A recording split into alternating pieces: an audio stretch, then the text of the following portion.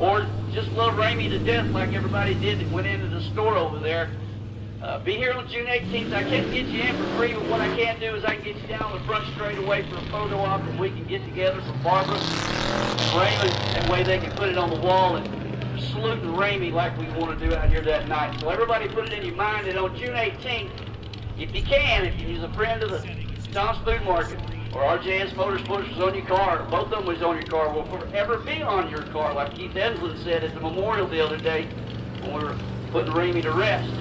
Forever going to have his name on that car no matter what. And I'm sure there's quite a few people that's going to do the same thing because Ramey Jariga was a good guy. He took care of a lot of people back in the day, gained his knowledge, and he went all the way to helping somebody in NASCAR ranks in the sportsman division, which would have been Bud Carroll back in the day. And Bud Carroll is a former street stock racer out here at 85 Speedway when it was 85 Speedway, because I know I used to have to chase him a little bit in the street stock class. But anyway, tonight I'm going to try to do a little bit of announcing, but like I said, bronchitis kicked in, got some cough drops. I know I don't sound like myself. And if I'm walking down through the grandstands and I got a wireless mic, don't run away from me if I'm coming to you, because I might have the right question for you tonight.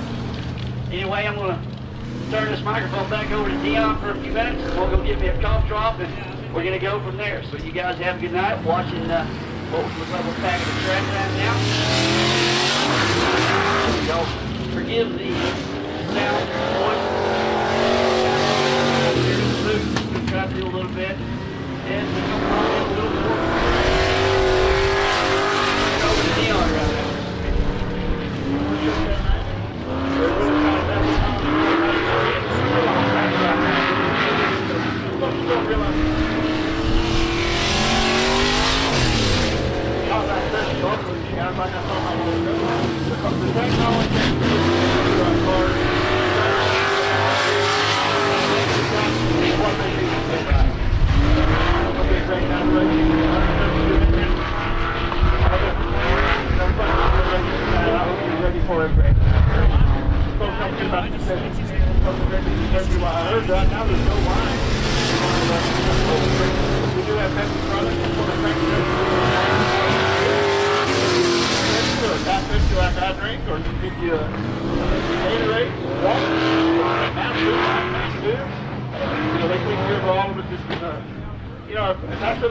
I get to look across the great Speedway. I get to see the American flag.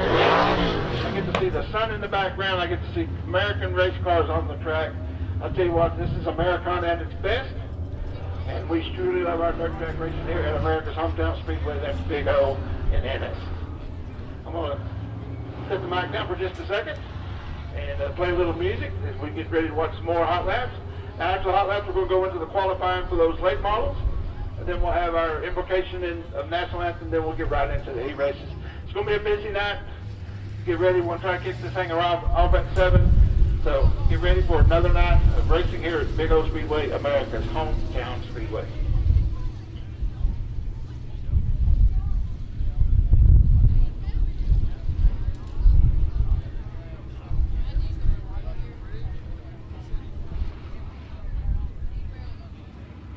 Speaking of a special treat, if you look in the infield right now, you're going to see that number 14 car.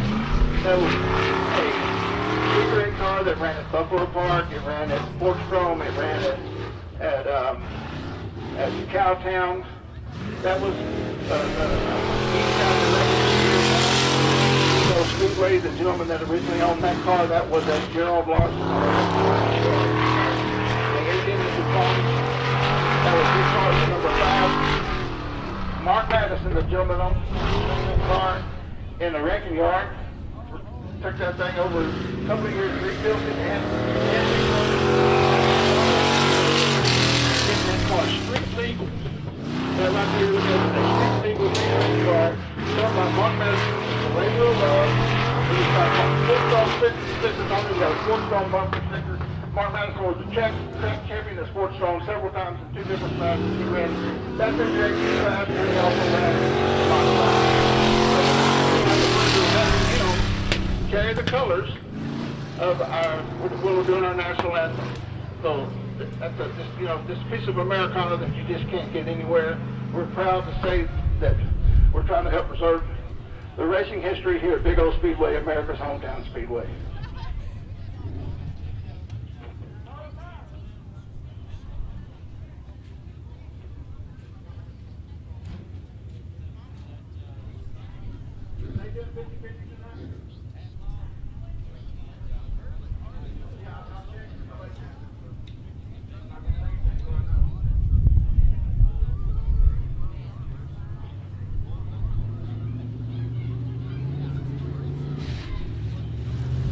Well, as we get ready to hot lap, we want to welcome those that's following us tonight on raceontexas.com. We've got a lot of broadcasts coming out here tonight. These folks are outdoors, home, we're ready for a race. We got 130 kids out there to go.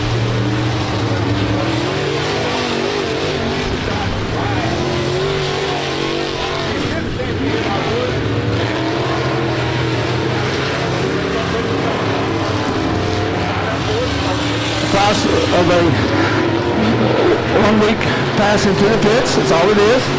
It's a good bang for your buck. You get to see all the local racers, all the local racetrack. You can follow. They got archives. I use it. Go back and watch what happened out here. I can see what I missed. Try to get better for you.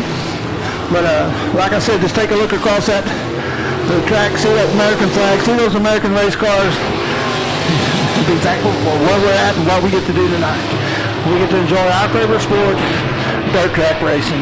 We got the late models on the track right now doing some hot laps, getting their cars set up, getting ready to go racing here tonight.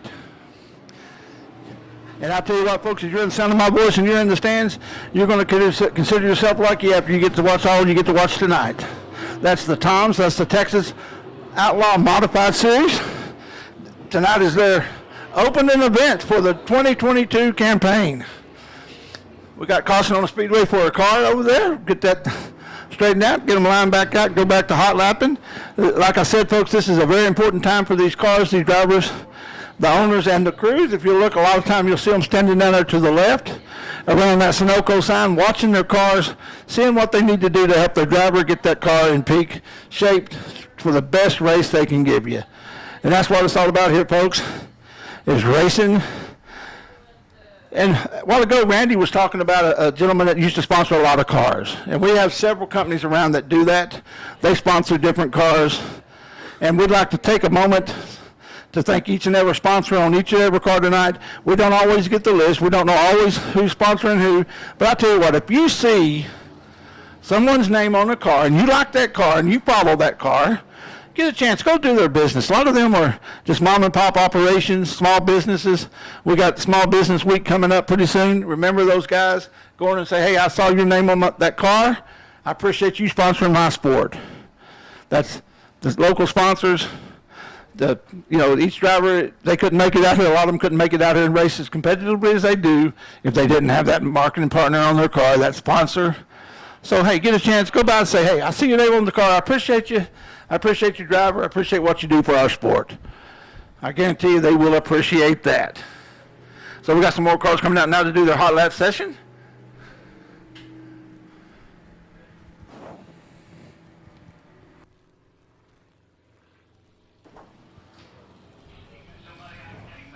Looks like it's going to be the Thunder cars out there right now. That's 72. That's Cash Rickman. That's that pickup. We got the 5 of Gerald Larson Sr. We got 3 generations racing tonight alone at this track. The car, actually there's 4 generations of racing vehicles out there on the track. That 14 belonged to Gerald, or Jerry Larson, the Indian. Then you got Gerald Larson II, or Senior out there in his car. Then you got Gerald Larson, we call Boy. He's in the 150 Eco Mod. And then we got Gerald Larson III. He's in our Hornets class. So, folks, it truly is a family affair at Big O Speedway. We also want to talk about Hilltop Lanes on Waxahachie. Hey, take your family bowling. Get them off that computer. Get them out from under that TV. Unless they're watching racing, of course. We've got to have them learning about racing. But get them out there. Get them bowling. Get some family time. And then Sunday morning, get up, take them to church.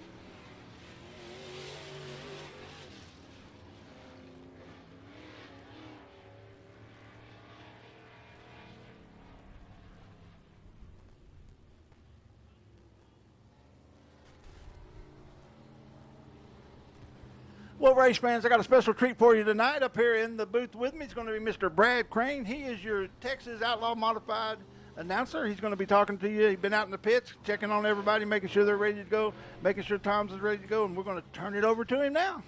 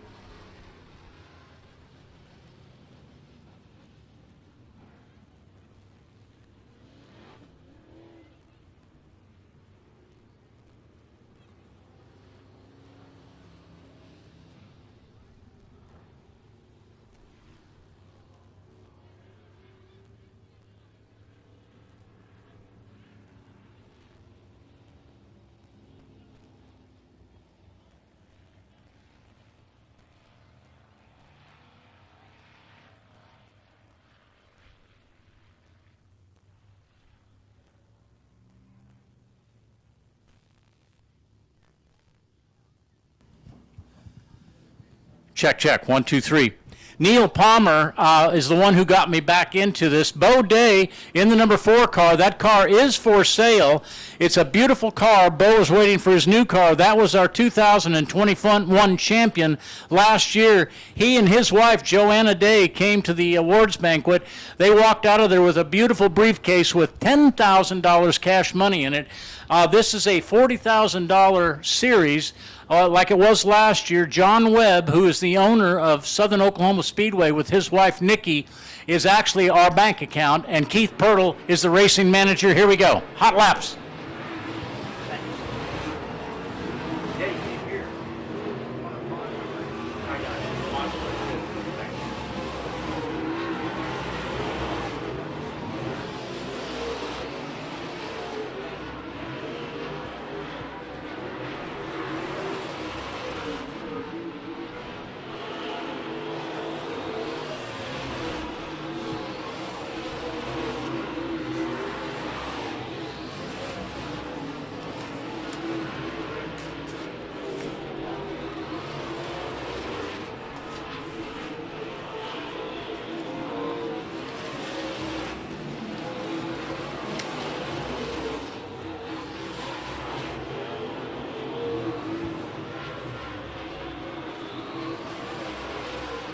All right, race fans, we talked about the number 4 car, Bo Day.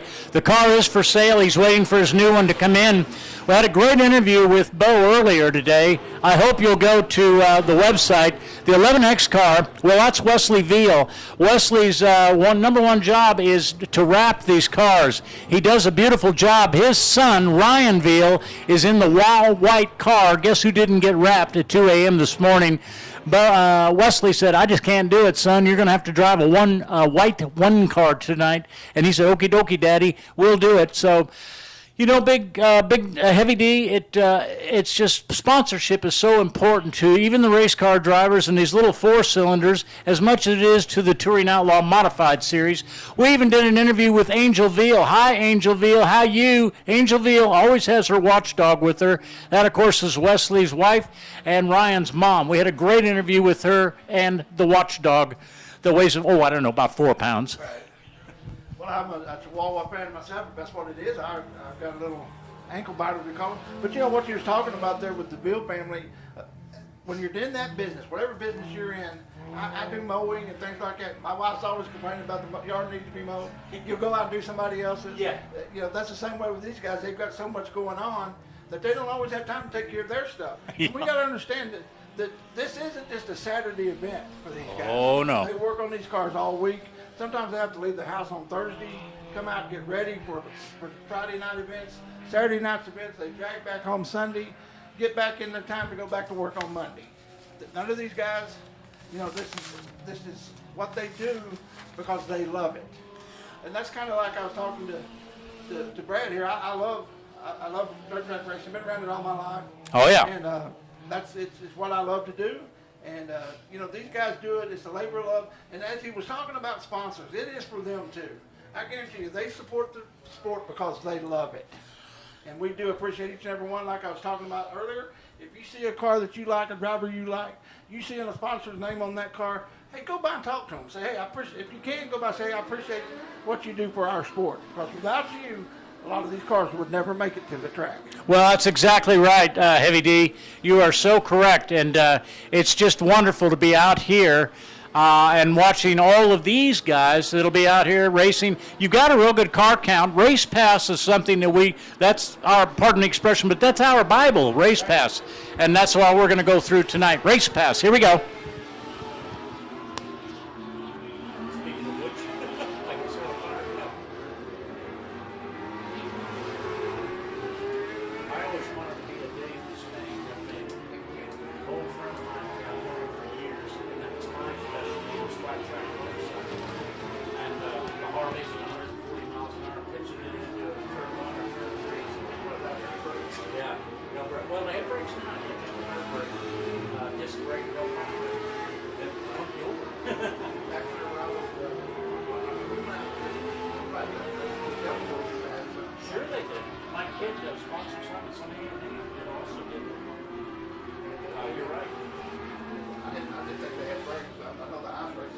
The old days, they didn't have brakes. The old days, the ice racers don't have brakes, you're right.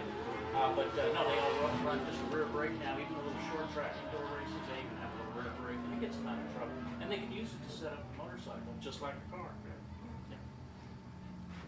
And I'll tell you what, Heavy D, I am just, you know what? I forgot to have supper on my way out here. You know what I'm going to do? I'm going to go down to the concession stand. And you've been talking about the food so much, how great it is here at Big O Speedway. I'm just going to have to go down there and try it out. And I'll be ready to go. Well, Brandon, as we get ready for some more hot laps out here, it looks like this is going to be our USRA factory stock class. No, I'm sorry, this is those Texas Outlaw street stocks, folks. These are the guys that kind of run what you run. And, you know, when you got a name like Heavy D, Brad, I didn't get that name by accident. I know how to belly up to the table. I always say my reputation at the table precedes me. And I do enjoy the food, and I hope you do too. And just go get you something good to eat here at Big O Speedway. No, you can't beat it. Once again, this is Saturday night, and we know what that means.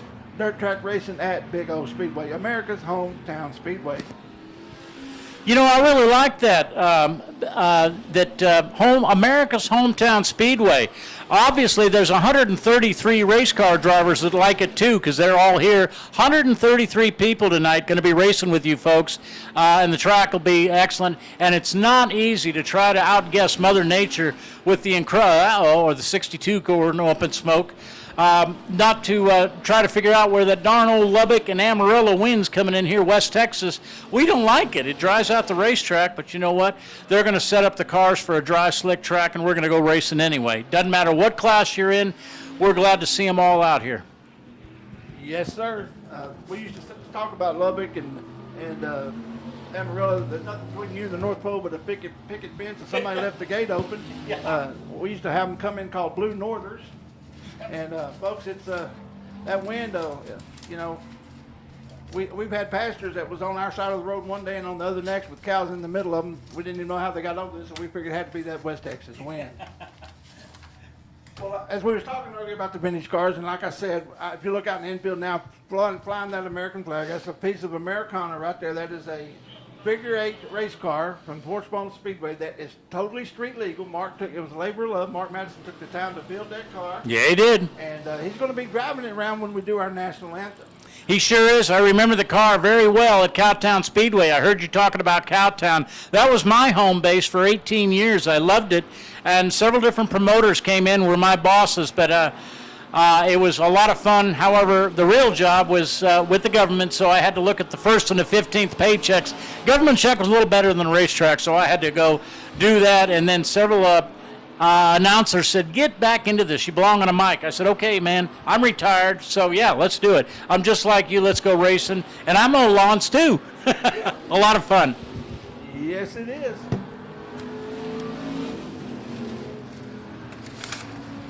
Me and Brad probably crossed paths and don't remember. I was more of a pit crew and crew chief on a car. We raced at Cowtown, Buffalo Park, Lawton, Wichita Falls, Sportsdrome, of course. We went out to Outlaw Speedway there in Grand Prairie for a little while and raced. Sure. Raced out at Boyd and just around the area. And that's what's so good about my race pass. And also, that's what's so good about Race on Texas. If you want to watch local racing in your home on your computer or on your TV, I get it on my TV because I have a smart TV, and I don't mean I'm smart. It just means my TV is. And I get to watch these past events, vintage races, archive races, and we get to watch them every week. And you can watch those at home. Just go to raceontexas.com. Sign up. It's about the price of a pit pass for 1 week. And you get a monthly you get a month of all the local racing. They have live events, special events. It's just a good thing. That's raceontexas.com. Well, and we want to thank Cody for coming out here tonight. Cody with raceontexas.com. You know, Heavy D, it's $39.95 a month, which you say, well, okay, that is a pit pass. What else goes on? Well, $39.95, you pick your favorite racetrack, whether it's Big O, whether it's Boyd Raceway, whether it's where I've been for the last 3 weeks, up in Paris, Texas, just a beautiful racetrack. Rocket Raceway Park. I forgot the name. Good grief. Anyway, beautiful racetrack. They will not be racing next weekend because of Easter. Several tracks will be shut down because of Easter, but Boyd Raceway will run Friday night next weekend, and I believe KSP will be running, and of course you guys will be running. I believe. That's all next week. Is that right? Excellent. Yes, sir. We'll be racing. Then the week after that, at the end of the month here, we're going to have our Gunslinger Series again out here, racing for $2,500. That's a series we started here. They come out once a month and race. We got guys from all over the country come out here. For the first event, we had people from North Dakota, Missouri. Wow. We had Mississippi, Arkansas, Oklahoma, and of course Texas. The Oklahoma kind of dominated that night. Our first car that was from Texas came in third, but the first 2 cars came out and they showed that racing is strong throughout America right now. It truly is. I know that Tom's has a good series to follow. They got a bunch of good cars, a bunch of good drivers. They got the legend himself, Mr. Troy Taylor. They've got Max Eddie Thomas. They've got a lot of good drivers and a lot of good support, and it's a good bunch of guys running that series. And Brad's the announcer for them, so I'm sure he knows each and every one of those guys. But it is an honor to be up here with him and that class on our track tonight. Well, thanks so much. It really is. It's an honor to be out here with you and good old Big O Speedway. It's been a lot of years since I was out here, and it was under different ownership and sponsorship back in the mid-'90s. Roger Archer, I believe it was, and it may have even been before him. I just can't remember. It's been 30 years ago, 35 years ago maybe, since I was here. We had a series called the Texas All-Star Modifieds for years and years, open-wheeled. Every Friday night they raced at Buffalo Park when they first started. Every Saturday night they came over to Cowtown Speedway. Then Buffalo Park shut down. Can you imagine that? Real estate came in, lots of new houses where Buffalo Park once stood. So they changed up to Heart of Texas Speedway in Waco on Friday nights, Cowtown Speedway on Saturday nights, and we had just killer racing. Speaking of that, thanks to our sponsors tonight, we are going to be $2,000 for the win tonight, $1,000 for second place, $300 to start, all for the Tom's guys. Hey, Nate from IMCA needs you to text him. Yes, what Nate great. from IMCA. Do you have his number? No, I don't. Looking forward to some great racing. These guys come out. Like we said, it's not for the money. Now, the money is nice. We appreciate sponsorships and people adding money onto the purse. It's now $2,000, like you said, and $1,000 to win. $300 just to start. And folks, that barely pays for their tires and fuel. But I'll tell you what, it really makes them want to come out and run race hard for you. And we do appreciate them. We appreciate Tom's being out here. We appreciate the Texas Outlaw Street Stock Series being out here tonight. We appreciate those dwarf cars coming out and running tonight. And we do appreciate each and every one of you out here, especially in the stands. Don't forget to go hit the concession stand, get you something cold to drink and good to eat. And we look forward to some great racing. We've got a regular weekly series. That's going to be the weekly series out there. That's those late models. They'll be qualifying. And then we also got the USRA tuners, your USRA limited modifieds. We've got the eco modifieds. We've got the USRA factory stocks. These guys come out loaded for bear. I want to tell you a couple of things about the two classes tonight that look like stock cars. That's going to be your tuners, your Thunder cars and your USRA factory stocks. These guys race on slick tires. Now, they don't have a groove in them. The Thunder cars are allowed to put certain grooves, but most of them don't. They're running F45 pull-off tires that come from the Asphalt Series. And they come out here and they race on the dirt. And you'd be surprised the traction these get, especially as the night goes on in this track. It takes on some rubber. These guys really start to get a bite and really start to racing. So we look forward to that tonight. And we're also going to have the Eco Limited Modifieds. We're also going to have the Hornets. That's the 10 to 17-year-old class, a beginning class for young people to race here at Big O Speedway. We have the Interceptors. They were just on the track doing their hot laps. They're old police cars. It's usually Grand, well, I had a loss for words here. It's Grand Marquis and also your old police cars. Those guys are basically stock. They really come out here. It's a good way to enter into the track to the series of racing. It's through the Interceptors. At the tone, please record your message. When you've finished recording, you may hang up or press 1 for more options. To leave a callback number, press 5. Hey Nate, it's Brad Crane at If you haven't picked you couldn't pick a better night to come out to Big O Speedway tonight. We got 133 cars that's going to be racing tonight. We're going to have heat races. Then if there's more than 20 cars in the class, we need a B feature. We'll have the B features.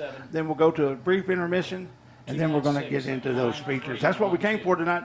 Now, don't get me wrong. These heat races are very important, just as qualifying. That's how they qualify into the feature. You want a good start. You want to finish good in your heat race, and that'll put you in a good position. As we go now to the qualifying for the late models. On the track now is going to be Otani McAllen in the 21.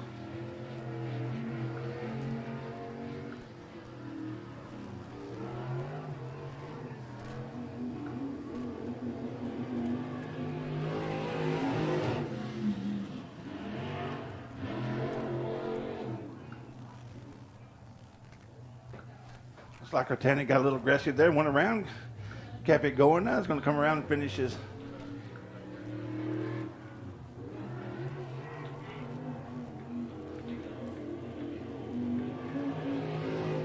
We're going to waive that one off. We're having a little bit of technical difficulty.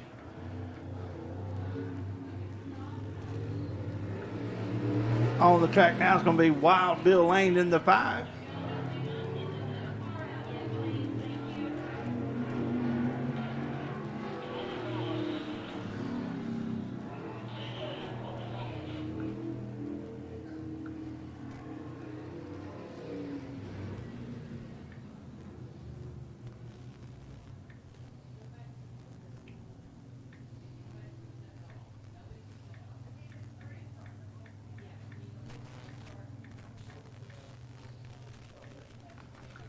I'm yours, Nate. Thanks. IMCA. Do you know also which channel is the other fellow plugged into? Uh-oh. Which channel are you plugged into? This one right here. Level 1? Okay, let's see here. Level... Level 1, and I'm on what? Am I on? Follow that one right there. I'm not sure. Okay. Monitor, right? Level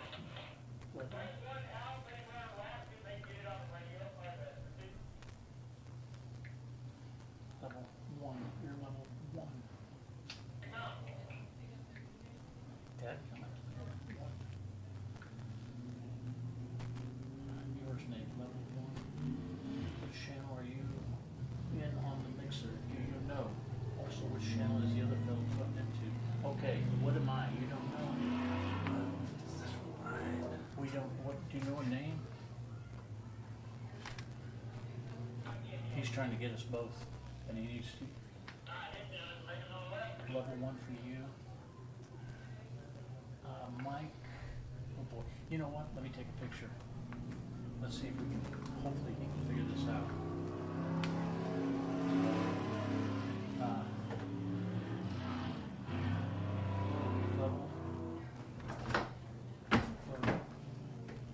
We'll get it figured out here, don't worry. Level 1, and I'm, let's see here, if you can figure this out.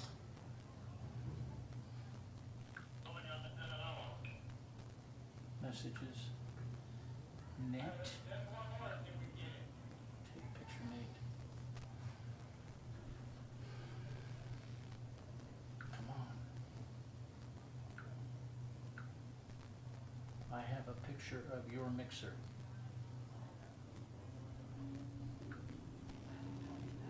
Okay.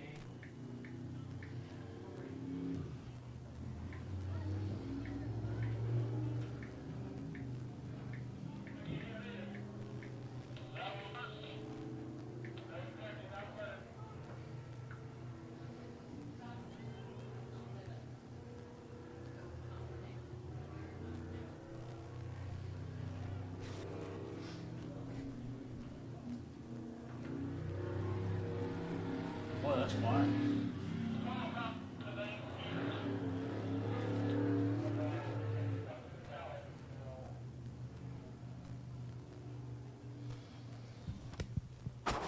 And of course, the Touring Outlaw Modified Series. Of course, this is an IMCA track, so they have rules. We're very close to those.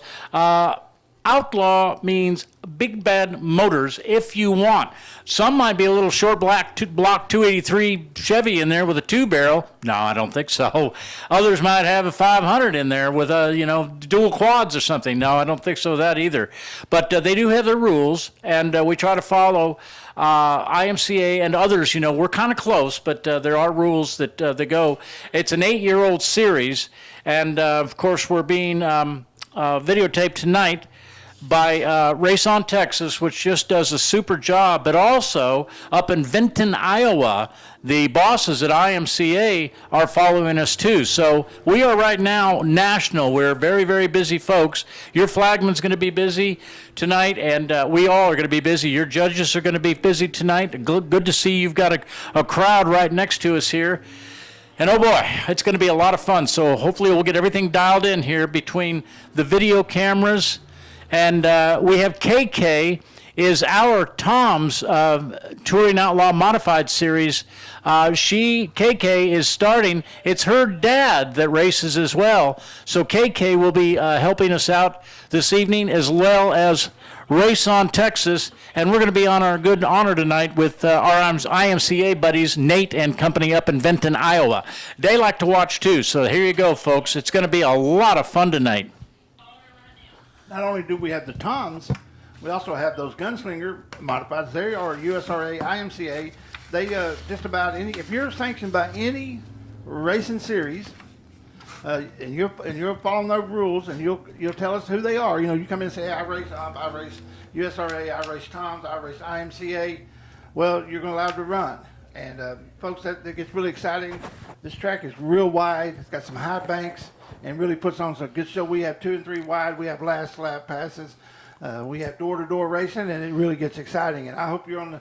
You may have paid for a whole seat, but when those guys are out there racing, you're going to use the edge of it, or you're going to be standing up watching, because these guys come to race. That's exactly right. They come out there with their wives, their families, their kids, granddad, grandmom. I mean everything. Papa, Peepaw, Meemaw.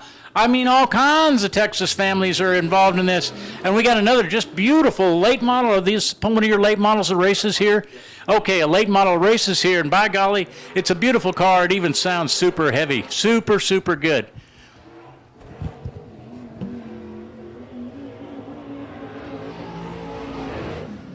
You're a little too loud, and your partner is on the quiet side.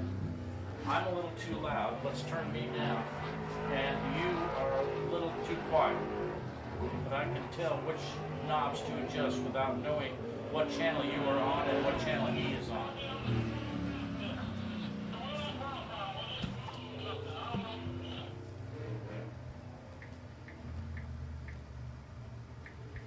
He.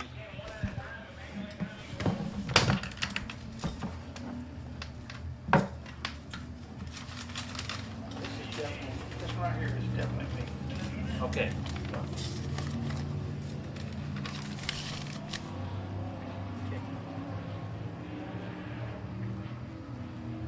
Okay. Handheld mic set or with the cable. Follow the cable to the input. Okay. He is big. Heavy D. I'm sorry, heavy. Sorry, heavy D. Well, folks, we continue to get ready here to go racing. We're going to start our heat races pretty quick, as we continue to have a few little difficulties here with the scoring system. We do use race receiver to talk to the drivers, and it's luckily I know the scorers. Glad it's a one-way radio. They can only hear them. They don't have to hear the drivers. And I'm pretty sure in the heat of the moment, sometimes you don't want to hear that driver.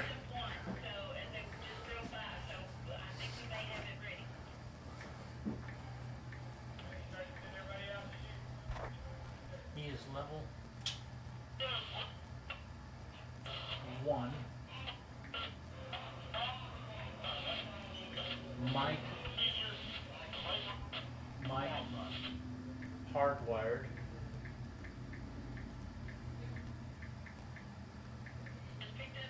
I'm dadgummit, where am I? The wireless mic. I know, but what is what? I don't know. It used to be. You think it's level 2? Does that say wireless? Yeah, they both say wireless. Okay. So let's go ahead and talk on it. I'll turn it down and see if it picks it up. Okay, once again, we're trying to get things dialed in. We keep our friends up at Iowa happy, and you know what? Level 3. I think we're going to be at level 3, and we're getting things dialed in. Testing 1, 2. You never heard that, have you? Before Heavy D. You never heard that before, have you? Testing 1, 2, 3. I've never done a mic check, anything like that. No. You just don't do that.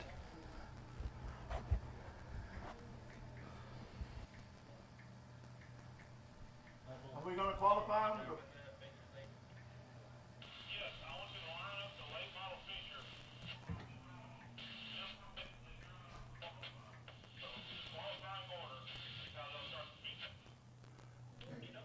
Are we ready for the prayer and the anthem?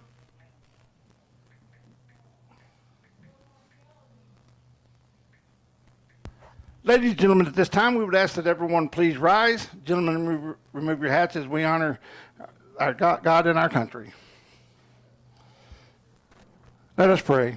Our dear gracious Heavenly Father, Lord, we come to you again at this time, Lord. Thank you for this day and the opportunity that we have tonight to enjoy the sport of dirt track racing, Lord. Lord, we appreciate each and every one here tonight. Lord, we ask that you would give them special grace. Lord, be with every driver, owner, sponsor, pit crew, staff, and officials on every lap tonight, Lord Father. Be with those in the stands. Watch over us, lead, guide, direct us, protect us, Lord. Be with our first responders wherever they are. Be with our veterans and those that have served and those that are serving. We ask you to put a special hedge of protection around them, Lord. And Lord, we thank you for your Son, Jesus Christ, that he came and died on the cross, that we not only have life, but have it more abundantly. Once again, we thank you for this opportunity. Be with us, lead, guide, and direct us, protect us. Forgive us where we failed you. In Jesus' name I pray. Amen.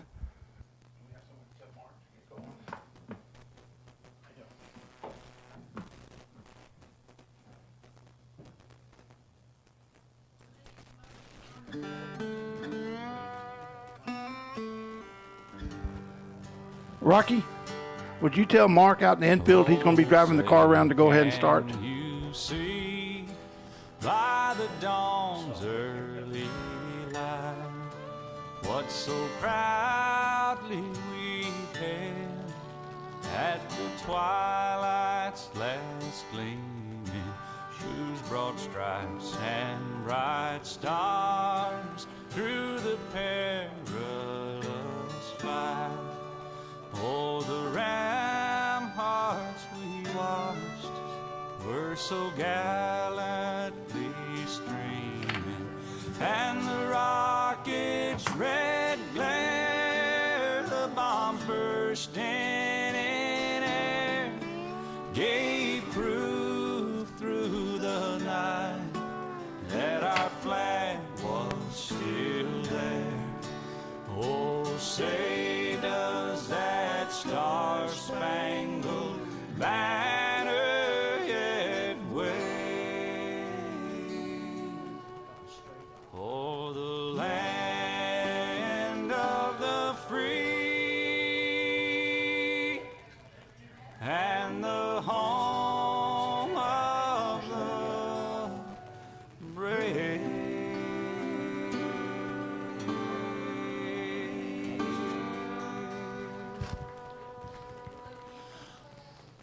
You all ready for some racing?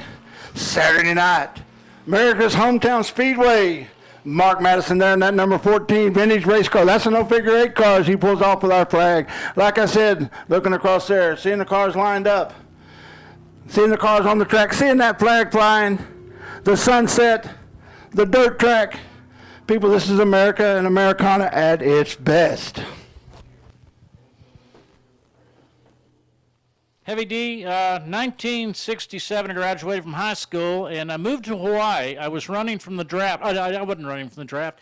I was wondering what to do with my life. My dad said, get in the Air Force, boy. So I did. I joined the Air Force. It was the best experience I ever had. What I was is airframe structural repairman, aluminum with a bucking bar. That's bucking with a capital B. Bucking bar and a rivet gun, pounded rivets in C-130s and F-4s that were shot up coming back from Vietnam. I swore when I got out of the Air Force and got back out into street clothes, shorts and sandals and all that good stuff of the day. I said, I never want to see a piece of aluminum again. Guess what? I helped a friend of mine way out yonder in, yeah, I'm sorry, folks, I'm a prune picker by birth, a Texan by choice. I got out there and built race wings for sprint cars. There you go. And your flagman, I'll tell you what, he is just a super guy. Your flagman, those guys are so busy every single week, and he's going to be sharing a stand with our flagman for Tom's, and also our flagman will be doing a little racing a little later on too. That's Rocky Campbell. We call him Disco Rocky. He likes that disco music. Disco Rocky. Well, Yeah. Of course, Disco Rocky. Disco Rocky, where's your haircut? You got to go with disco cut. Oh, there it is. Okay, I see. All right, looky here. What we got? Let's go racing, buddy. Yeah, this is going to be your Texas Outlaw street stocks. And let me get back over here to my race pass. I had to check out for a second there. This is Sunoco I Am Racing Fuels This is going to be the Zero. That's Dylan Glass out of Ennis, Texas. Dylan's been racing a long time. Him and his family, they support Dylan Glass and all the Glasses. They're out here racing at the races usually. And then we're going to have Mighty Mouse. That is a stock VW Bug owned by Alan Lindo out of Howellsville, Texas. 8 laps of distance. And if you think that's a stock Bug, you've got another thing coming. That thing has an LS in it, and they get the green flag, and they're racing. 8 laps is the distance. Now, that car that's built out there, that 136, that's Mighty Mouse, and he races that a lot of times in Enduros, which is truly run what you brung. But Dylan Glass there, and that Zero car, that's an old car there, vintage car kind of. His family's been racing it a long time. They get door to door going down that front straightaway, and they go into one side by side to finish lap 1. We got one running low trying to go that short way around. We got the Mighty Mouse. He's up there in the top trying to get some of that momentum and some coming up high. Here comes Dylan. Decided to follow him in the high that time, see what he can do. Diamond's off of the corner. He's going to try to come up underneath him, but it looks like Allen's going to have the speed and power to go ahead and go by. I don't know if y'all were here tonight. It was last year, though. Dylan, Mr. Lindau came around the corner here and won qualifying. He's going to be running with the with the late models, and that boy did about 2 rollovers in midair. I got it on the phone, and he landed on his wheels. Now he didn't finish qualifying. I'm not going to tell you he did that, but he did drive that car off. That attests to the safety built into that car. And coming around to take the cross flags, halfway there, 4 down, 4 to go. Allen is your leader. Now I was blessed to get a picture of that from our photographer at the time, and I tell you what, it was some kind of exciting. He did come out for his heat race, and then he found out that he'd broken a lower control arm, and he had to park it. He raced his partner at the solo racing team, a guy named Matt Ryan, not the football player, of course, but his name's Matt Ryan. Has a 56 Chevy that's 53 Chevy decked out like a checker cab with an LS in it too, and they run a lot of your Enduros. Coming around now, twin sticks in the air for your leader. But I tell you what, he's got his hands full and rear mirror full of the Zero of Dylan Glass. They go fast into 3 now. He sets that thing up, tries to come on around. Track's just a little tacky still, getting the white flag there. That's going to be Mr. Alan Lindo and the Mighty Mouse. But hey, Dylan Glass says, I got something to say about it as he comes out of 2 low. But it looks like Alan's going to be able to handle that with his momentum. But let's see what happens now. Coming out of 4, they're going to be side by side. Dylan's got a little bit of advantage on him. Let's see if that momentum will carry Alan by it. Alan may have got him there, folks. I'm not sure. It's not official here anyway till they get to the pay window. I call them like I see them as they cross that checker flag. That was a heck of a race there for your Texas Outlaw street stocks. You know what? You just hit the nail on the head, Heavy D. It's not official until they get to the pay window. That's exactly right. And we want to thank KK, her first time out here, for doing videos. Her dad, Josh Landers, will be racing later. Josh Landers and his daughter KK is race ready with her camera, as well as Race on Texas. And Cody is, of course, Race on Texas for you tonight and for all of us tonight. And we thank you very much, sir. Well, I want to welcome KK. I wasn't aware she was the Landers. I've known the Landers family a long time. I know Chris and Chris Davis and them, and I know the Davis family and the Landers family. The Landers, he was a flagman out at Sportsdrome back in the day.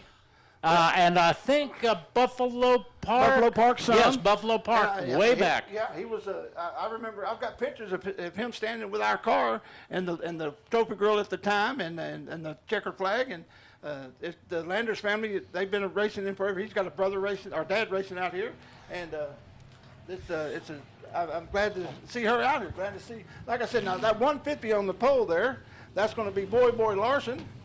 And if you know the Larson family, you know they've been in this area racing for a long time. Like I said, that number 14 car that came out on the track a while ago, that is his grandfather's old car that was rebuilt. Now this is going to be your Eco Limited Modified heat race. They're going to have 2 heat races. The first one's going to be 8 laps. And on the post, Gerald Boy Larson. I signed him going to be the 23. Ricky Slack, he runs out here all the time. The lights are out. They're going to go racing. They've got the 22T. That's Tyler Murray. He's a feature winner out here. We've got 97 of Charlie Alder. Then you got the 17 of Charlie Norris, the 01 of Josh Baker, and the 12 of Jordan Ramsey. Green flag in the air. The flagman like what he's seeing. We're racing. Boy leads them into 1. Looks like Tyler Murhead's got a little bit to say about it as they come out of 2. They're door-to-door going down the back straightaway.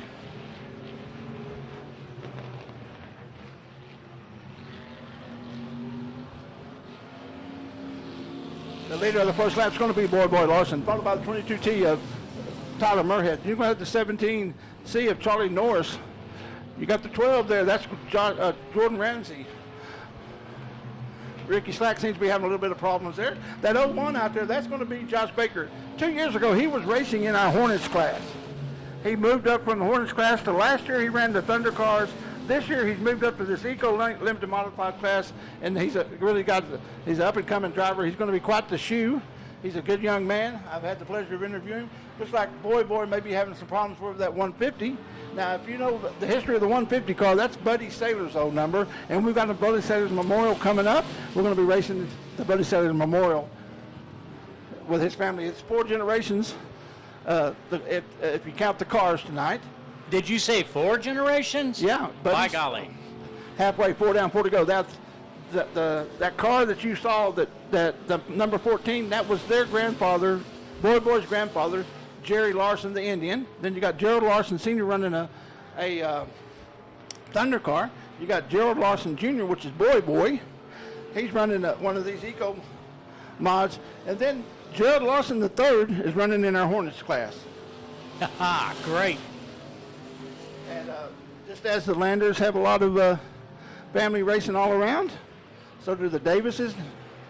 Tommy Davis was a racer out at Sportsdrome Buffalo, and all those along.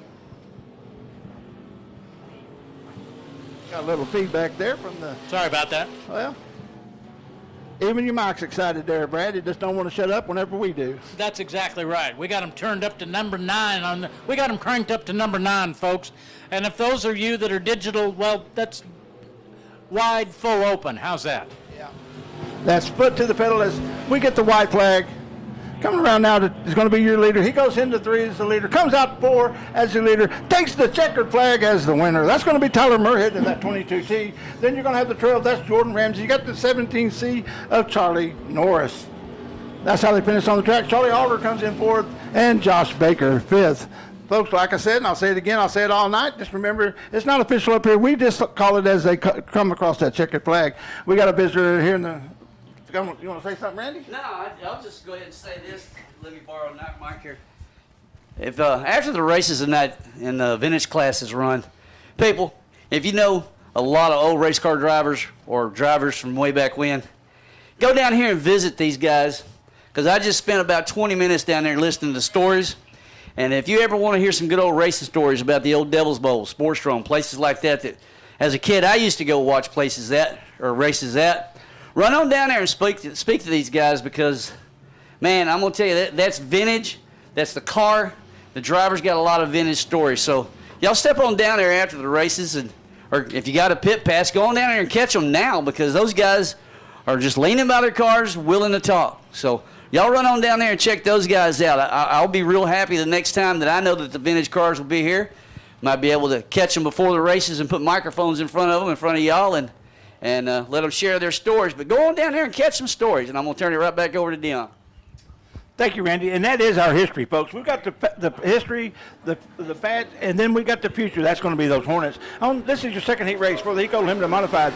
Keith Barnett in the O is on the pole. Then he's out of Palestine. You got Dylan Richards in the 19R out of Red Oak. Henry Harrison, as they go 4 wide, coming out of 2. You got Devin Bowes there in that number 4D. He's currently your leader. You got Lane Skinner. That's one of our young 14 or 13-year-old young men driving the car. We got Morgan Rollison in the 47. Your leader's going to be 19. That's Dylan Richards.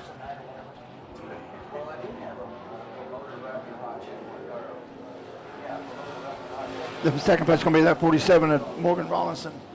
Looks like Devin Bowes must have had problems. Lane Skinner. And then that's Henry Harrison in 4th.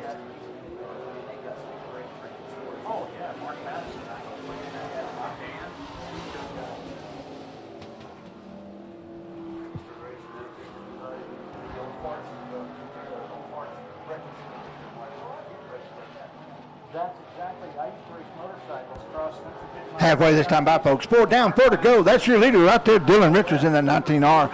He's feeling the pressure of the 47 of Morgan Rollison. They go into 3 now.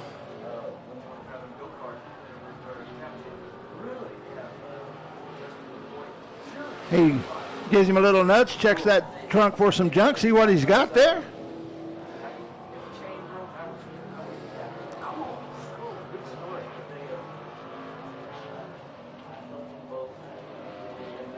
Coming around and takes 2 to go. Twin sticks in the air. Twin sticks in the air for your leader.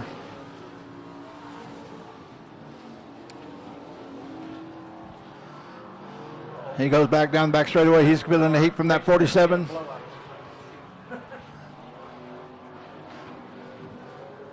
A white flag in the air, white flag in the air.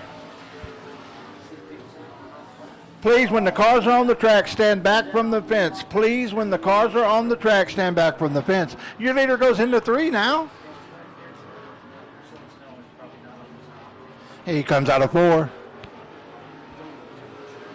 And takes the checker flag. That's your winner, Dylan Richards. Right about the 47 of Morgan Rawlinson. Then you got the 13-year-old Lane Skinner in the 9, and you got the 087 of Henry Harrison out of Crandall. I'll tell you what, this racetrack is just super. You know, it's going to be dry slick. It's all right. With the winds we've had out of Amarillo and Lubbock, even out of Oklahoma coming straight down the north, we're lucky to have any racing at all. We still got, the flag is standing almost straight out. That means 25 miles an hour. And or thereabouts, flying. Our race director for the Touring Outlaw Modified Series is Keith Pirtle. He's down there with his shorts on, the khaki shorts, and his new F-150. I got an old F-150. And then also, we want to say hi to Doug Rollo, who did all the videos, All American Motorsports. Doug is down in turn 4. With his yellow shirt on. He really does a super job of video, and he's done a lot of race announcing over the years, but he retired from announcing. And thanks to him, I came out of retirement and went back into racing. And it's all yours, Heavy D. Let's go. Coming out now for their heat race is going to be your BTS Concrete Thunder cars.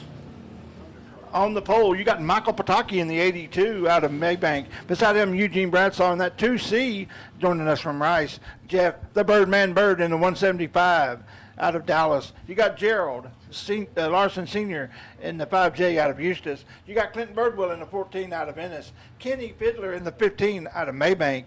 Row 4, excuse me. You got Scott Bridges out of Ennis, Texas in the 44. Blake McHenrick, Blake's back in the 13 out of Paris, Texas.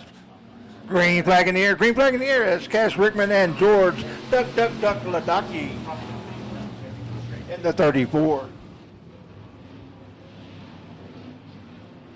Here comes the Birdman on and Cash Rickman there. Michael Pataki is your leader.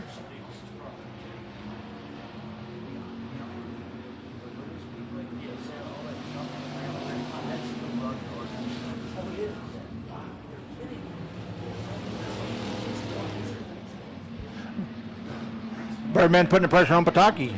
They go into 3.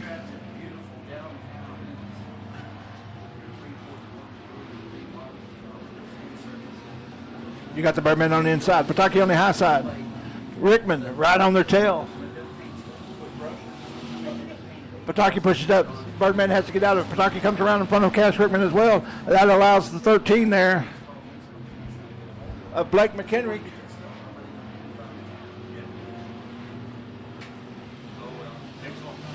Excuse me, that's the 14 of Clinton Birdwell.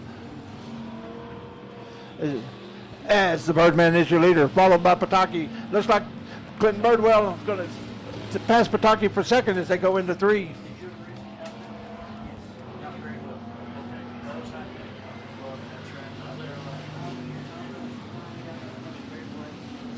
As the 13 of Blake McHenry in his new car goes around. We have caution on the Speedway. Caution on the Speedway as he's able to get back up and go, though. There's a backstory to this young man being out here tonight, and we do appreciate him coming back. He's got I imagine he's racing with a heavy heart. Your leader's going to be the Birdman, followed by Birdwell, followed Pataki, Cash Rickman there in that 72. Cash is another one of those young men that moved up through our Hornet class and came up into our Thunder cars. And Cash is a really good young man. When I meet people like him and Blake, Cash Rickman, Blake, Joshua Baker, Lane Skinner, I know and then the current class of Hornet drivers we have, like the Kid and Aiken Messerschmidt, and we got Cameron Dodd and those young people. I know that our racing is very healthy, and glad to have them out tonight racing. And I'm gonna tell you what, whatever class it is racing, it takes the family. It's a family-oriented, and these guys come out, like I said, for the love of racing. And I do want to say hello to Doug Rollo out there as well. Doug worked up here with me one night announcing, taught me a lot. I do appreciate him. And he's in the Hall of Fame for announcers. And it's really a pleasure having him out here tonight. Looks like the lineup's been called down to him. Lineup looks good. Lights out. It's up to Mr. Birdwell. He hits the go pedal. Pataki cuts underneath him. Let's see what we got. A green flag as they come around. But Mr. Birdman's going to carry the way there. Now, folks, Clinton Birdwell says, Pataki, I'm here. Slams the ham a little bit there. Lets him know that he wants that position. Then Michael Pataki says, well, you're going to have to come and get it.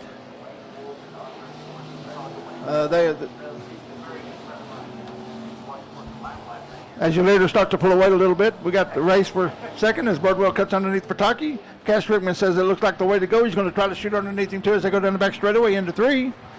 Your leader's coming out of 4. He's going to get the twin sticks. 2 to go, folks. We got 2 more. The race is for second as Birdwell, Pataki, Rickman fight for that position. Looks like Blake may have had a little problem as he rubs fenders there with the 5J of Larson. We have a drive shaft on the shaft track. It looks like he dropped it right there on the front straightaway. And folks, that's why they're painted white, so we can see them and no one hits them. You hit that going full speed, you're going to do some damage. And folks, that's also why we ask you to stay away from the fence. I'm sorry there, Brad. Go ahead. You know what? I would just hate to be harpooned by that drive shaft, man. Come right through there and just it'd do a terrible thing to you. Yes, it would. It's heavy steel. And folks, that's why we ask that you do stand back from the fence. A car could pick that up, and folks, it would not be pretty. But and like I said, that's why safety first here at Big O. That's why that drive shaft's painted white, so that we can see it and we can stop racing right now, and get it under caution, get it under control. We don't want anybody hurt. We want to stay safe tonight here at Big O. That's right, Heavy D. And I'll tell you what, one more time, you want to get out here and see these guys out in the parking lot. They'd love to talk to you. Tell us a little bit more about your guys out in the parking lot. Well, most of them are back down in the pits now because they're just loafing like old farts do.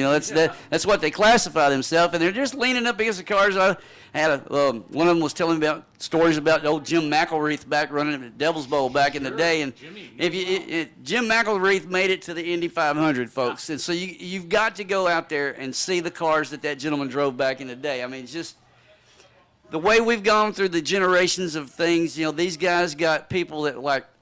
My aunts and uncles got them started, and I got started behind them. So it's a generation thing. So go down there and learn the stories about how they raced back in the day with just, lap belts and open bars over their helmet or over their heads and stuff. It's crazy to listen to them talk, but you're also talking about some crazy old farts. Well, that's true. They even used galvanized for roll cages. Remember those days? Galvanized pipes. Yeah, some of them back in the day would use bicycle tubing off the old bicycle frames. Anything that was light that would protect and let them go fast. And look legal. And look legal. That was the big thing. It's like the old NASCAR and just racing period, drag racing, all of it. If you ain't cheating, you ain't trying. No, that's the thing about it is you got to know where the gray area is and learn to read between the lines like the old street stocks used to. And you stretch the book. No, yeah, I know. We've been there. Thank God for millions of sponsors. Yes, sponsors, they're so important. Just like sponsors to this great racetrack here. the Moon family's just done a super job. I met his wife, Bridget. I have yet to meet Jim Moon, so I want to meet him and see who the boss man is. Yeah, you bet. Really? Yeah, I really do. Oh, you really want to meet the Moon Man? Well, okay, you'll see him here shortly. Oh, you don't have to meet him. He'll be out there. Oh, cool. Excellent. There we go. We're going to go do some more racing, aren't we? Well, we got to get one car off the track down there. It looks like Birdwell that's has right. a problem there. Our safety crew's right on top of it, going to get him out of the way. You know, you was talking about those vintage cars. I was reading this. We've got that 14 car is a red, white, and blue white stripe. That's that original James McElreath car you was talking about. Yep. And then above that, I was reading about this USAC sprint car, the number 11. That's a USAC registered. USAC. Yeah, USAC registered car raced by Clark Kinser and Gary Bentonhausen. Oh man, there's just some names right there. That's it. Big yes. names, Indiana, right there. Yeah, that's what that's where that car came from, actually. I wouldn't be surprised if any one of those cars had been driven by an unser. Yeah. Yeah. I mean, they drove everything. Yeah, it might have even been on Pikes Peak or something. Sure, the Unsers were excellent at Pikes Peak when it was all dirt. Here we go, back underway with green. Green flag in the air. We've got racing. Here comes your leader. That's going to be the Birdman, followed by Cass Rickman. Got advantage over the 82 of Michael Pataki. And then you got the 5J. That's one of the Larson. Looks like he came up a little bit, was pushing. Looks like Birdwell was in the hot pit. He got that thing going again. He's back on the track. White flag in the air. White flag in the air. That's your leader right there, the 172. Want to say hello to the glass guy there walking by. That's a racing family there. Your leader goes into 3. He comes out of 4. He takes the checkered flag as your winner. That's going to be your winner right there. That's going to be, no, folks, it's not official. Like I said, until they get to that pay window, it's going to be the winner's going to be Jeff, the Birdman Bird, followed by Michael Pataki. I don't think Rickman come by. I think he came by. Must have went over the top or something. But anyway, like I said, and folks, right now, what we're doing, this is called heat races. If you're new to the racing game, we have heat races. And what they do is they set you up where you're going to start in the feature. And believe me, when you got 15 to 20 laps, you want a good starting spot. Less cars to pass, better chance to win. So that's what they're about. Now, I'm about to turn it over as the big boys, those Tom's guys. Come out on the track now. I'm going to turn it over to Brad. This is his thing, and you're going to enjoy some great racing. You betcha, buddy. All right, starting on the poles, Dustin Robinson out of Post, Texas. He drives the number 10 ride. Next to him, great interview with Wesley Veal out of Princeton. He drives 11X. 56, Troy Taylor. We know Troy. He lives in Midlothian, driving the 56 car. 99X, that's Michael Maples from Choctaw, Oklahoma. Bo Day, last year's 2021 Tom's winner at the awards banquet, picked up $10,000 cash money in a brand new briefcase. 99, that's Jared Baird out of Norman, Oklahoma. Baudet is out of Greenville. 7G, that's David Good Jr. from Coppers Cove. And 727, Robbie Daniels out of Bonham, Texas. So there you go. Heavy D, these guys just really put on a show. Let's see here. Troy Taylor, we had a good interview with him. Good interview with Bo Day. I hope you'll all dial in the website for Big O Speedway or our racing guys, Touring Outlaw Modified Series for us. And Race on Texas, yes, sir. And Race on Texas, they're out here tonight. Yeah. And all the interviews, will be picked up by just about anybody that wants them. Okay. And Brad, that Day family, they've been in racing forever. Oh, forever. And man, they've won all classes, had several track championships, ran out at Super Bowl, been racing for a long time. It's really a pleasure. Now, I remember whenever young Troy Taylor came out to racing street, almost bomber class. It wasn't quite a bomber. And then he went up to start racing him with the Eco and the we call them economy hot stocks. Yep. And him and Kerry Falcons, and then my best friend, Arthur Joe, the Mouse, he's going to be running next week at Thunder Car out here. And, once that gets in your blood, the mud gets in the blood, you're going to go racing. These guys all got the mud in the blood, trust me. Troy Taylor just retired not too long ago after about 40 years at the same job, LTV, Vought, GT, I can't remember. They were aviation business for many, many years. He's had knee replacement total about 2 years ago. That's why he wasn't racing last year. And Doug Rollo is up here tonight with All American Motorsports, and yes, and he's up here with All American Motorsports, and he's been doing bunches of videos for us and great interviews. Yeah, and also if you'll interview Mr.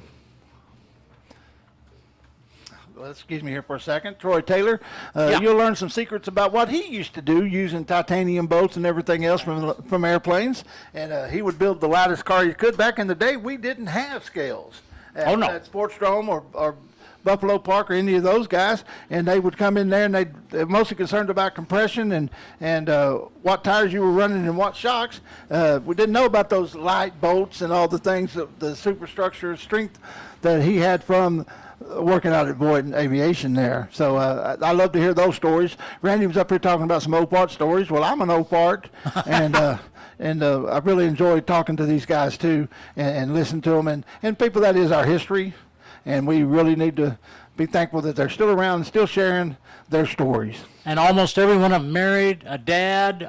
Some of them are even granddads now and still racing, and really good to see him. The beautiful number 4 car of Bo Day, it's a proven winner. His new car is on order. It's probably sitting in a shipping container off of the California coast. No. It's coming from another manufacturer right here in the good old USA. But the number 4 car is for sale. Bo had a really bad accident very early in the season, bent the frame. Can Bo fix it? Sure. He could take it back to a shop and fix it, but did he do that? No. He took it up to the manufacturers. He and his little son, very young son, was on a vacation from school of some sort, and they took off, made it a dad and lad vacation, and took it to the manufacturers. They fixed the frame. Bo brought it back, put it back together, is going to sell it, and it is for sale. And will you see Bo? Smooth driving. We're going to have one lap. We should see a green flag drop in this 8-lap heat race, with, once again, Dustin Robinson on the pole, Wesley Veal right next to him. Wesley is a fantastic wrap specialist, and he did wrap his car. You're going to see Wesley's son, Dustin, out here in just a few moments. He'll be out here in the next, either the next heat or the one after that. And we will see how he does. His car didn't get wrapped. It was 2 a.m. this morning. When Wesley got to bed, he said, I ain't going to wrap your car, son. Sorry. Here we go. We're about ready to go for 8 laps of racing. We're underway. Ricky Randall is our key flagman. Ricky Randall is the flagman. Early leader. Dustin Robinson out of Post, Texas, does do the leading in the ground-pounding Touring Outlaw Modified Series. Bo Day stays low, fights for second place. Bo goes into the number 2 spot. Got a problem with the 10 car up at the top. Dustin Robinson found a slick spot. That brings out the caution. I think we probably got maybe 1 lap complete. We will see.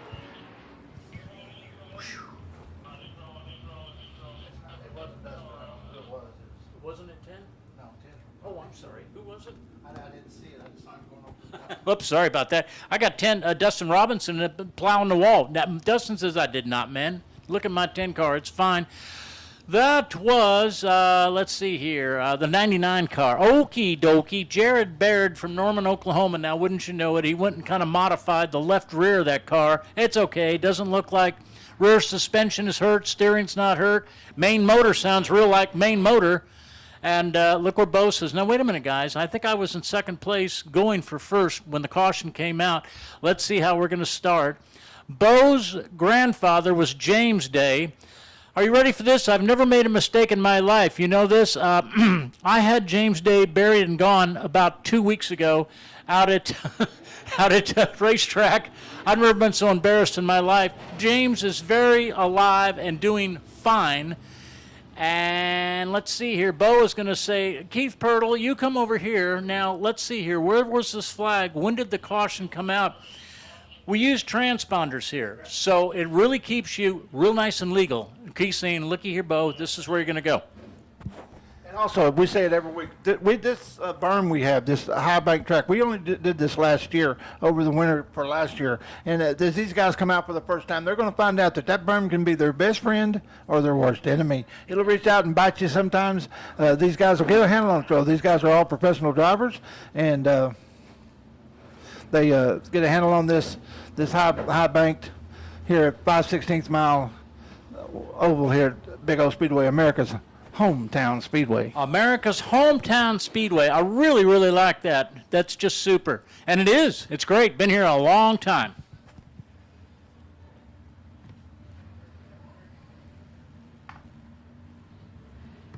Matter of fact, coming up pretty quick, we got a Founders Day. The Allard family built this track. One lap complete. One lap. We got a green flag in the air. We're back racing. Complete restart. Complete restart. Here we go. Everybody gets back in their place, and Bo Day says, oh, darn the bad luck. Let me see if I can get this number 4 ride back up there where I belong. So this is a complete restart, 8 laps at your service on a beautiful Saturday night. Oh, and that darn wind is still going, and it's really hard to keep the moisture on this track. This time, the 99 ride, once again, of Michael Maples out of Choctaw, Oklahoma, has the problem at the top of 1 and 2. Found that berm, Heavy D, and you were right. Found that berm. Yeah, a lot of guys say, darn that berm, let me tell you. Berm. We used to, in the motorcycle world, berms were your best friend. Go in hard, especially on indoor motocross events. Go in hard, bounce off the berm, sometimes pick up a position 1 or 2 places sometimes. The pros are incredible what they do. I loved personally the Harleys, the XR 750s, on a 1 mile, Springfield mile, San Jose mile, Sacramento mile, who else? New York State Fairgrounds mile. 145 to 150 mile an hour Harleys, pitch it into turn 1 or turn 3 and stick your steel shoe out and see how it goes. Incredible racing. Now it's an all-Indian show, which is, oh well, if you're an Indian lover, from Polaris, okay. Yeah, they race at the Iowa State Fair too out there. Yeah, buddy. A lot of guys come up there and race for that. But we got guys coming from all over the country here. We got Oklahoma represented tonight and other states, and we're really proud to have them. You bet. We're proud to have you and Tom's out here at Big O Speedway. It's really a thrill.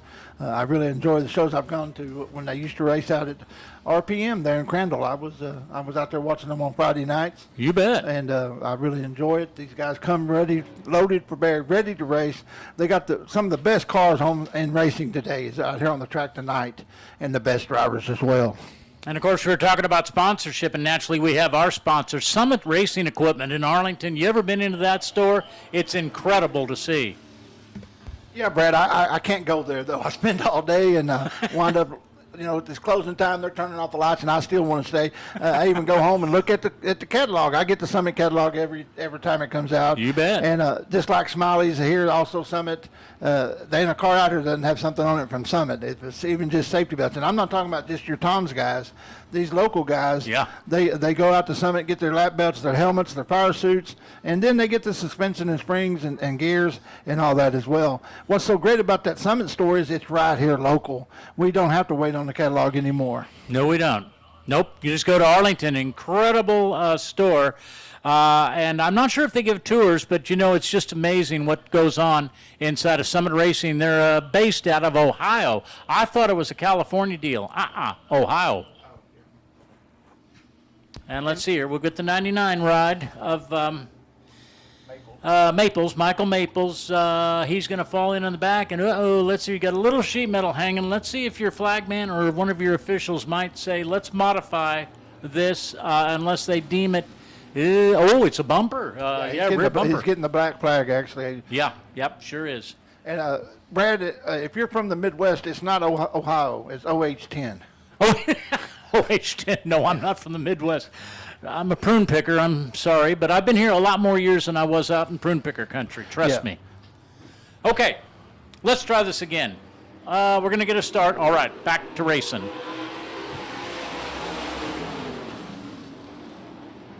Wesley Veal running second, high on the track. Finds a little bit of traction, tries to get by the number 10 car of Dustin Robinson, and Wesley stays low, Dustin stays high. Good racing action as Dustin finds a little bit more traction and is able to continue out in the lead. Bo Day, meanwhile, in the car for sale in the number 5 position in that 4 car is holding on. He doesn't want to wreck the car. He wants to really take it easy. It's a beautifully put together race machine, race ready, trust me. The number 99 car now looking good. That's Michael Maples in that 99 run. He does run third. Followed by, let's see here, I believe that's Robbie Daniels. Maybe Robbie didn't make the start. The 56 car, I'm sorry, it's Troy Taylor in the 56 ride. But now Troy and Bo got their own little race going on for the number 4 spot. And back, all by himself, having his own race in the back is Robbie Daniels out of Bonham in that 727 machine. I believe that's 727 that is on the back. Good race still for the number 4 spot as we watch some excellent racing going on up in front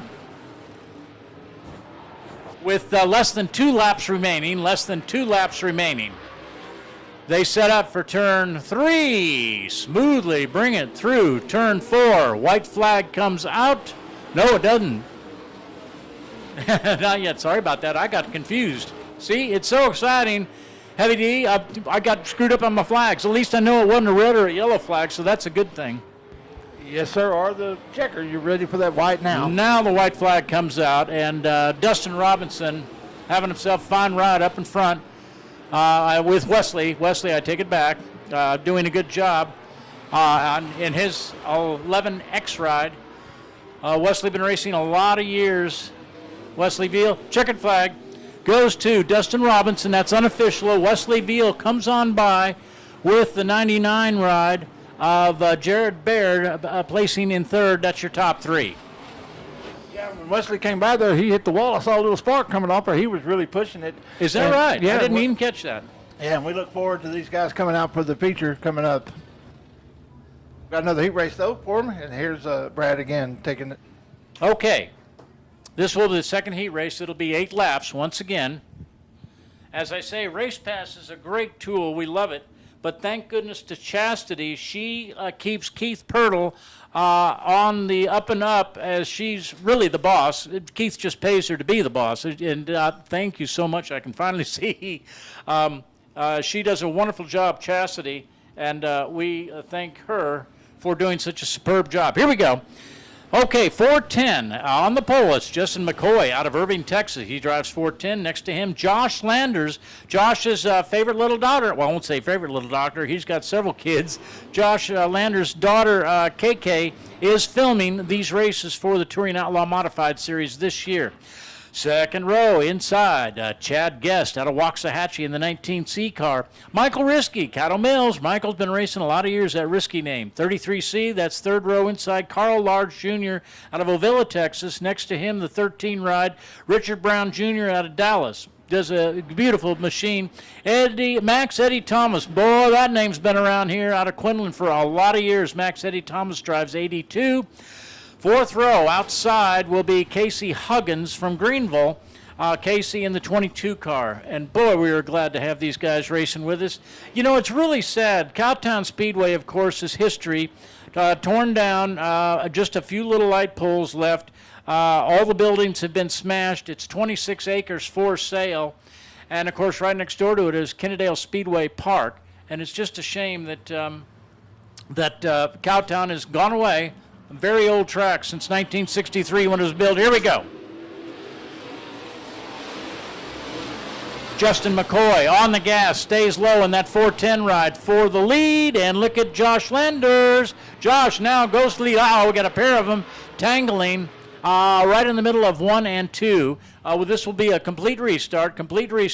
Your flagman's on top of things as our flagman, Ricky Randall, says, hey, looky here, guys, right in the middle of 1 and 2, we got a big wall there. It's called race cars. Don't you be driving any faster, and we're going to try this once again. Ricky Randall will be doing double duty tonight. He's going to be racing one of the little itty-bitty cars later on, and it's going to be neat. Ricky is a super flag man, and he's also a darn good driver. We'll see how he does. Oh, look at the right front wheel on that number. I think that's the 13 car. Yes. Yeah, Richard Brown Jr. And has he got a modified right front. You know, I've heard of camber, but that's ridiculous. That's going to give him some bite, but it's not. It's going to slow him down on the straightaway. Oh, yeah. I think he's going to go ahead and take it to the pits, try to get that taken care of. Hope we can make it back in time for our feature. That 19C there, that's Chad Guest. That's Guest Tire. He's one of our corporate marketing partners out here. We appreciate him coming out every week and running in that USRA modified. That's that 19C. Excellent. Yeah, USRA, of course, IMCA, they all have their own rules. And, you know, I'd love to see a 10,000 to win IMCA USRA deal. Golly, that would be wonderful. I don't think it'll probably happen anytime soon. Maybe we'll still be alive to see that happen someday. Let's see that, hopefully. Okay, let's try this again. Ricky Randall drops the green. We're back underway. On the gas, it's Justin McCoy in that 410 ride. Justin doing a fine job, a superb job up in front. Again, Landers finds the curve to hook up, and Josh now goes to the lead. His daughter is filming this. She's got her tripod set up with her digital camera and rolling film. Look at how old I am. Do we still use film? I don't think so. Everything digital, computerized, and all kind of trick stuff nowadays. Josh Landers doing super up in front, having himself one fine ride. I think we got about 5 laps, maybe 3 laps remaining. I couldn't see Ricky Randall's hand and how many fingers he had out there. Maybe he's shooting him the peace sign or something else. You never can tell. Josh Landers says, I like this high line. This is really working well for me.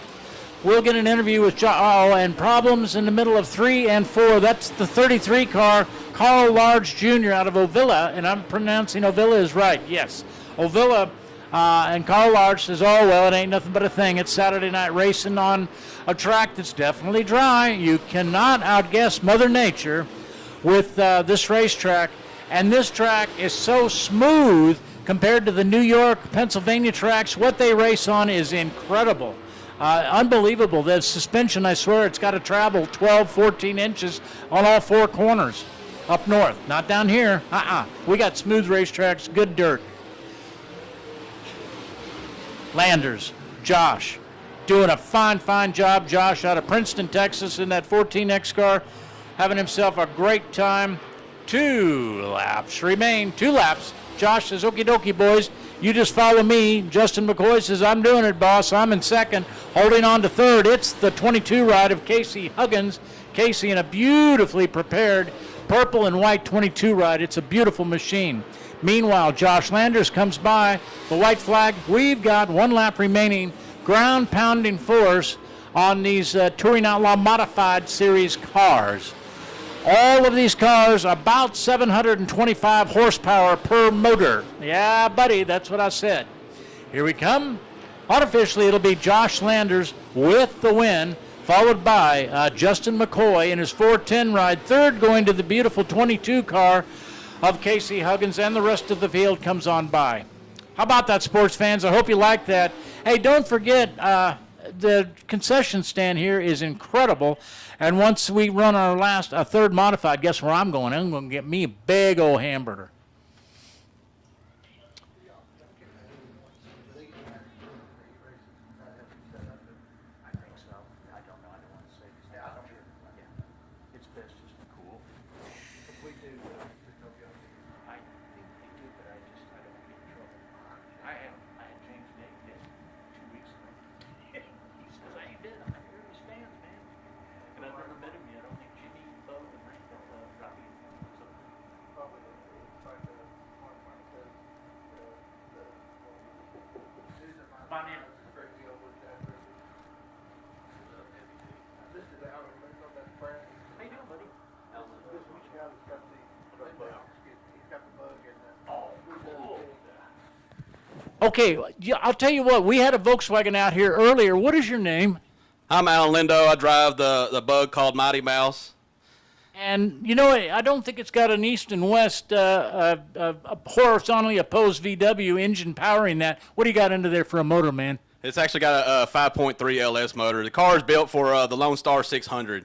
Lone Star 600, October 7th and 8th this year out there at Devil's Bowl Speedway. Cool. But that's what the car is built for.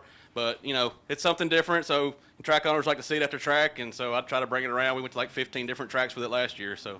Well, you do a super job, and it's really to listen to it go by. I used to have a VW in high school. I'm a little older than you are. I graduated in '68. I had a '63 VW, and at my parents' house, it was easy for two of us to pick up the engine, take it into the living room or wherever it was we were rebuilding, usually in front of a television set, which, by the way, was black and white, and but it was a 23-inch screen, black and white. It was a big one.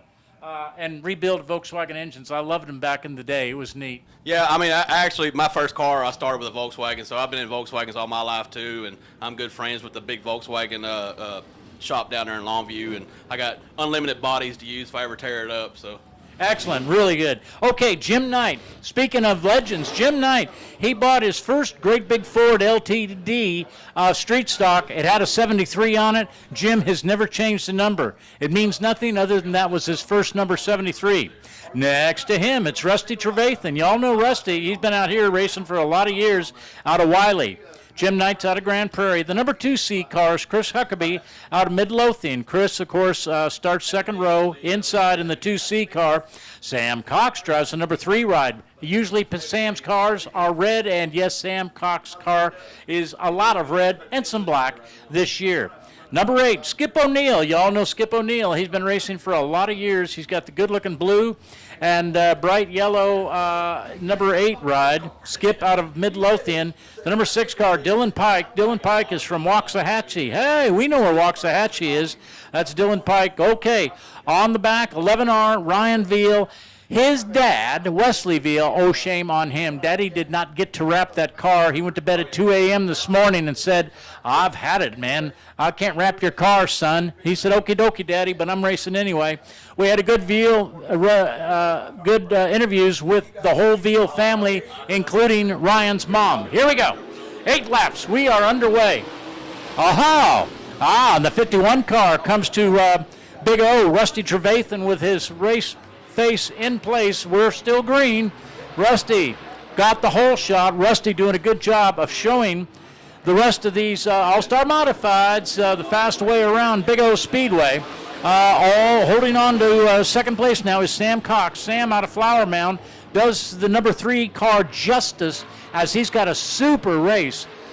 Sam Cox in that 3 ride having himself a good battle, but it looks like now he's got about 5 car lengths over third place. Sam running in third. Then in third, it is the 2C car, Chris Huckabee. Chris, great guy, really fun to talk to Chris. Good racer, smooth as glass. Skip O'Neill, you all know him.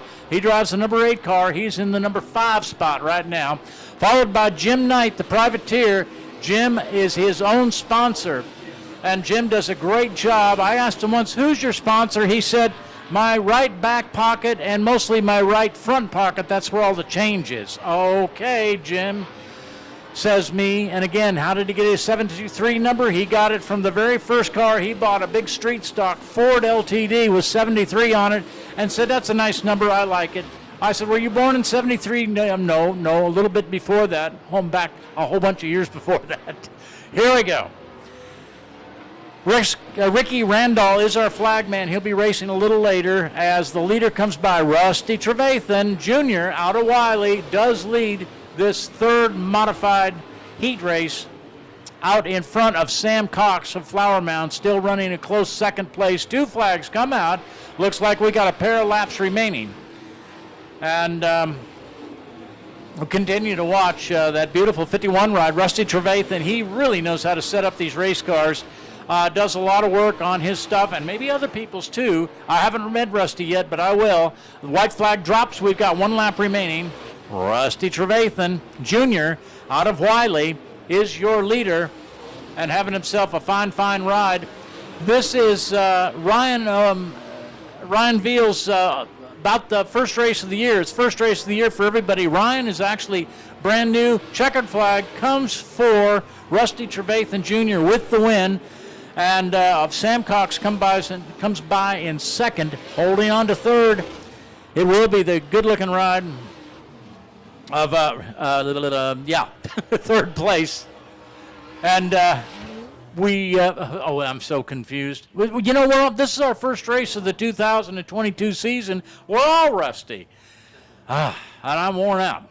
Okay, man, time to eat. Well, we appreciate that, Brad. Man, what some racing. I hope y'all are looking forward to the feature race. They're going to put on a heck of a show. They always do. We still got Alan up here. I don't know if y'all know it or not, but I now own that 136. He don't know it. He put it up. He said he was going to have to sell it, and I gave him a legitimate bid, and he told me, he said he had to sell it. I gave him a bid. I want to know what he thinks about why I don't have that car now. Yeah, Heavy D, I got a bunch of people. It was April 1st, which everybody knows that's April Fool's Day. I posted Mighty Mouse for sales and, made a sappy story out of it, and I got a lot of people on that one. Well, I knew from the get-go, because I'm going to tell you right now, I haven't known Alan very long. I am pleased to call him a friend. I follow him on Facebook on Solo Racing. These guys really promote, they're great ambassadors for the sport. It's him and Matt Ryan. That's Solo Racing. Look forward to them at all the Enduros. They come out to the Enduros. That's what they're set up for. But they race at local tracks. They support local tracks. And like you said, it's such a novelty, such a great thing for that Volkswagen to be out there. I always kid to start with, it's a stock VW, and we know it's not. And as Brad was talking about a while ago, that big TV, he was building that motor in front of it. I guarantee you that TV probably weighed more than the motor. Those things are awesome. If you watch any kind of YouTube videos about restoring cars, when they get to a Volkswagen, if they can get the points firing and get a little compressing, those things are going to run. Yeah, this one's a little more complicated than the old Volkswagen engine. It's all electronic, so you got to have a computer to work on this one. So. Yeah, exactly. Set it up. We've got our Hornet class, the USRA tuners on the track right now. And if you don't know it or not, Alan is an announcer also.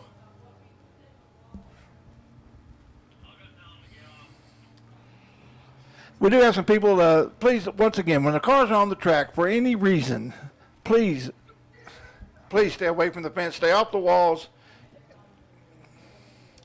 As we go out here now for this USRA Tuners.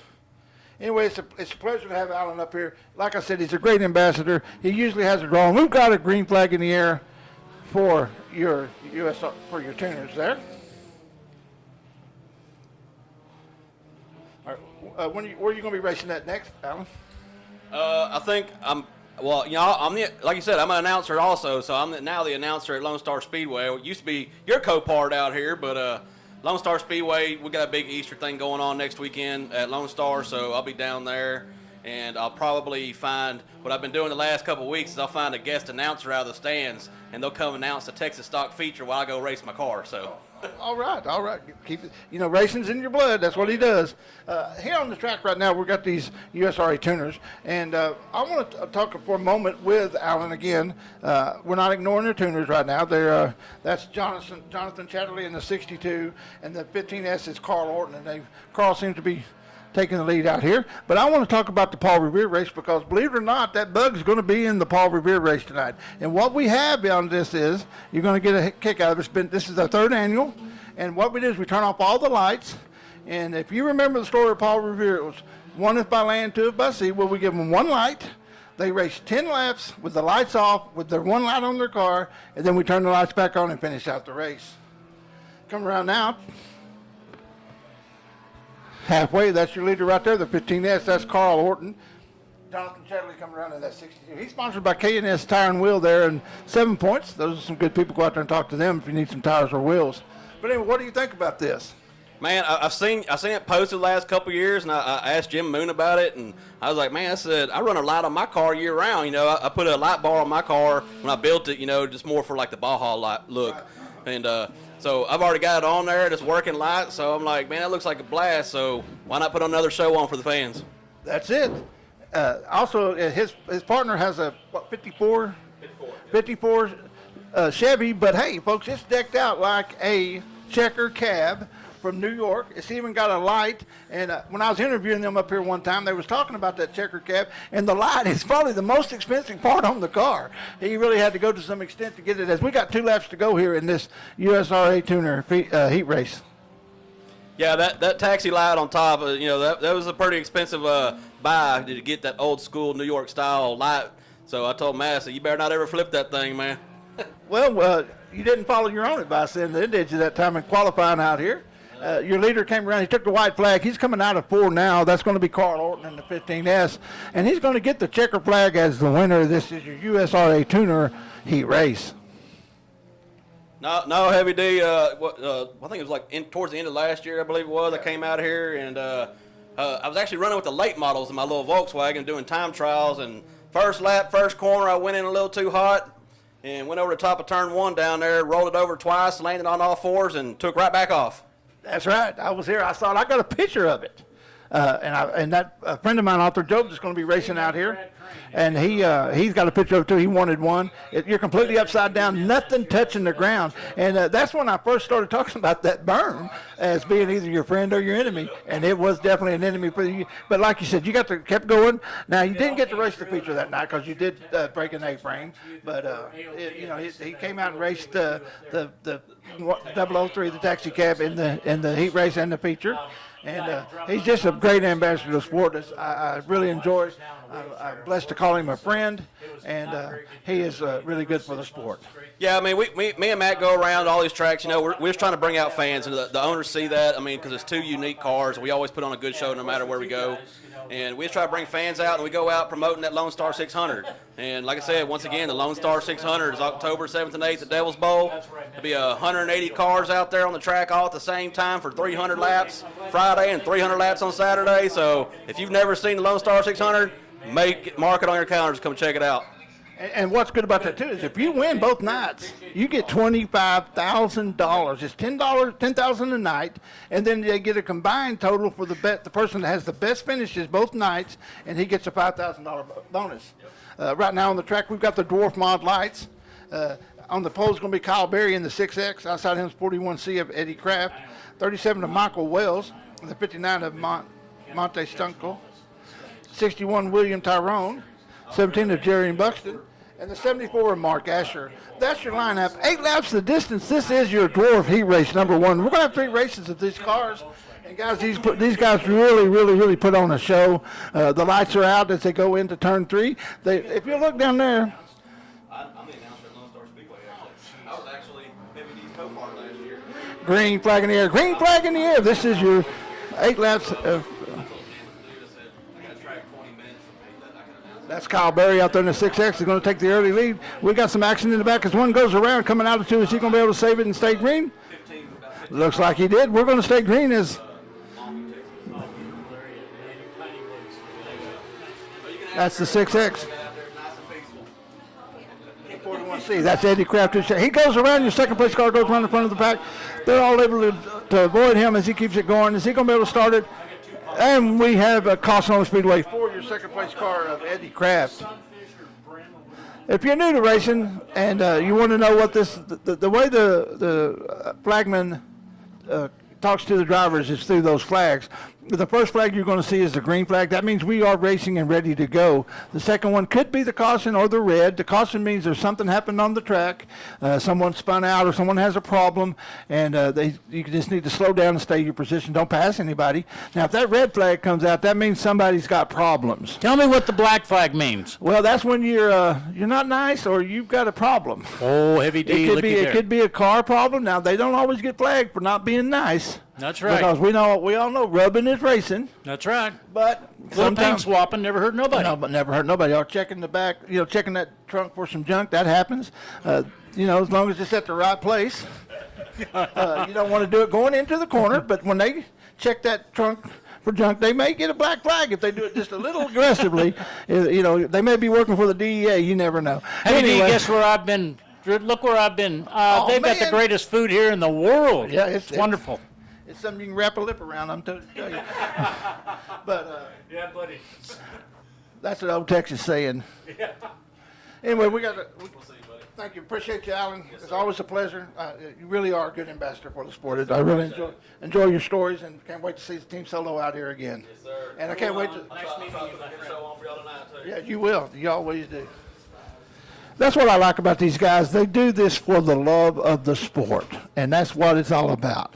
And that's why I do it, and I know that's why Brad do it. We just love this sport. We get a great seat every night.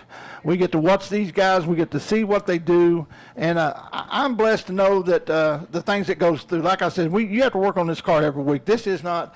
I get up Saturday morning, I throw it on the trailer, and I go racing. If you want to be competitive, you have to be out there. You have to be checking things, changing things, because whenever you're going wide open, and you go into that corner, you want to make sure that steering wheel stays on, and you want to make sure that that brake has some pressure. And these guys have to work on these cars. They have to set them up. There's adjustments you can make, and anyway, to continue with the flag thing while ago, the white flags, that means you're the leader. When they throw it for the leader, he's got one more time around. Checkered flag means he's won it. That's the one you want. And like we talked about, that mean old nasty black flag, that means you're DQ'd and you're probably going to go to the trailer.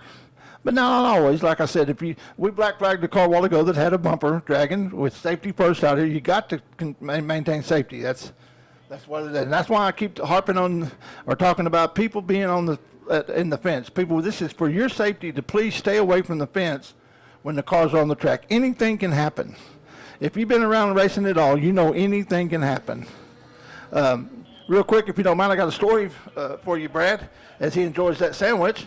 We was out at Sportsdrome a long time ago, and we had a photographer, and he was going to go to Hawaii that next morning.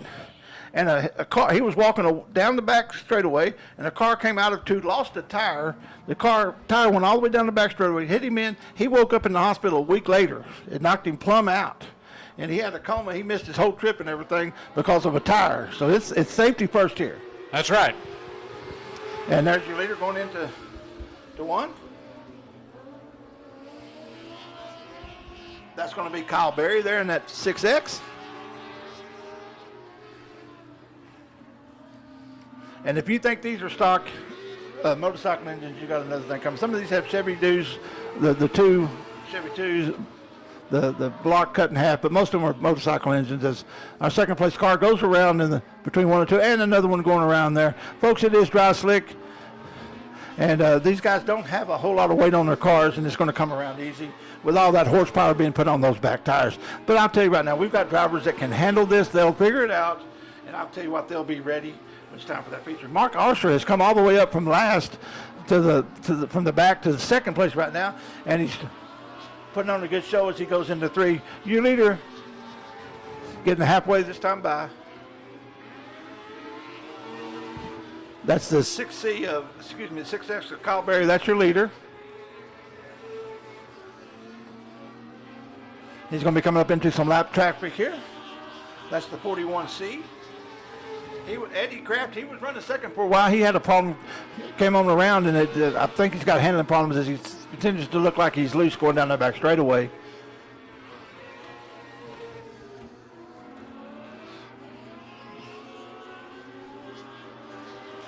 See, he's got the twin sticks. We got twin sticks in the air as your leader takes 2 laps to go. 74, Mark Arsher. 61 of William Tyrone. The 37 of Michael Wells. That's how they run Speedways. Leader takes the white flag. One more time around Big Old Speedway. That's the white flag for him. All he's got to do is hit his marks, and he'll come out. He goes into 3. As your leader comes out of 4 and takes the checkered flag as your winner. Kyle Berry in the 6X. Followed by Mark Arsher, who came all the way from the back up to second. He'll get those valuable passing points and get him a better start there in the feature.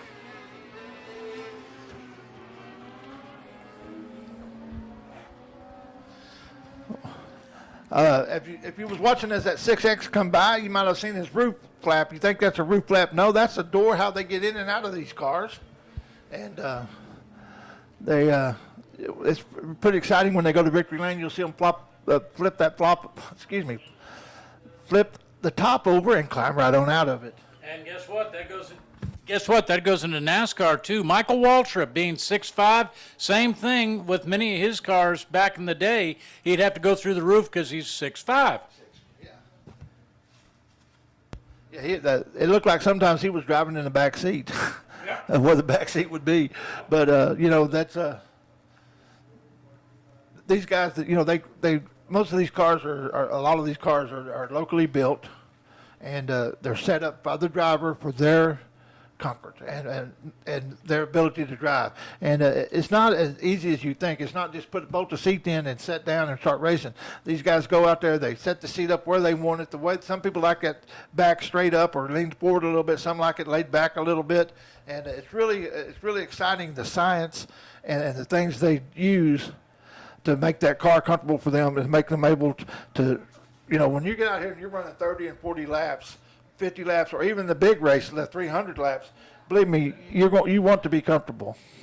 And they set their cars up according to what they want.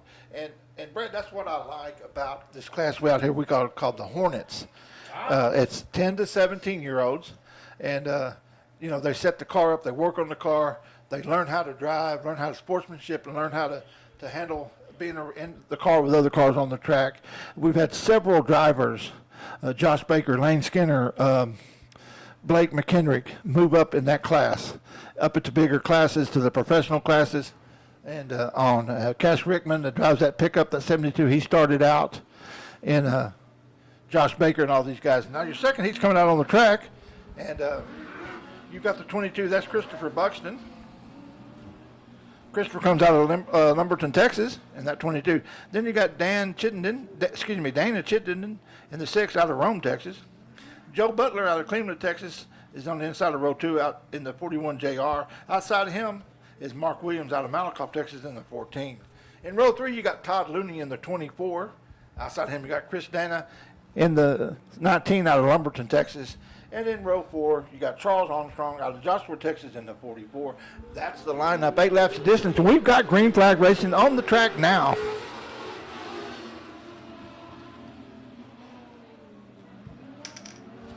We got one going around out there in the front, but he's able to save it, and now he's on the infield, and he's going to keep going. Go ahead, Brad, I'm sorry. Oh, that's okay. I just, real short wheelbase. They got their hands full on a dry, slick track.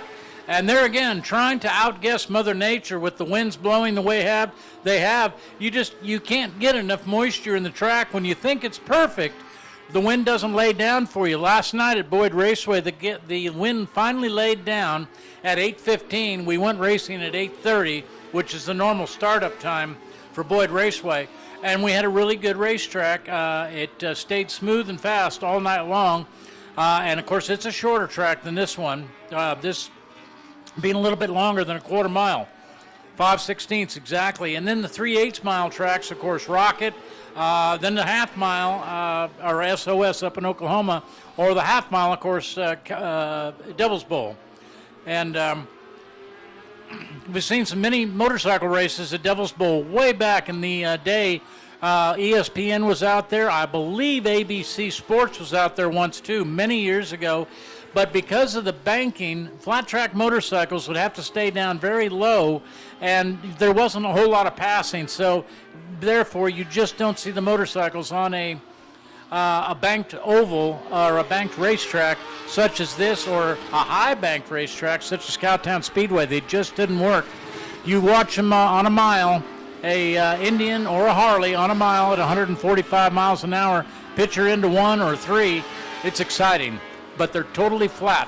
1 mile races, like you said, the Midwest, Iowa, they got some great, very flat track races for motorcycles. But these guys, a little bank is what it's all about. Yeah, another thing, Brad, these cars, believe it or not, have so much horsepower tried to put on the ground with that short wheelbase. It really is. They're on the edge constantly of going out of control because of that horsepower. Your leader takes the white flag. That's going to be the number 6 of Dana Chittenden as he goes into 1. White flag in the air now on our Speedway. Your leader goes back down the back straightaway. He goes into 3. Your leader comes out of 4. And he takes the checkered flag as the winner. That's Dana Chittenden in the 6th. Followed by the 41 JR of Joe Butler. And the 22. Christopher Buxton.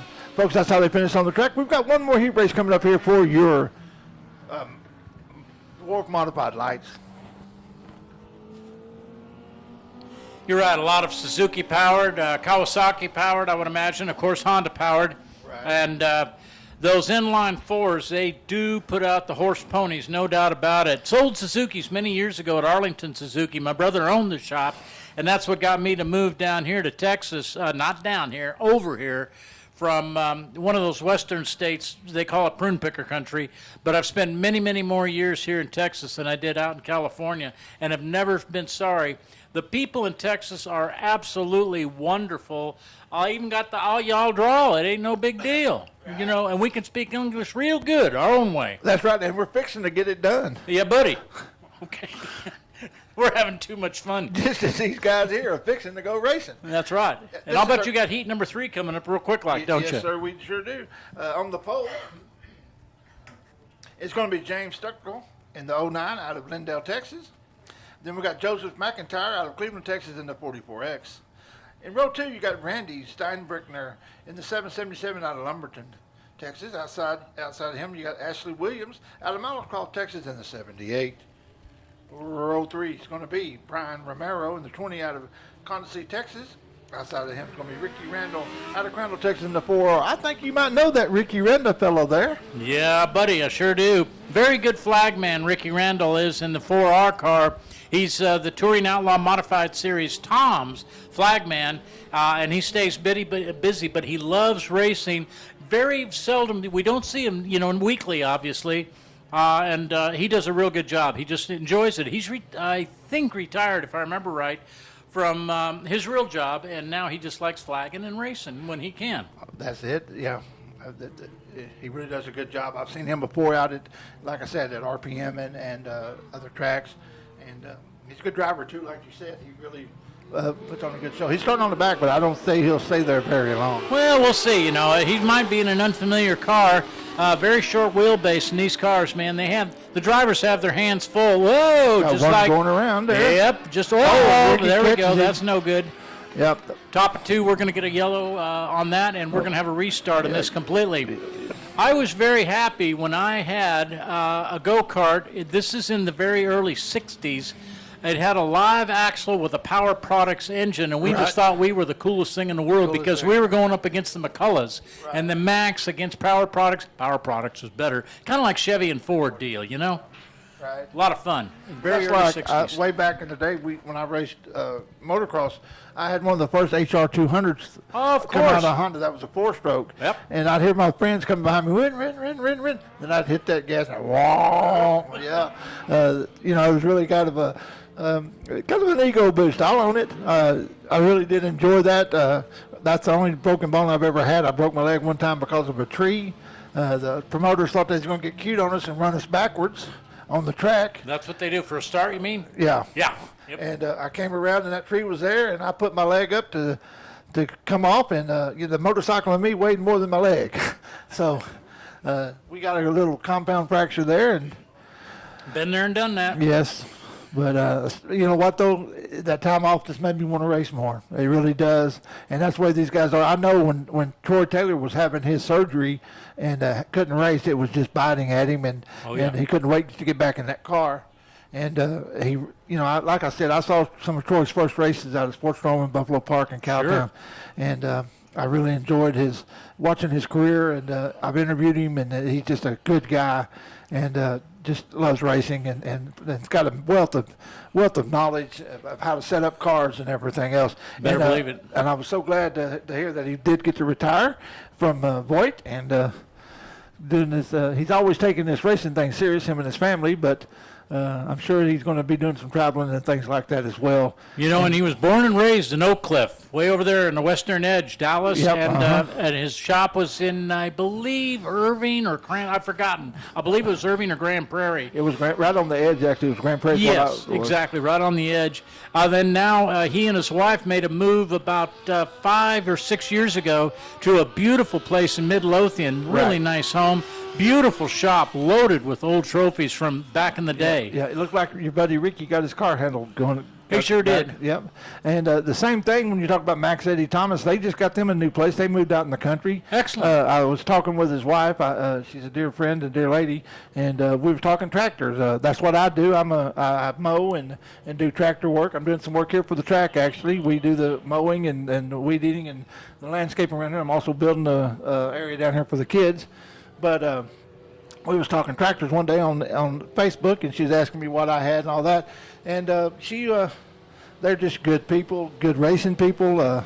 It's a joy to know them and to share their story. Max isn't afraid to go out and race against anybody. Oh heck no, he's been around for a long time. Yeah, he'll get in it and go racing, and that's what he does. And I think it's his stepson is Dylan Sprouse, and he races one of our late models sometimes. Excellent. Dalton Sprouse. Hey, I see a weed out there in the inside of turn 3. You missed one today, or your crew did. Yeah, they sure did. Oh boy, you better get after them. No Christmas bonus for them. No bonus. Here we go. All right. Green flag in the air. We're racing again. That was a complete restart. This time the 44X of Joseph McIntyre leads them into turn 1. As we have another one going around there, like I said, it's got twin pirouettes. This isn't ballet, but they're trying. And I'll tell you right now, like I said, we got both these cars going. We're going to stay green this time as they continue to race, but it's just a whole lot of horsepower and a little bitty package on a very dry slick track. Oh, not at all easy. Not at all easy. And they'll get to, and it's also a little longer. I'm sure they had to gear out a little different. Oh yeah. And they didn't get but a couple of laps of hot laps, and the track was a little sticky then. So they'll learn now, and that's what that's what the heat races are for. They'll get it allowed to get it worked out. These guys, I don't care what you say, these race car drivers and crews are geniuses. Believe it or not, I'm not. I'm far from that. But these guys really know how to set these cars up and know what their driver needs. The driver knows what he needs, and they'll get those cars back ready to go and set up correctly. Joseph McIntyre in the 44X continues to be your leader. And you remember Heavy D back many years ago, we thought street stocks was kind of like a beginner's class or something like that. Do you know that those guys, the work they do on those street stockers, they're every bit as competitive. There's no way they're an entry-level driver anymore. They are serious about their racing. That's right. And that's what we was talking about earlier. We have some young men and young women that have raced up their way up from the Hornets, which is a learning class, to now into Thunder cars and into the Eco mods. And it's a pleasure and a thrill to watch these young drivers develop. And I'm so proud that our sport is in good hands with young people. As Ricky pulls off the back straightaway there, as your leader comes around, he's going to get the 2 to go this time by. 2 more times around Big Old Speedway, America's hometown speedway.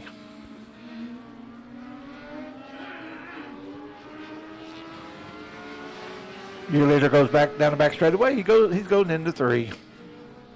That's Joseph McIntyre. We got one around between 1 and 2, but he saves it. That's going to be the 20 of Brian Romero. Here comes the second place car. That's Ashley Williams in the 78. Followed by that 20 of Brian Romero. Brian started on the back. He's worked his way all up to 3rd. Your leader goes into 3. Comes out of 4. And he's going to take that checkered flag as the winner.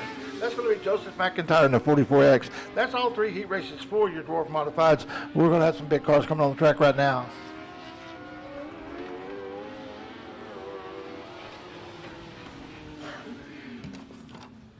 Yeah. You know, you might want to say this is entry level. No, it's not. These guys work hard on these cars. And as you said, the power to weight ratio, incredible. Not what a sprint car quite is, but still, power to weight ratio is amazing. And also, sprint cars do have a little more length on them. Yeah, buddy. Yeah, so it's a short package. You know, they say dynamite comes in small packages, and these cars are a lot like dynamite. I'm telling you, it's easy to sit up here and be one of those armchair racers and say, "Oh, he spun out. It's on him. It's all his fault," folks. That's a whole lot of power they're sitting on top of as they come into that corner. And a lot of these guys, this is a new track to them. Now, we have some people that's raced here before. That Rusty Trevathan in there that won that heat race, he's raced out. He's won features out here. Oh, Max Eddie Thomas has raced out here. Skip O'Neill's won features out here. And rolling on the Speedway right now, you got to get excited about this. This is our USRA factory stock heat race, these guys bring the bullets. I'm telling you right now, they are loaded and ready to go.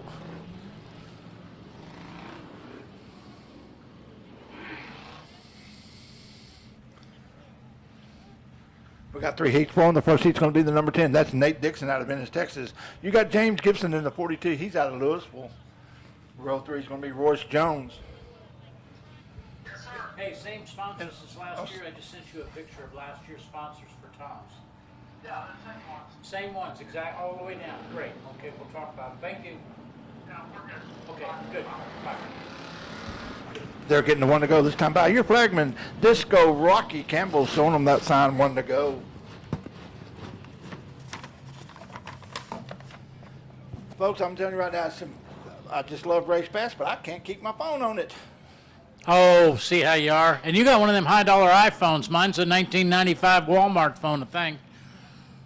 Well, I don't know, but I have to hand crank mine. I don't know what that means. Oh, okay. All right. Does it hang from the wall during the week? Yeah. Yeah, of course. Yeah, all right. Well, like mine, then we're in the same boat. Coming out, taking the green flag. Green flag in the air. This is your leader.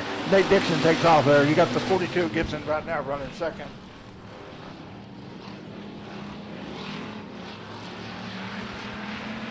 Royce Jones started row 2. He's in 07, the 54K. That's Melvin Kemp. He's running 50. He's got a new Rapid, a nice looking car. He's right in the middle there. He's the bread on the meat in the sandwich, but the 00 comes out. Nate Dixon continues to lead. Gibson in the 00's in fighting for that second place now.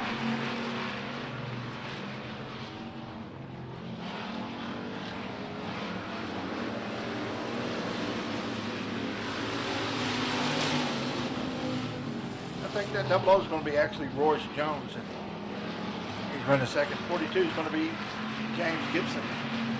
Here comes the 54, Melvin Kipp. He's got third now. Goes up and catches that edge. Slows it down a little bit, but he's able to hang on to it. That's the 15, Colton Chamberlain. That's Pork Chops boy, Colton there. They're joining us out of Jacksonville, Texas. Randall Kipp got a little sideways there. Swept off a little speed, allowed Colton to get right up on his quarter panel. Your leader's coming around now, taking the halfway, 4 down, 4 to go. If you follow Nate Dixon's career, he loves the dry slick track. This is going to be good for him tonight. He really knows how to handle that car on the track. The 007 Royce Jones. Looks like he's got that thing on handling well.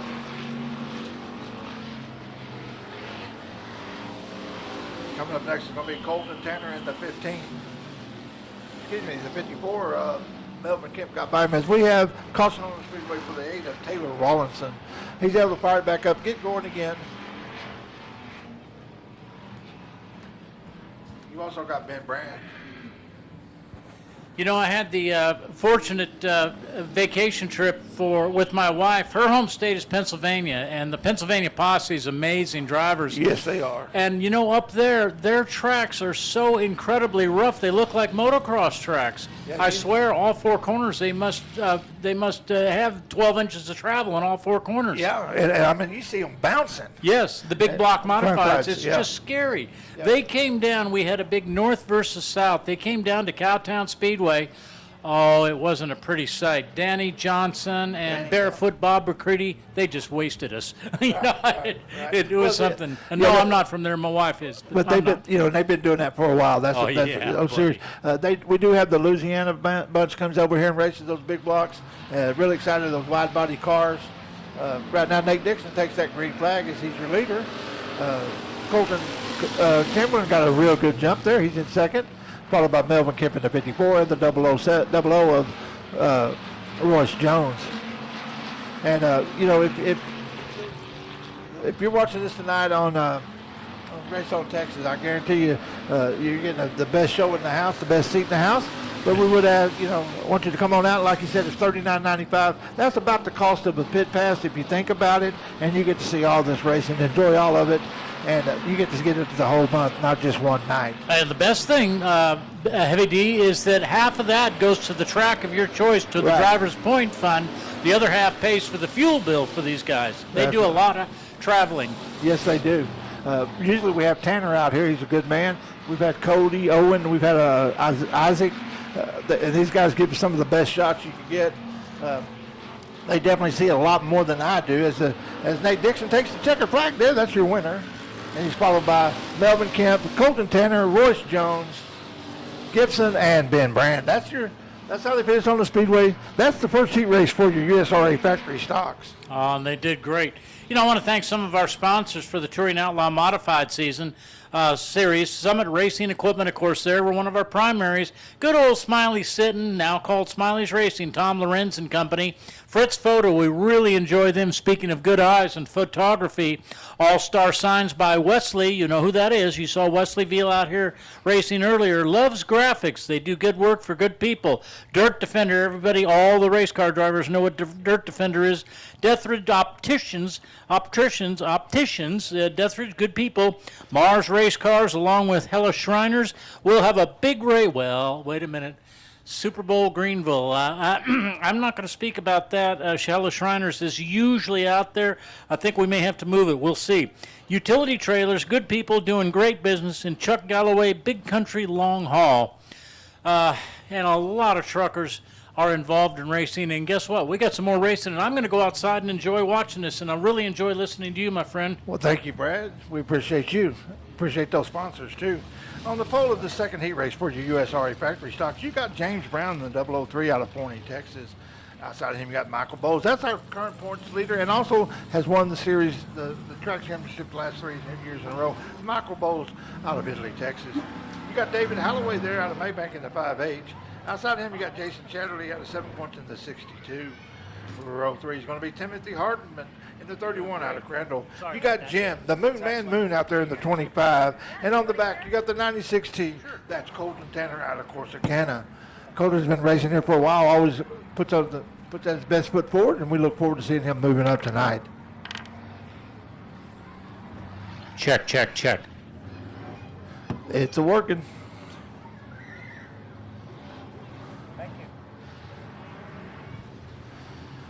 Once again, if you're following on the Tom series, we sure appreciate the job KK's doing there. KK Landers is our cameraman, and then we got Cody here on Race on Texas. Folks, don't forget about the concession stand that's open. I hear there's no line at all right now. You can run up there and get you something to eat and get back in time to watch this heat race here for your USRA factory stocks.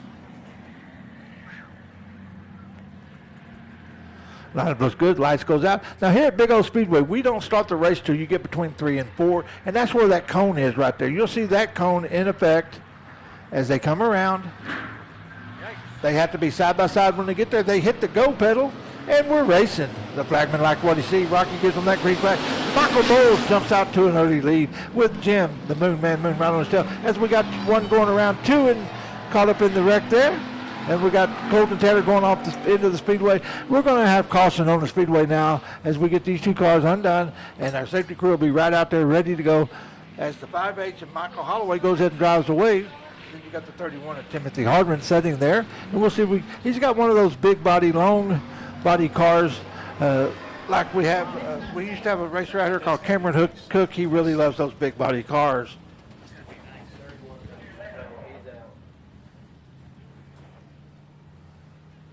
Going to be a complete restart, Heavy D. Yes, it is. With our cracks, safety crew's right out there on top of it, ready to get us lined back up and go racing. We do, like we said, use Receiver. It's a one-way microphone that the drivers have that the scorers up here can talk to them. And I tell you what, I know the scorers are happy about it, but the guys can't talk back. And they get on there and they get them lined up, get us back racing as quick as they can. We want to appreciate our judges and what they do for us each and every week. They've got an incredibly hard job. Of course, with computers and receivers made it so much easier nowadays than it used to be, but they still today use by hand each lap to make sure that the computer is telling the truth. And your head scorekeeper been doing this for many, many years. Used to be a Devil's Bowl, and here she is now here. Yes, and she's from a long line racing family with that Allard family.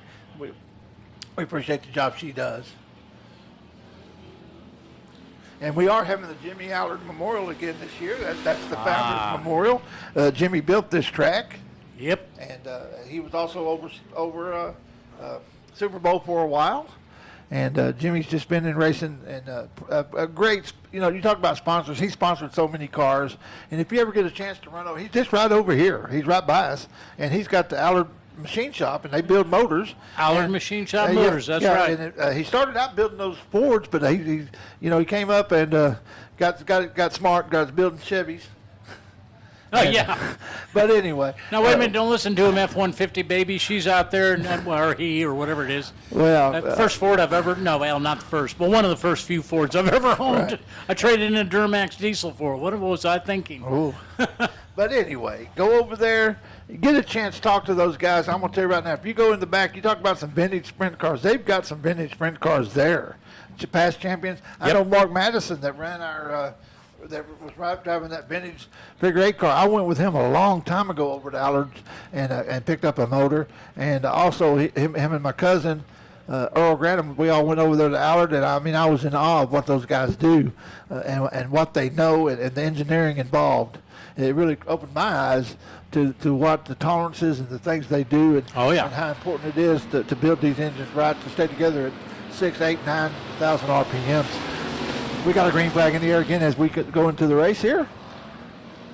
And getting back to these race engines, they'll last maybe almost all season, a lot of these cars. And that's so important. Way back years ago, oh boy, 3, 4, 5 races, rebuild. Right. 3, 4, 5 races, 6 races, rebuild. Right. Nowadays, you get an engine, you may pay pretty good money for it up front, but guess what? It's going to last you maybe the whole season. Right, and then you can take it out, send it out to the same guy and have him freshen it up, race another year. That's right. Colton Tanner, that 96T, is there second place. Please stay off of the fence. Please stay off the fence when the cars are on the track. It's for your safety. We ask that you don't stand, hang on, or anything with the fencing here. We need you to be safe. Michael Bowles, your leader there, goes into 3. And Colton Tanner comes up second. Jim with the Moon Man Moon in 3rd. Then you got the 03 there. Touring Outlaw Modified series is now 8 years old. We're actually in our 9th race season, and Keith Pirtle, of course, is the race director.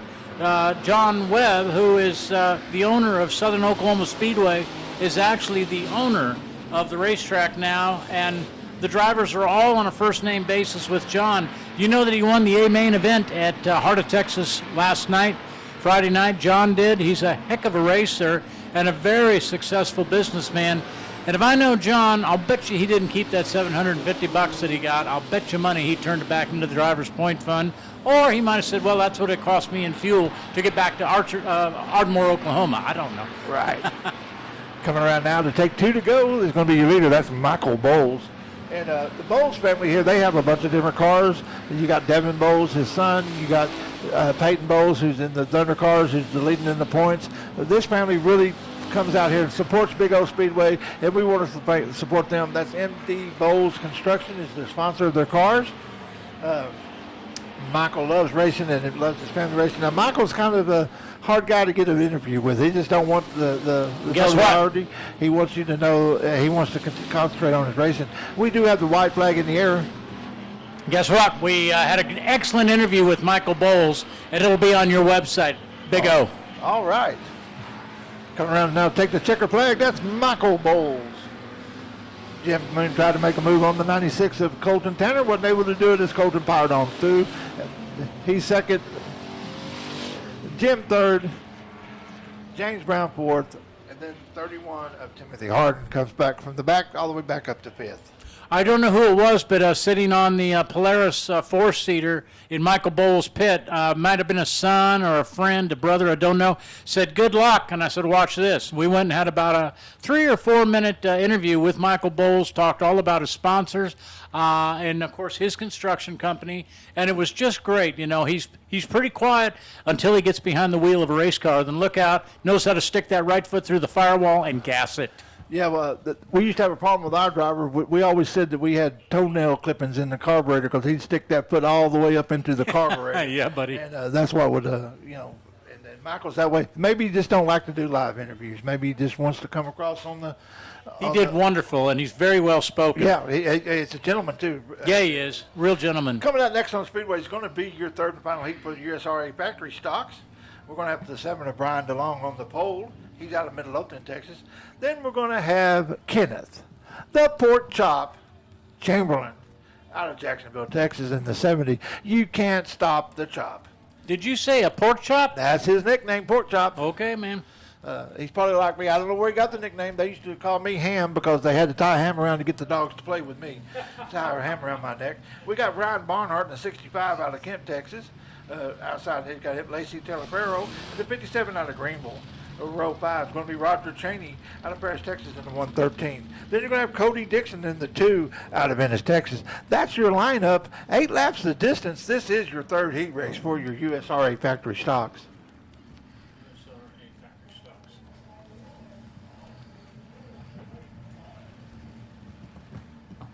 Lineup looks good. They'll start bunching up going into 3. If that light goes out, we're going to have racing, and it does. They can't start, though, till they get to that cone down there by that big tire between 3 and 4. They need to be side by side. Looked like Pork Chop got a jump. Our flagman Rocky didn't like it. He's going to have a no start. We have a no start. They'll come back around, try it again.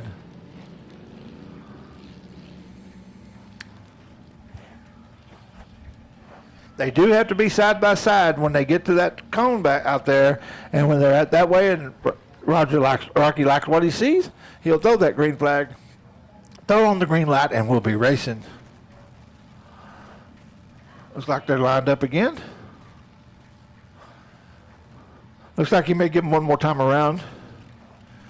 Get lined up, get ready to go racing. Once again, we ask when the cars are on the track, you stay back from the fence. Also, folks, if you're sitting in the bleachers and you're sitting in an area that's painted yellow, we do ask that you please move. This is to allow people to go up and down where the rails are safely on the stands. It's all about safety here. Folks, don't forget, coming up tonight, the last race is going to be the Paul Revere race. And it's really quite exciting. They're going to turn off the lights. These cars will race with one light on, just like if one is by land, 2 is by sea. They have one light. They'll race, and then we'll turn back on the lights and let them finish that thing out.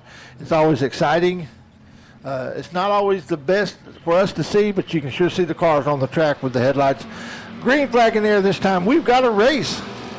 They hit the go pedal. Looks like the pork chop might have led them into 1, but here comes Roger Cheney. He was in the last row, and he's already up to 2nd. We got 2 in the wall right there doing a little rubbing.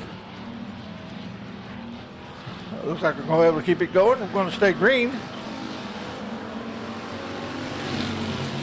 Please stand back from the fence. Please stand back from the fence for your safety.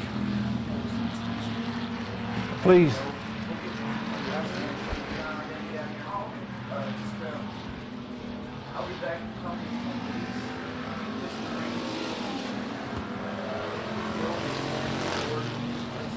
Oh, the 55 car having a problem right there in the middle of 4. Okay. That's the 65 there for Ryan Barnhart. It looks like DeLong had the same problem coming out of 2 as your leader comes around. That's Pork Chop.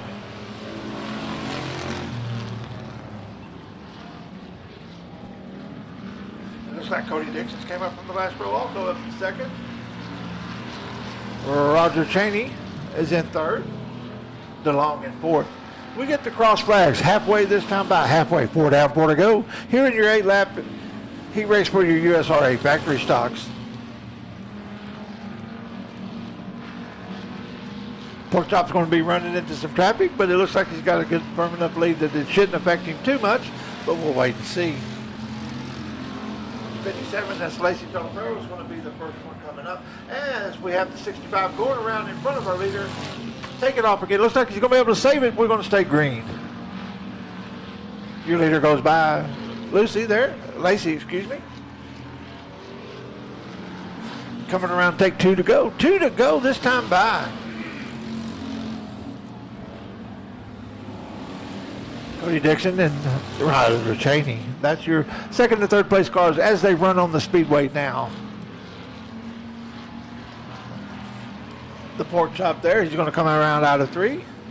He'll take the white flag this time by. White flag in the air for your leader. Your second place car is going by now. That's Cody Dixon, followed by the 113 of Roger Cheney. Your leader goes into 3. Brian DeLong gives him a little room. Has a little wobble, but he's able to hold on to it and takes the checkered flag as the winner. That's Kenneth Porkchop Chamberlain, followed by Cody Dixon, Roger Cheney. That's your top 3. Brian DeLong in the 7 finished 4th. These guys should put on such a good show, whether it's here at Big O Speedway or other racetracks over, well, only one over in Fort Worth now. Kennedale actually is the very eastern edge of Fort Worth. Kennedale is just a neighboring city, along with Mansfield. The amount of new people moving into Arlington, Mansfield, even Kennedale is just incredible, as it is in other parts of your county out here. And of course, they buy a new house for, a couple $100,000, and they go, what is all that noise on a Saturday night? It's like DFW Airport. I'll never forget it. The apartment renters. I'm mad. Those darn jets. Right. Come on, Yeah, people. they really have some restrictions that they work through at KSP, and they're very good at it. They get that show in, and midnight curfew. Yeah, that's pretty tough. Now, we got some fluid on the track. I don't know if they're going to give them a few laps around there to iron that out. We'll see. But it's coming up. Someone will put a little fluid there. We'll have to pack that out and get ready for the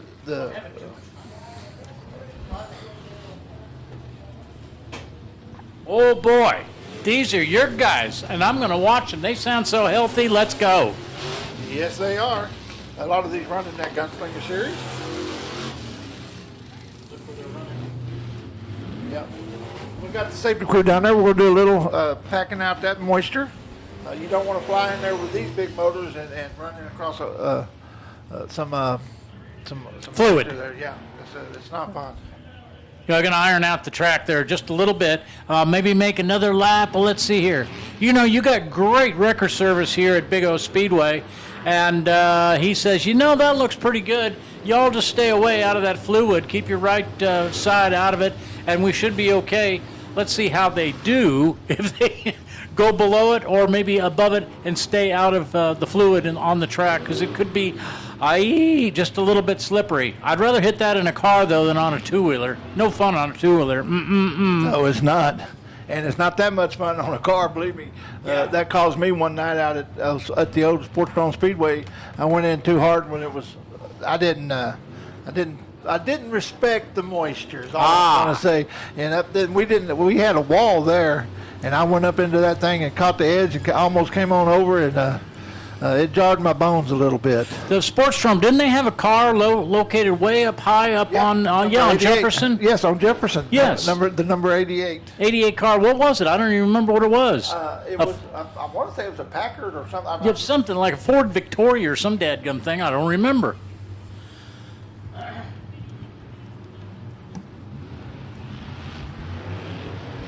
Green flag in the air. Green flag in the air. These are your USRA limited modifieds.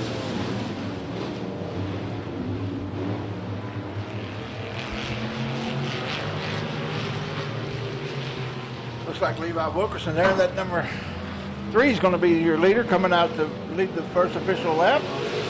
Levi runs out here a lot. Then you got the 31, Mason Martin. That's last year's champion in our class at this speedway. We got the 31 going around. That's going to be Tony Walton. Is he going to be able to keep it going? Yes, he does. We're going to stay green. We got a heck of a race for second there between the 29. Oh, yeah. And the 31. And then we got Albert McCall there in the fray, too.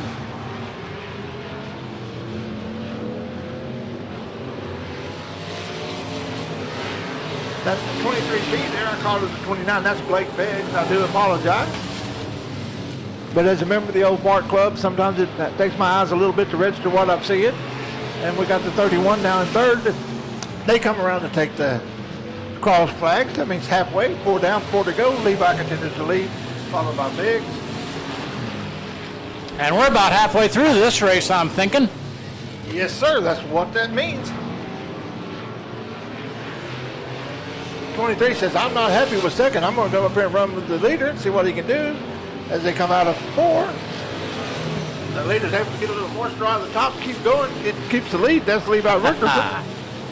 Blake Biggs says, I'm pushing the as your leader comes on around. And we now have a new leader. That's going to be Blake Biggs.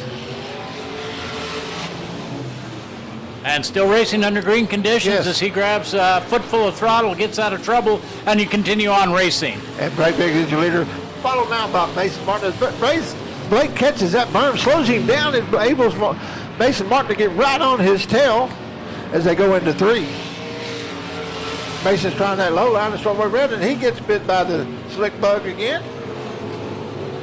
Now we have a second place car, Albert McCall at 7M, and Mason Martin with the white flag in the air. They've got one more time around to battle this out to see where they're going to be starting in the feature. Harley Bowden out there in the 522. The 561's Kevin Simpson. And your leader and winner is going to be Biggs. Followed by McCall, followed by Martin, followed by Kevin Simpson. That's how they finish on the track. And like we talk about, folks, me and Brad try to give you the information that we see and as we see it. And that's how they finish. And you want to get a good finish in your heat race. They're actually like qualifiers. They set you up for the feature. And that's where the money is in the features. That's right, and we certainly want to thank Cody with RaceOnTexas.com. Race on Texas, good folks doing super business. Again, as you were saying, heavy D, $39.95 a month. You can pick the track of your choice. Hopefully it'll be right here at Big O Speedway, or the track of your choice if you're from Oklahoma, and half of that will go to the driver's point fund at $39.95 monthly. The other half pays the fuel bill, and oh boy, I'll tell you what, these gas bills are just killing all of us anymore. The haulers out there in the pits, your car, my wife's car, I can't even bring a pickup truck down here anymore. It's too expensive. Exactly, and I do depend on fuel for all of my my work, and man, it's you know, I hate to say it, but with the increase in fuel prices, we have to increase the price we do the job for. But you know, these guys come out and race for the love of it, and I know every little bit, every dime really helps put these cars on the track, and that's what they're here for, to race. They love it, and they love the sport. And you know what? Your crew missed another weed I see down in turn 4. I mean, down in turn 1 this time. I see a weed out there. They missed it. Oh, no. I'm going to have to get them some scissors. Okay. There's so much for that Christmas bonus. Yeah, I'm going to have to get them some scissors and get them a microphone glass.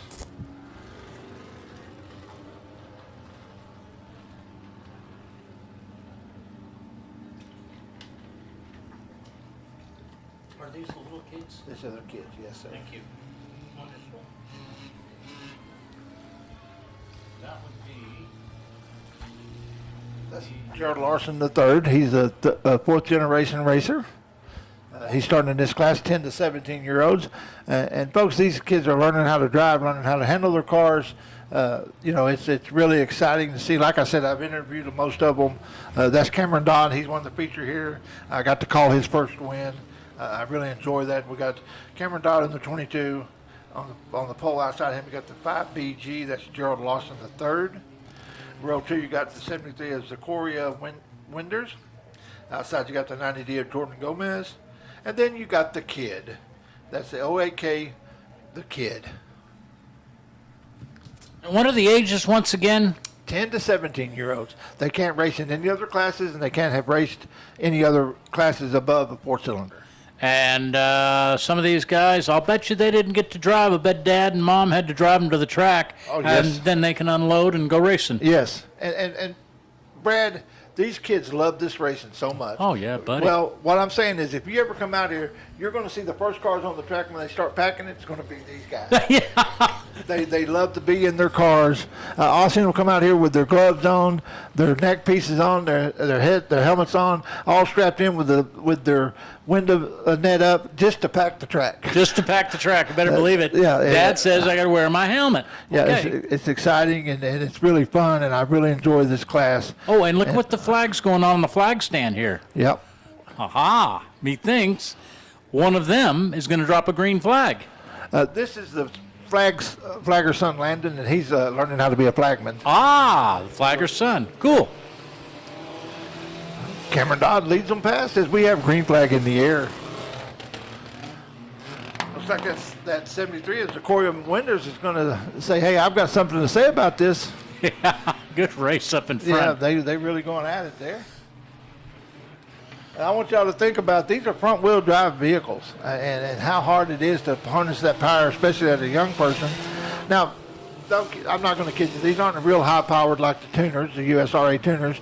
But for these kids, learning how to drive, it's they really are experiencing something unique, and it's fun to watch. Looks like our 96 car, or 90D, excuse me, Gordon Gomez is having an issue with a few problems there, but he'll get it. Banging on 3 instead of 4. Yeah, exactly. Your leader goes up. Oh, look, one goes up. Cameron Dodd goes up over the top, but he's able to say, oh, and then we have Gerald Larson Jr. says, hey, I'm here. Yeah, and he said, we're learning, remember? Yeah, I hit my brakes and nothing happened. I slid right down that hill. Caution comes out. The flagman's son says, I don't like this. Yeah, we got one going the wrong way.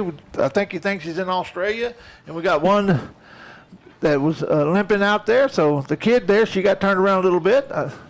And she's going to get that thing lined up, and we'll go back racing. I like the name Kidd. Mike Kidd built Boyd Raceway as a practice track when he was national #1 on the AMA motorcycle professional circuit. Heck of a racer. Do you know that he and his wife Sandra now manage the Jacksboro Golf Course? Guess what got hit about 2 weeks ago by an F2 tornado? Jacksboro got wasted.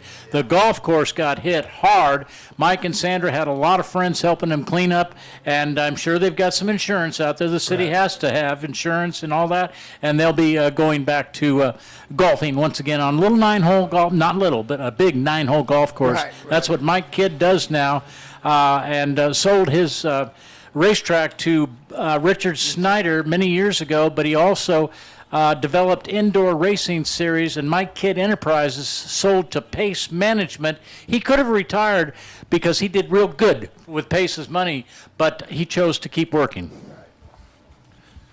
Yes. We're going to get them lined back up. They have to do the race receivers as well. They get called down to where they need to line up. We do give these children, or not children, but these young people a little leeway. I mean, it's that's a beautiful paint job on the 90 car. Jordan Gomez, great looking orange and blue car. Right.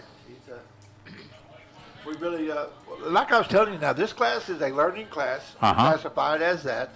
But we've had Joshua Baker move up to Ecos. Last year he raced Thunder Car, and then he moved up to Eco Modified this year. We had Lane Skinner, who was a champion in the Thunder Cars at 12 years old. He raced in this class for a little bit, not very long. He moved up into the Thunder Cars pretty quick, but he is a past track champion in Thunder Cars. He's moved up now to the Ecos. Him and his dad, John Skinner, they race in the Eco class. We've had Cash Rickman, who ran in this class 2 years ago. Last year moved up. So they are learning and they're developing. You know how it is. You know a true race car driver, Brad, because he wants to go faster. Yeah, of he course. wants to go on the edge.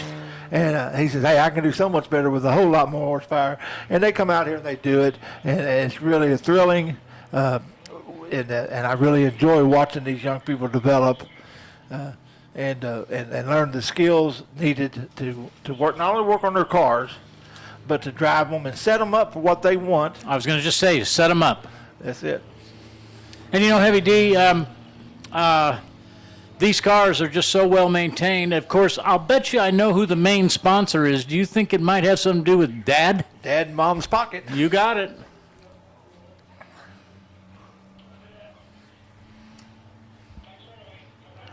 I had a front-wheel drive car. Do you remember Yugos? Yes. They were a Ford dealership out of Yugoslavia. I had one. Green flag in the air. Well, you know what that stood for, don't you? No, I do not. If you ever wreck, you go to the hospital. You go to the hospital. You got that right. Would you believe the first payment I made, I got not T-boned, but rear-ended by a Keller officials truck. I should have made a big deal out of it, and my aching neck, but I didn't. The car had I don't know, $1,000 worth of damage, which is about what I paid for the thing, brand new. Right. But we got it fixed, and on we went. It was just one of those deals. I remember the Yugo. I'm old enough to remember that. You go, sure, me too. My wife got tired of my gas guzzling pickup that I had. Got about 8 miles to the gallon. She said, "That's enough. I'm buying you a Yugo." I said, "Okie dokie, dear. Yes, dear. Yes, dear. That's what it is." Well, I'm going to be straight up honest with you. We was talking about Ford, we talking about Chevy, and all those good things. I will drive anything to keep from walking. Anything, you betcha. I mean, if I could get a motorized skateboard and I had to, I would ride that. But I will drive anything to keep from walking. I'm not lazy. I'm just practical. Hey, practical. There you go. The price of gas walking is a lot less expensive, but we don't like that so much. It ain't so swell. I paid $3.45 a gallon in Mansfield when I pulled off in my wife's car. I can't even drive my own truck down here. And $3.45 a gallon, that's, a little better. Go ahead, Jim.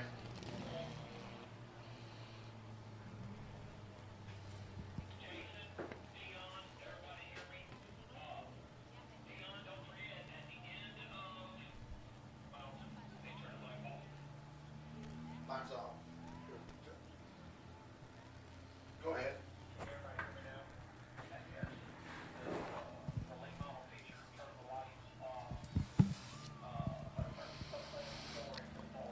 Once again, these are the Hornet drivers.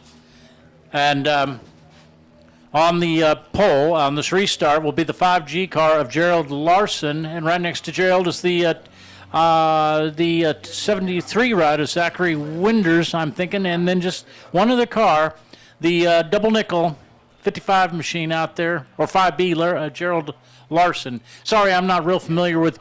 I'll tell you what, I had to announce once in Louisiana, in Shreveport, if I told the fans, I said, if I'm mispronouncing your favorite driver's name, please come upstairs. About half the crowd came up. I didn't know them names were strange. Here we go. Back underway. And Gerald Larson shows him the fast way into turn one, out of turn two. Oh, looky here. That would be Zachary Winders, I'm thinking. I wish I knew your drivers a little better. I don't. This is my first trip down here in probably 30 or 35 years since I've been here. These kids were probably not around. That is Cameron Dodd with the lead. Cameron Dodd doing a good job. Gerald Larson runs second. And the good-looking orange and white ride of Jordan Gomez is running third. Meanwhile, your announcer, of course, Heavy D, is talking right now to the boss, Jim. He calls him Moon Man. I've never met Jim. I've just met his wife, Bridget, at the stands. We got, let's see here, a pair of laps remaining, I'm thinking, for these youngsters, young drivers. I better put it that way.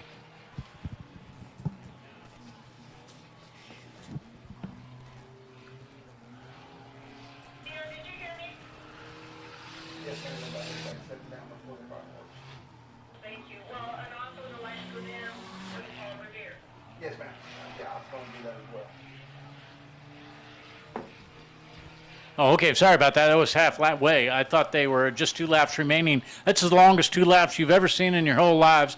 My mistake. Now we got a pair of laps remaining, it looks like. Hard to see there we go. 2 flags waiting. Of course, telling us there's just 2 laps to go.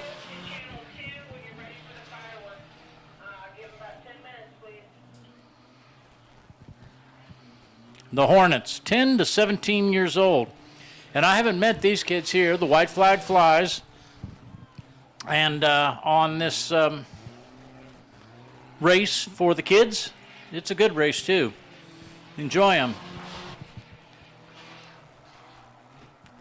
As that good-looking black and green machine is out in front with the checkered flag going to the 22 ride of Cameron Dodd. Cameron having a nice, easy win, and he getting a good taste of what it's all about. And let's see here. You know what? That right front looks a little bit weak, or maybe it's the left front on the 5 BG car of Gerald Larson. That's your second place. The rest of the folks had to take it back to the pits and park it. And Brad, one thing like I was talking about earlier, that this young man here is going to be Gerald Larson the third. He is a 4th generation racer. They all come from Jerry Larson, the owner of that 5 car that Mark Madison rebuilt in the vintages, but also Buddy Sailors. And we're going to have Buddy Sailor Memorial Race out here. Going to have some special things going on. And folks, don't forget, we've got some special times coming up here for the Paul Revere race. Paul Revere race. You know, this is just great coming out here. It's really hats off to Jim and Bridget Moon, the Moon Man you call him. I have not met Jim yet, but I know his wife very well. Well, he's from Indiana too. He's an Indiana racer. That's where he moved Hoosier. from. Ain't nothing wrong with that. And as we get ready to go with our next race, is coming up pretty quick. But you know, they do. Jim has made Jim and Bridget try to keep it exciting. We have for this Thunder Car class that we're doing the Paul Revere race, we have a flagpole race. Oh. And what we do is we set a tire out here in the middle. Okay. Right here, coming out of 4, and they have to go around that pole. And every lap, they have to make a lap around the pole and then start back out. I see, and I'll bet you these are the cop cars. This is the Interceptors. This is the class growing we're too. trying to start. Yeah, it's really starting to grow. Those are the same 2 guys, I believe, that we had at last Saturday night. I believe the 911 car was up there for sure. Christina Nold. Yes. And then 88 of George Duck Leducky. Okay. That's what we call him, the Duck. The Duck, okay. Yeah, but actually it's Duck. The Duck, okay. Duck car. They're going to run 8 laps here in their heat race, and they need to get lined up. The lights are out. We'll see what they look like coming out of 4. They need to be lined up when they get to that cone down there, if you can see the cone. I know Cody's going to show you that cone right there, and so's their Tom's people. We do appreciate them being out here and bringing their exciting form of racing. The green flag in the air. Oh, and looky here, George Ledetke. George or No, Duck. Oh, Ducky. Okay, I got you. They're door to door now coming out too. Yeah. Looks like the judge may pull them a little bit. Christina looks strong. Last Saturday night, up at Rocket Raceway Park in Petty, Texas, 9 miles west of Paris, Texas. Beautiful racetrack that a pair of Kevins have put together. Really nice, Astaire and Rogers. It's Astaire, and then you got your old buddy, KR. Got the KR Cup up back out there. Kevin Rogers, They yep. did run the RPM for a while, up Yes, until they last did. year. Yep. Kevin's family races. He's raced out here. He's won features out here in his modified. His son races. He's won some in the limited modified. And then his youngest son races in that Hornets class, and he's won features out here. He also sells T-shirts for his mom and dad. Yep. Yeah, it's a family business. Oh, it is. His mom, Linda, and his dad, Jerry's out there quite often, too. Yeah. Yep. And, of course, his wife, guess who gets the money at the pit gate? Yes. That's right. Mrs. Astaire, J.D. Yep. It looks like the Duck is going to lead this. He goes into 3 now. Old Interceptors. Yeah. Trick. He should get the halfway this time by. Halfway. You got That's it. 4 down, 4 to go. Actually, you know, that old Interceptor sounds pretty stout. Yeah. Well, it's basically stock. Yeah, They take the glass out of them. And the chrome. And they also take the catalytic converters. And it's a funny story. When they sell those catalytic converters, they get almost enough to pay for the car. And as Interceptors, they have 2 of them. Oh. So that's why they get the, you know. I did not realize that. Rollo come in here, get me talking to me, and then find out he's not even talking to me. No, he called you sweetie. I heard it with my very own I ears. did too. That's why I almost hurt my neck trying to turn around to see who's saying that. You ain't no sweetie. You a good announcer. Here we go. Yeah. 2 laps to go, my friend. I do want to appreciate Doug. He came out here last year when I was my 2nd year. This is only my 3rd year doing it, and he showed me some pointers and things to look at and things to talk about. And I do appreciate it. Doug, you're in the Hall of Fame, right, for announcing? Yeah, I think you are. You're in my Hall of Fame. You know what? He called a race last weekend for White me. flag in the I got air. a break. Duck, you taking that white flag. There you go. Yeah, Doug Rollo called a race for me last week, and we had more fun. We lost the lights up at Rocket Raceway Park. Not just the racetrack, the whole neighborhood. Yeah, that's what we heard. We heard about that. Your leader comes out of 4. He's going to take that checker flag as the winner, and that's unofficial. It's not official until he gets to the pay window. You betcha. And that's George Ducky. Yeah, George Leducky. I got it. Christina Nold. And folks, we're going to have a blackout here in a little bit too, but it's done on purpose. It's going to be that Paul Revere one light on the car. And the reason they're going to be given one light is because, as the story goes, one is by land, two is by sea. Well, the British came by land. They got that one light in the north tire, and they knew that they were going to be fighting on land. Oh, so boy. That's what this is about, is to honor Paul Revere and our great nation. You know, and another thing I really enjoy about this racetrack I haven't seen in a long time, the motocross jump right smack dab in the middle of the racetrack. There you go. Yeah, if you look back there where you see these kids sitting over here watching the race on the very back, that's our back straightaway tabletop. We call those the tabletops. Tabletops. And the track goes up, and you're talking about that. Oh, here we go, man. Now, this is our vintage cars. Oh, yeah, here we go. This is exciting. But we do have side-by-side racing out here, and we've had cars coming up off of turn 2 jumping the whole distance of that tabletop. And they pick up some speed, especially that back one. And also, we use that when we have the monster trucks out here. These are your vintage cars.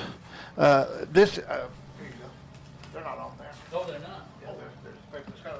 We've got a brief history of some of these cars. Oh, sure. Easy to read for you. No, that's one of the lights on, and I got bifocals. Okay. Like I said, I'm an old fart. Okay, yeah. Well, I'll tell you, I know who's in that 14 car. Mark Mattis. I've known him for many, many years. Yes. Found the car in a wrecking yard, then restored it way before he had his back surgery. Right. And he's had major back surgery only about 2 months. Look at that beautiful 23 ride. What a machine. That is absolutely gorgeous. Or is it the 28 ride? Blue with white stripes. That would be the 28 car. Jim McElreath's Sprint built car. Last car he built with the help of Ken and Jerry. 28th car James built. That was the number 28 car that James built. He used to race with us at Cowtown Speedway on an all-star modified race. I go all the way back to the North Texas Dirt Series. You remember that wing? Sure. When they would come out there? NTRA. That was when they first put out those. They'd bring whatever modified they had, put a wing on it, and come out there and race. We had Bodie Lanier. Yeah. We had all those guys. That's my history. I remember those guys. Bodie was my favorite driver, even though he drove a Dodge. What a great guy. He was my favorite guy. And Dodge. I love the Eldon Dotson, the Dirt Track Cowboy. Cecil Ferris. Yep, Cecil Ferris. Buddy Saylor's run that. Yep. Wesley Milliron running that series. Wesley ran figure 8 also against us. Let's see here. In the 98 car, too, that's a 1937 Plymouth bodied Northeast modified. This raced in New Jersey, and this is Dan. This is kind of his baby. Dan Carlson's a super guy. And he raced, actually, the car raced from 63 to 70 with his dad behind the wheel. Yeah, and I interviewed Dan. He's in charge of this Red River oval dirt track vintage cars, and his dream is, and I hope he gets to do it, is to go back up, take that car up to where his dad used to race at Walls Speedway in New Jersey, and race and show his car there. And I hope he gets to do that, because folks, you talk about a labor of love. These cars were not like this when these gentlemen got them. Trust me. Oh, no. And they took the time, and they try to stay as true to the build of the car as they can. And they build them, and they love to show them. They're going to have events coming up. They have one scheduled for next month. We're not sure if they're going to get to do it, but please follow them on Facebook. It's Red River Vintage Oval Dirt Cars. Yep. Follow them. Red River Vintage Oval, you got it. And follow them on Facebook. You can find out where they're going to be. Support them, guys. Let them know that, hey, man, I appreciate what you do. You keeping our history alive. A lot of these look like the old sprint cars I remember, and I remember back before they ever had wings on them. Oh, yeah, like sure. these cars here. And open cockpit. I remember Doug England, the guys like that racing. Sure. Bo Rowden's dad raced these type of cars. Bo Rowden, tremendous driver. Yeah. Yeah, his dad. I remember Bo. Yep. And then, of course, Paul White's dad. Paul, yeah. Yeah, just still, I believe he's still with us, I think. I can't remember. I think he is, yeah. Yeah, I think Paul, so, down in Waco. Yeah, Waco. Paul runs out here regularly, too, with our 305s, and then he runs it at Devil's Bowl 305s, and then he'll get in that 410 too and do some damage there with the big boys. You know that 11 car, that's a US USAC sprint car. USAC registered it, raced Right. by Clark Kinzer and Gary Bettenhausen. There's you a couple of names. Yep. And, of course, that car now is driven by Sandy Rushing and owned by Sandy Rushing. Years raced all through the 80s. Yeah, it's a, you know, if you look out there and see that low slung front, know that motor was just right on the ground almost. And like you said, those tracks up north, they were a little rough, but none of these cars, you know, these are all winners just by getting on the track. These guys don't have to race. Just the fact that they're vintage and they stay true to the sport is just really exciting. You've really got a museum on the track right now. Yes, you do. You know, in that beautiful 65 car, he showed up late. Red, white, and blue, 1970 super modified. Raced in Texas, Oklahoma, Kansas. It's a Walker chassis. And let's see here. I'm thinking that's David Hested. David Hested and James Skinner is the owner. Raced all through the 70s. And folks, if you got here early, and I hope you did, they were down there parked right in front of the gate, right by the main entrance. And people, they were talking to people. They were sharing the stories of their cars. Like I said, I had the gentleman with the 98 up here and he was telling me that is his dream. You know, these guys started with a dream when they found that car, got it wherever it was from. He was telling me some people found them in backyards with trees growing in them. They found them in barns covered up. Yep. They found them in pieces in Uncle Johnny's garage. And they took the time to be true to the sport and to build these cars so we can enjoy them on the track today. That's right, Heavy D. And you know that when I first started at Cowtown Speedway in '83, they had figure eight races. And I remember Mark's car, and that's where I first met Mark Madison. We go way back, early days of Cowtown Speedway and figure eight racing. I think it was that car. I'm not sure. It's center steering. It is. Okay. It is center steering, and Mark found that car. Completely restored it all by his own self. He blew it up last year. Right. Somebody went and gave him another newer engine. Right. He went right through it, and Mark Madison wrenched on his own vehicle. This actual car right here was the Indian, Gerald Lloyd Larson, the number 5. Oh, what a beautiful when car. he pulled it out of the junkyard, it still had the 5 on it. We actually have a picture of Gerald standing beside it that the photographer took back at Sportsdrome. Cool. And, Gerald is he's gone now, but he was you know, I don't know if y'all remember the sport, the figure eight that well, but Gerald had a reputation. Gerald didn't stop. If he was running first or if he was running last, he built his cars where he didn't have to stop, and you knew that coming in. And he was the Indian, and I appreciate Mark's love for the sport. Also, I like seeing the lights on it. I know it's street legal. That amazes me. I watched the progression of this car on Facebook. Mark would put videos on there, showed him driving it down the road with, you know, open headers, regular, you know, race tires, no windshield, and it's just a thrill to watch this and watch what it is become. Now, you know, vintage racing has been around forever. Oh, sure. A long time. It's real big up in the Northeast. Yes. And they build them. Now, they've got a lot of them old road racing cars that they do, a lot of them. Oh, okay. And they're open top, and they got a hill up there. And you may know about it. It's up in West Massachusetts, and they race up that hill. And they even race those Model Ts and things like that, and this is really exciting. I love racing. I love vintage racing. I just love racing. It's a pleasure to have those cars out here. We're going to have your UMP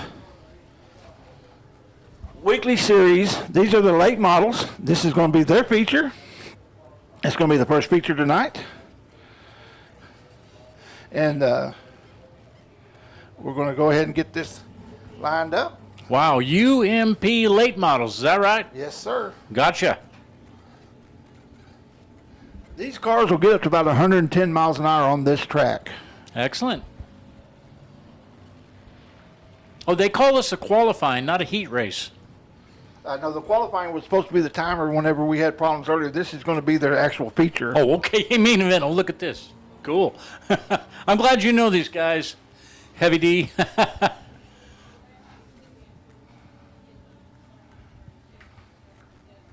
we got them stopped on the Speedway for a moment as we continue to get the car, that old sprint yeah. car off the track there. Sure enough. I guarantee you there's going to be some weight difference in that. We don't want that little sprint car, not little, but a lot of power, but we don't want it out there with those full-body cars. Boy, are they full-bodied. Yes, they are. And the guys have to work on them during the week, so they pretty much respect each other. You're not going to see them beating and banging like if you've got down tube bars, on both sides, like a Sprinter or an All-Star Modified or something, or even one of our Modifieds, whether it be USRA or IMCA. These guys go, stay away from my car. Let's keep it pretty, so we can do it again next week or the week after. And also, so we can let our sponsors, let the people see the sponsors and who supports them. And you're right. There is some banging, but majority they do. A lot of these drivers have so much respect for each other, and they take care of their equipment, because you can't race all year if you're fixing it every week. If you're buying parts here, you're going to run out of money eventually, or time, and they want to race. That's what they're here for, and that's what we love about them, is that they're always ready to race. You're talking about Bo Day.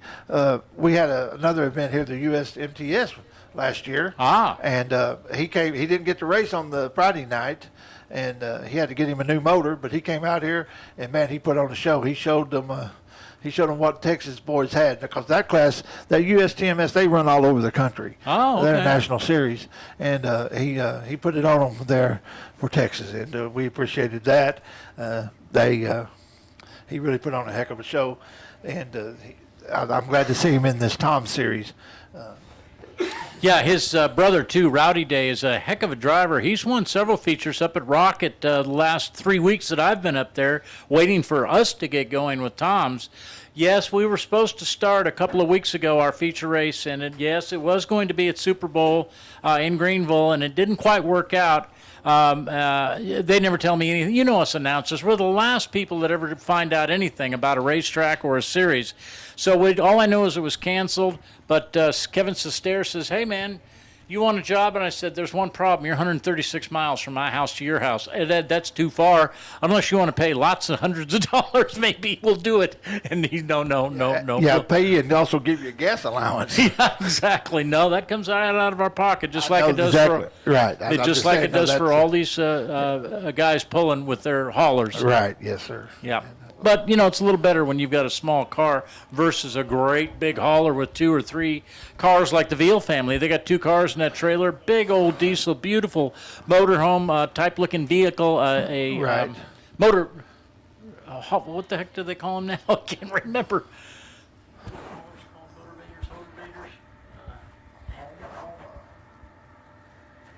Well, anyway, it's got 2 slide outs, and we had an excellent interview. We even interviewed Wesley's wife and Ryan's mother, and I said, let's talk racing. She said, okay, and the whole time she was holding Harley, her doggy, and he goes everywhere with them. She goes everywhere with them. Harley is a girl, really neat-looking little dog, a Lhasa Apso, I believe it is. Oh, look at this. Your record truck's going to pop a wheelie over the jump. This is trick. Gas it, dude. Nope, he ain't going to get it off the ground. Oh, well.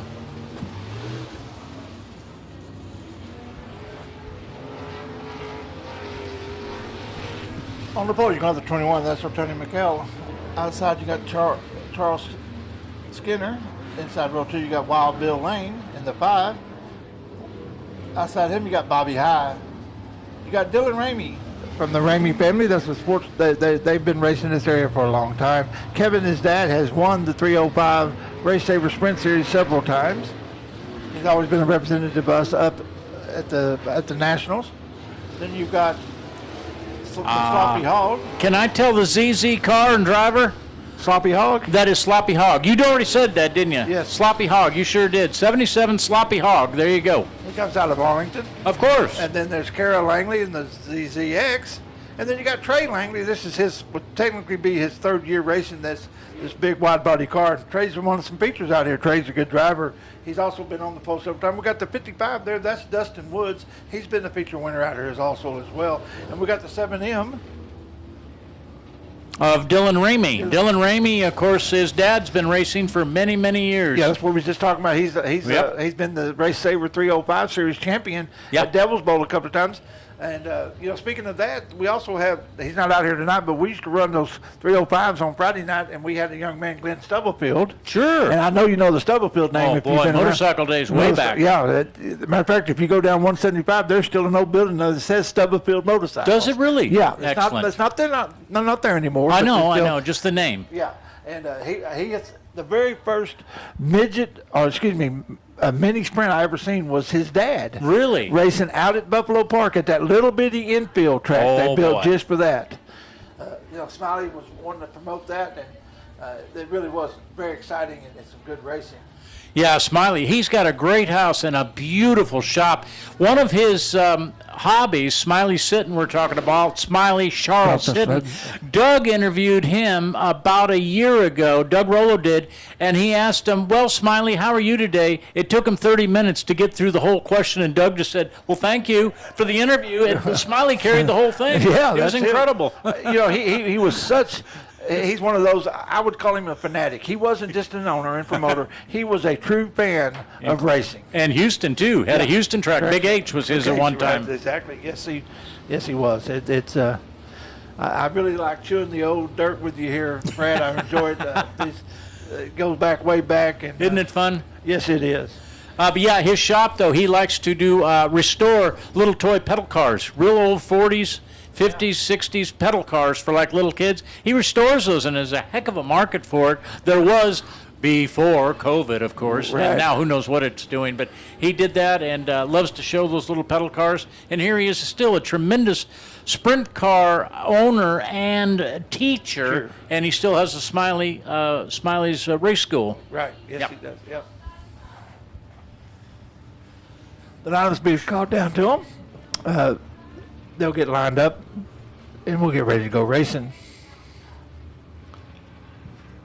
Love late model racing. Very popular in different parts of the country. Yeah, down southeast is real popular. You bet. Around Florida, Georgia, Mississippi. Georgia, you're right. They exactly. really race. They get in that red clay, and they really start racing. And who is it that's still racing? Red Farmer. Red Farmer, yeah. Yep. 90-something years old. 92, 93. Maybe a little lower than that now, last I heard. Might be 109. We don't know what he is. He's real old. I think he's done gone past being an old fart. He's just an old wind. Old winner. There you go. The OF class. Yes, that's it.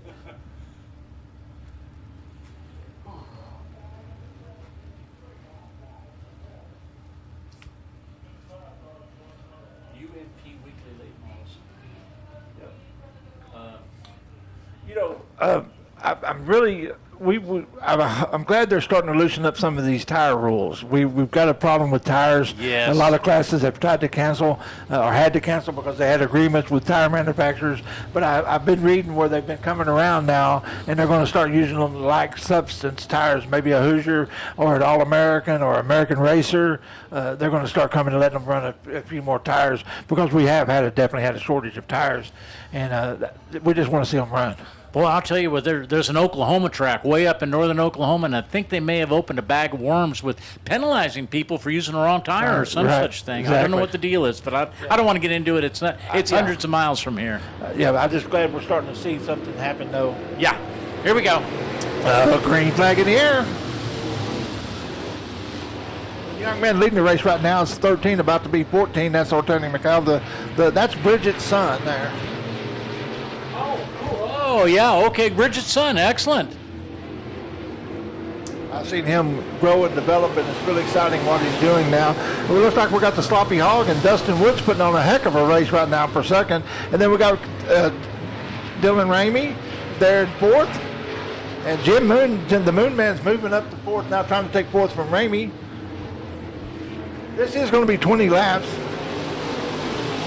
Looks like it's going to be Ortaning, Dustin Woods, Sloppy Hog, Jim Moon, Dylan Ramey.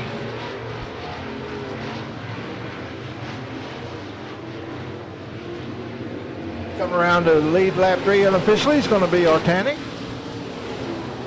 Tell you what, they do kick up.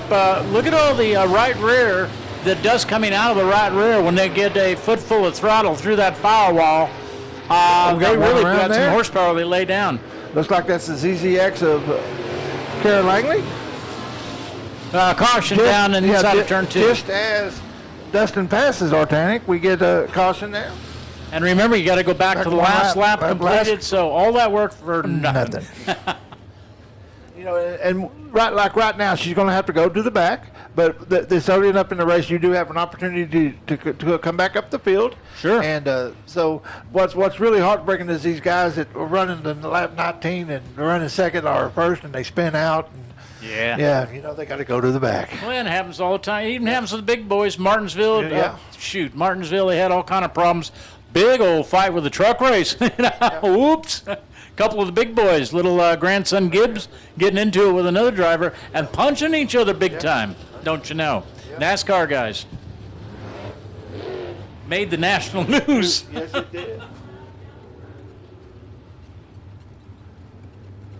Once again, we ask when the cars are on the track, you please stand back for the fence for your safety. Yeah, it really does. That's really a good rule, and we've seen it all racetracks everywhere. Fans and drivers, fans particularly, have been hurt, and that's an excellent rule to stay back. And, you know, you don't want the cops to come out here and say, look at boy, get back, you know, go back and sit down, because they'll do it. You know, they've got to. Security. Yes. And they just do it for your own protection. And we know that. We're way up high, and we're probably in a pretty safe place. Although a wheel could come off and come through the window, that'd be a lousy thing. That would be. Well, it'd be a good view, though. The window would be washed. There wouldn't be one there. Yeah. Oh, well. Well, it looks like they're not going to. Dustin was able to lead that lap. He gets to that big O on the back straightaway, and it's time for him to start. He hits that go pedal, and we're racing. And look at that flag stand. Oh, coming out at 4. Look out. Throwing it away. Else there in the 82. Come on around. That was Dalton Spear in that 82 car. And look at that flag. 25-mile-an-hour wind coming right at us. Looks like the Moon Man's able to pass Dustin Woods on the back straightaway going into 3. He comes out of 4 as your leader. That is your new leader right there, the number 1, Jim, the Moon Man Moon, followed by Dustin Woods, Sloppy Hog, Ortani McHale, the 7M of Dylan Ramey, the 5 of Wild Bill Lane. That's the top 5 as they run on the track now.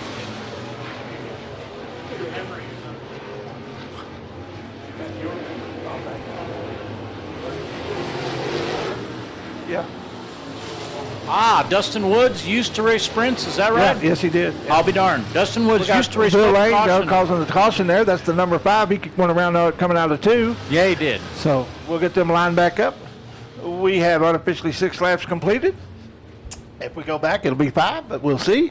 And we're going to get these guys lined up. Like I said, they call down the race order and through the race receiver. Jim Moon was your leader. He'll start out in front by himself. He will start the race when we go back racing. And as we was talking a while ago, there is a cone in between 3 and 4, but that's just to start the race. Yes. After that, they go down the back straightaway. Once they get past the big O on that yellow wall on the back, they're free to start the race anytime after that. That's the leader, though. He only has the to leader. start. Only the leader can start it. I got you. And what we have here a lot of the time is we'll have those guys come in and they'll make a move, look like they're going to start racing, and everybody jumps them. Well, then they get upset, but hey, if you make a racing move after the big O, it's time to start racing. Oh, you bet. How old is James Moon? Do you know? I don't know. Okay, I bet he's pretty young. The Moon Man got a boy. Yeah, Organic, and he's 13. Okay, all right. Good deal. Got what, 6 laps complete? Yep, green flag in the air.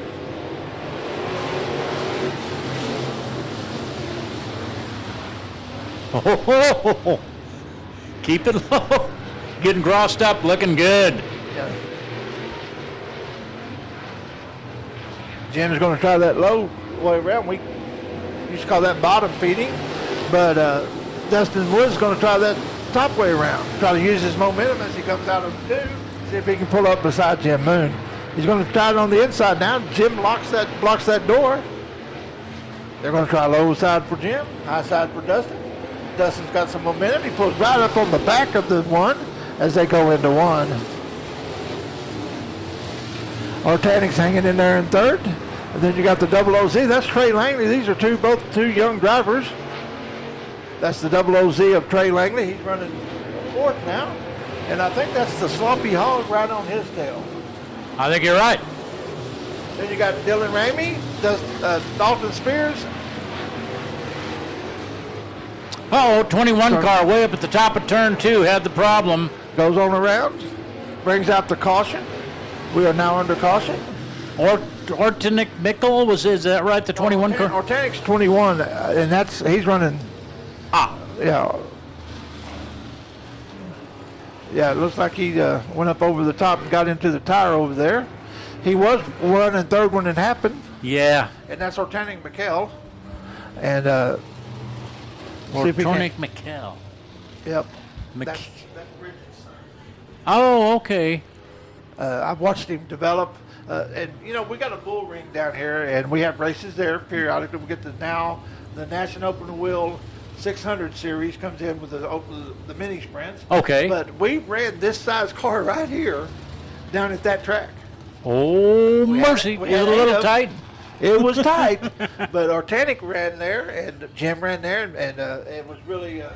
I was really surprised at the quality of racing they offered on that small of a track. These cars are easily set up. They've got all the adjustments. They've got the bird cages. They've got everything they need to set their car up for whatever track they're running at. And you know, that's what we was talking about earlier. Is the hot laps, how important it is.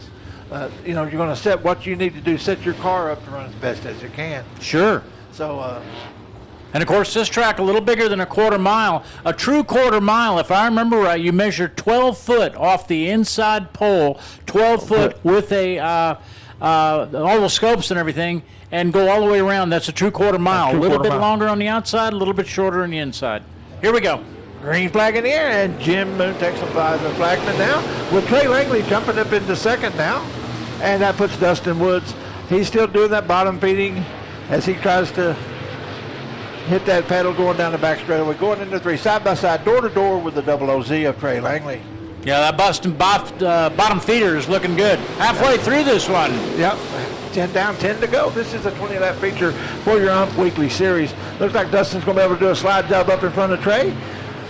Trey says, hold on, I've got something to say. He may try that same move down here in the bottom of 3 and 4. Try to do a slide down. No, he sticks it down there and he keeps going. As Dustin Woods running the high side again, as Jim Moon is as well. Then you got Dylan Ramey there in the 7M. He's running down 4th. He's letting Trey Langley know, I'm on the Speedway with you. Be ready. Oh, look at that race for 3rd. It's a good one. That's a good one. That's going to be, he tries to slide job. And then Trey does a crossover. Watch this race, folks. This is exciting. Excellent race. Dylan goes up high. Now Trey Langley tries to slide job, but Dylan says, hey, I got momentum, fella, coming off that hill, and he comes by him again. There you go.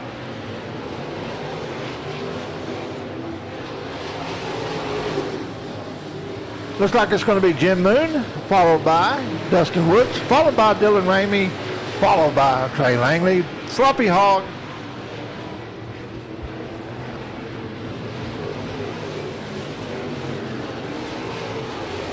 Jim goes low to get by Bobby High there in the 17, and he clears him as here comes Dustin Woods on the inside. Now, Heavy D, is this a visiting class, or do you run these every week? Our weekly series. Weekly series for you at Big O. Great. And that's 5 to go. And also, Brad, we also have the North Texas late model series that runs out here too occasionally. Excellent. And we got a bunch of good guys come out here racing that series. And I think you've got about 5 laps to go in this race, don't you? That's correct.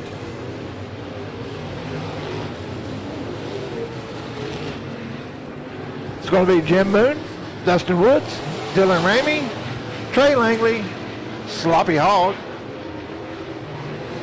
Like Dalton Steers may be trying to take that race away from Sloppy Hog, but Sloppy Hog fires by him going down the back straightaway. They go into 3. Ground pounders. Lots of horse ponies out of those main motors. Yep. Here we come around. We're going to have those twin sticks in the air. Twin sticks in the air for your leader. That means 2 to go, folks. 2 more times around here at Big O Speedway to determine the winner of your weekly series. Looks like we're going to have caution on the Speedway. We got Dylan Ramey up in the wall here between at the top of 3. He might be he might have got bit by that danged old berm again. You never know. You never know. And I'll bet his dad, Kevin, is with him. Kevin Ramey, of course. Right. So many races. He's like a Troy Taylor, a little younger version. Right. Yeah. And very successful contractor, Kevin Ramey is. Yes, out of Fort Worth. Yes. They run out of Fort Worth. And, Yeah, he's kind of set stood back a little bit. Quit racing so much. He's watching his baby boy and his daughter. Yes. It's going to be a family affair. That's definitely for them. And yeah, sure did. Started out with Kennedale. You're right. The promotion. That white car looks like it's got a right front shock rope or something. Maybe. I don't know. Maybe she's got it set up for this. Yeah, that's Kara Langley there. Okay. I think that's the ZZX. We'll check it out real quick. This one right here. Yeah, You're right. ZZX. That's Kara Langley. She's out of Pawnee. She races out here every week. Carol Langley races at Kara Langley. Carol Langley races at 20 ZZ car. No, that's Sloppy Hog. No, ZZX. She's ZZX. Yeah, she's ZZX exactly. You know, her right front wheel. Am I looking at a little camera? Is that just the way she's got it set up? Look at the right front wheel. Yeah, I think I don't know if she usually runs a pretty solid camera, but I don't think it's quite that much. Yeah, she might have come over. There you go. What'd you say going into the turn last week? A mouse in his feet or something into the turn one? Took the corner like a mouse with sneakers on. Like a mouse with sneakers on. There you go. Like a mouse with sneakers on. That could only come out of Michigan. Here we go. Yeah, she's definitely got a problem, though. She's pushing up pretty hard there. She may not be able to rotate it, to get it to rotate, to come on around to line that tire up. We got 2 to go, folks. 2 to go. Jim Mann is your leader. Dustin Woods. Then you've got Trey Langley, Dalton Spears, ZZ Sloppy Hog, and Ortanic Mikhail there at the 21. Your leader comes out of 4. He takes the white flag. We have white flag in the air. One more time around here, folks, for your weekly series late models. And that's James Moon up in front. Is that right? That's Jim, the Moon Man. He comes into 3 as your leader. Comes out of 4 as your leader. Takes the checkered flag as the winner. That's Jim Moon. Followed by Dustin Woods, Trey Langley, Dalton Spears, and ZZ of Sloppy Hog. Folks, that's how they finish on the track. It's not official till they get to the pay window. But they're coming into victory lane. Pulling in is going to be Jim, the Moon Man Moon. If you notice out there, we have a new backing for our victory lane. That's Big O Speedway and all of our sponsors. That's America's hometown speedway, Big O Speedway here in Ennis, Texas. Once again, we welcome each and everyone out. The concession stand is open. I understand there's no waiting right now. You can go over and get you something good to eat and cold to drink. There you go. Something tasty to eat and cool to drink. And out here at Big O, I think they probably allow if you want to bring something of your own drinks out here, which is really neat. Some tracks don't allow that, or they put a cooler size about the size of a tennis shoe. You know, you can't can't bring your 12-pack of whatever it is you like. Right. But you can here. Pulling in now is going to be Jim Moon. He's on Victory Circle. That's a beautiful, beautiful podium there. Victory Circle, really like that. Big O Speedway. The Moon family doing a magnificent job, Jim and Bridget. And I haven't met Jim yet, but I'm gonna meet him before the night's over. We've been in contact with Nate from IMCA, and Nate is keeping a good close eye. And here we've got all kinds of different competing sanctioning bodies out here. But Nate says, we got a great relationship with Big O Speedway, and that really makes all of us feel good. You know that? Yes, it does. Climbing out of the car now is going to be your winner, Jim, the Moon Man Moon. Give me a big hand there. Congratulations, Jim. Great race. He goes, uh-huh.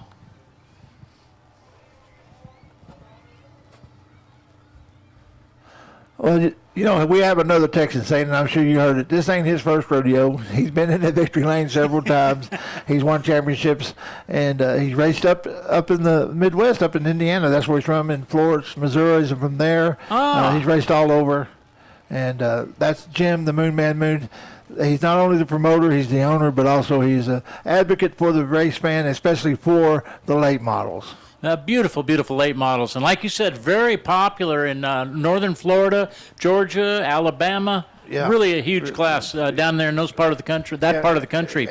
Do you know why Boyd Raceway is named Boyd Raceway? Because when Mike Kidd built the track, there was flat track. Motocross was coming into the 80s. Motocross was big and going to indoor series.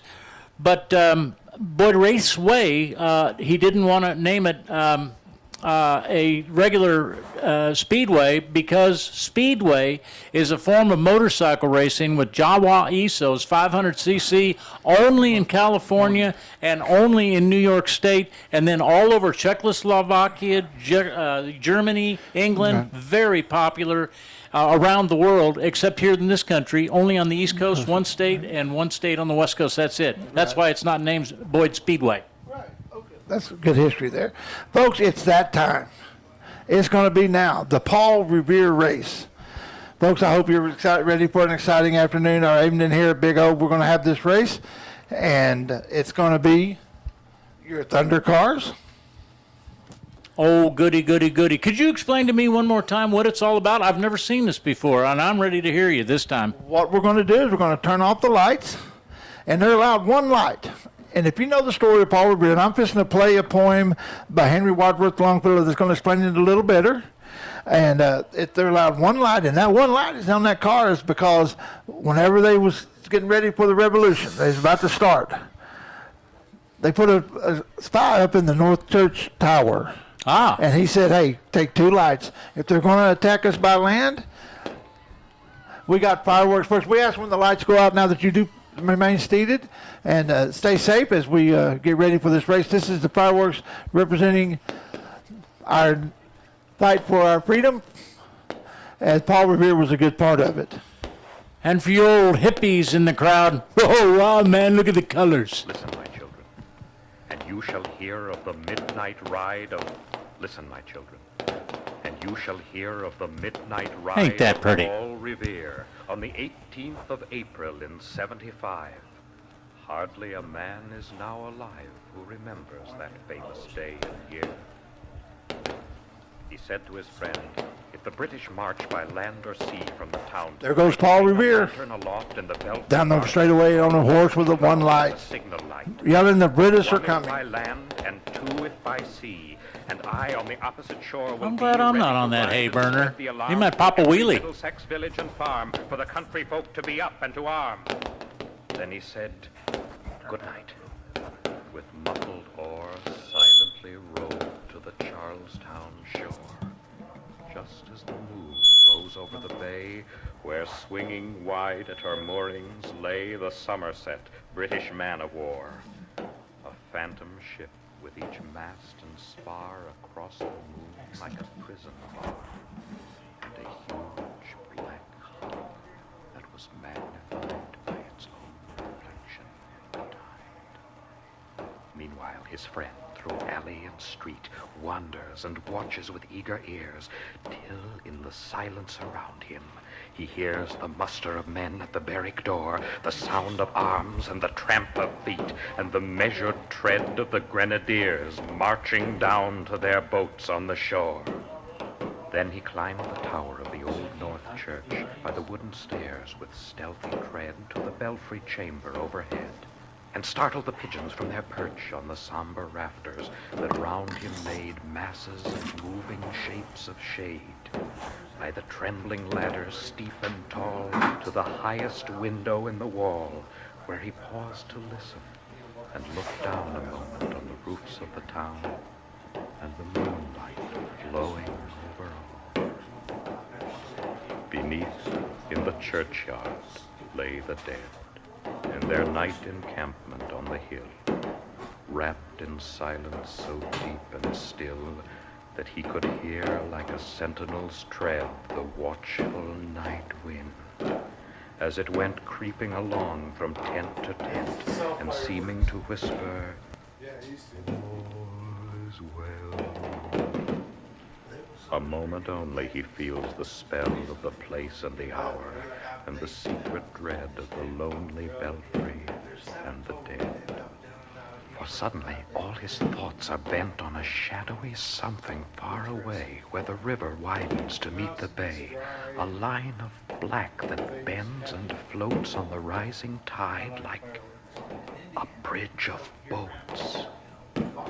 Meanwhile, impatient to mount and ride, booted and spurred with a heavy stride, on the opposite shore walked Paul Revere. Now he patted his horse's side, now gazed at the landscape far and near, then impetuous stamped the earth and turned and tightened his saddle girth. But mostly he watched with eager search the belfry tower of the old North Church as it rose above the graves on the hill, lonely and spectral and somber and still. And lo! As he looks on the belfry's height, a glimmer and then a gleam of light. He springs to the saddle, the bridle he turns, but lingers and gazes till full on his sight a second lamp in the belfry burns. A hurry of hoofs in a village street, a shape in the moonlight, a bulk in the dark, and beneath from the pebbles in passing, a spark struck out by a steed flying fearless and fleet. That was all, and yet through the gloom and the light, the fate of a nation was riding that night, and the spark struck out by that steed in his flight kindled the land into flame with its heat. He has left the village and mounted the steep, and beneath him, tranquil and broad and deep, is the mystic meeting the ocean tides, and under the alders that skirt its edge, now soft on the sand, now loud on the ledge, is heard the tramp of his steed as he rides. It was 12 by the village clock when he crossed the bridge into Medford town. He heard the crowing of the cock and the barking of the farmer's dog, and felt the damp of the river fog that rises after the sun goes down. It was 1 by the village clock when he galloped into Lexington. He saw the gilded weathercock swim in the moonlight as he passed, and the meeting house windows, blank and bare, gaze at him with a spectral glare, as if they already stood aghast at the bloody work they would look upon. It was 2 by the village clock when he came to the bridge in Concord town. He heard the bleating of the flock and the twitter of birds among the trees, and felt the breath of the morning breeze blowing over the meadows brown.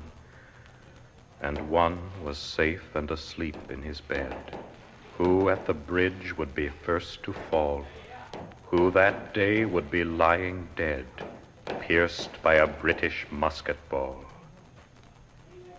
You know the rest. In the books you have read how the British regulars fired and fled, how the farmers gave them ball for ball from behind each fence and farmyard wall, chasing the redcoats down the lane, then crossing the fields to emerge again under the trees at the turn of the road, and only pausing to fire and load. So through the night rode Paul Revere.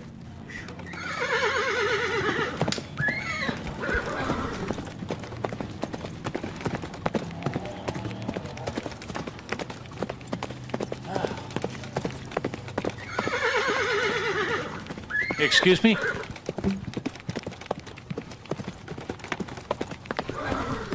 Was that you whinnying? Yep. I say nay, it wasn't me. Okay. Well, folks, here they are on their steadfast steeds. It's your Thunder Cars in the Paul Revere race for this year. This is the 3rd time, folks. Each car has 1 light, one by land, and they are coming by land, folks. Look at these lights. Good grief, I thought a Polaris Razor had bright lights. Looky here. Looks a lot like Baja racers to me. It always does. Well, and then there's one car, about the 5th car, the number 3 car, it's got a candle. They don't work. Well, he's trying to stay true to the deal. That, you know, That's what right. they One had. is by sea, 2 is by whatever it is. 1 is by land, 2 is by sea. They had a candle with a reflector on the back of it. And your lineup for this race is going to be Jeff Bird, the 172. He's on the pole outside him. It's going to be, it looks like Cash is actually moved back a row, but it's going to be the 5J of George Larson. We're going to have Michael Pataki in the 82, 72 of Cash Rickman, the 14 of Birdwell, the 34 of George Duck Ladaki, the 13 of Blake McHenrick. The lights are out, except for the cars. Green lights on. We got a flag in the air. And take it easy on your own flagman if you can't see who's leading and who's in second, who's in third. We got one in the wall already. That's going to be Larson. He looks like he keeps it going. Loses about 4 positions.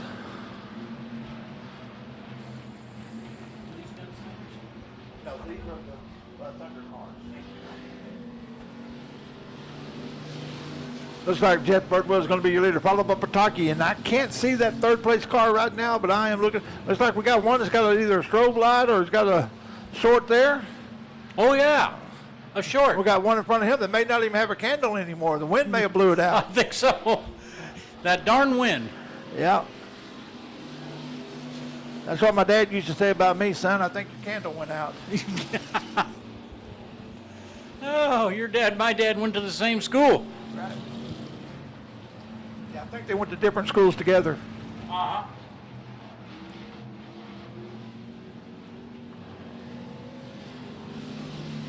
Finishing lap 3. That's Jeff, the Birdman Bird, leading second place. I can't, like I said, I can't pick that number out. It may be that 34. I'm not sure. I'm kind of thinking you're right. George Ledecky. Yeah, Ledecky there. Yeah. And we got one moving up on the outside there. And once again, I can't see the number, but he'll come around here in a minute. I might get a chance to see him.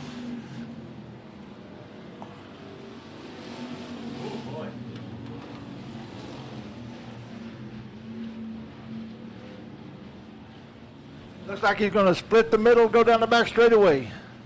And he goes in to 3.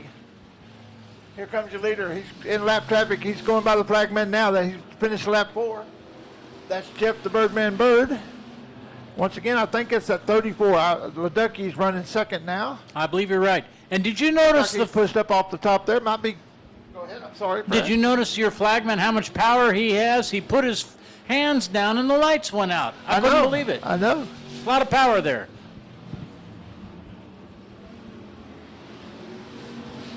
Looks like Padaki's running fourth. Folks, this is not in any way, shape, form, or otherwise official. I'm calling what I see, and if I get somebody's name, number, or position wrong, I am going to apologize, but, you know. Well, then you must be unofficial. I am unofficial. Boy, are we unofficial. I need to put that on the back of my shirt, unofficial. But it looks like I can officially say that Jeff the Birdman Bird is not having a problem just running one light. He is really taking off now. We got a good Michael Pataki. We got one shooting into 3 right now. I don't know who that was, but man. We got one going off with the pits there. But we got one right here that's coming out of 4 right now that just passed 3 cars going down the back straightaway. I think it's that 34 again. I don't have a speech impediment or a stutter, but it's Duck, Leducky. That's George. Your leader just went by, finishing lap 9. Unofficially. I wonder how that 2C car Eugene Bradshaw's doing. I'm kind of partial to the name Bradshaw. That's mine. That's what Brad is short for Bradshaw? John Bradshaw. John Bradshaw, right. Mother's maiden name, Bradshaw. Right. A million of them up in Seattle. I want to tell you a story that it's really interesting in a little while when we get a chance. Part of my family, something very strange, only 11 states have the right to die shot. We just have it done day before yesterday. It's called Die with Dignity, and it's legal in 11 states. Really? Cancer-ridden. Right. Gave him a shot, bye-bye, night's out. My cousin. Well, I'm sorry for your family's loss. Death Death with dignity. Yeah. 11 states, New Mexico's the closest one to legal.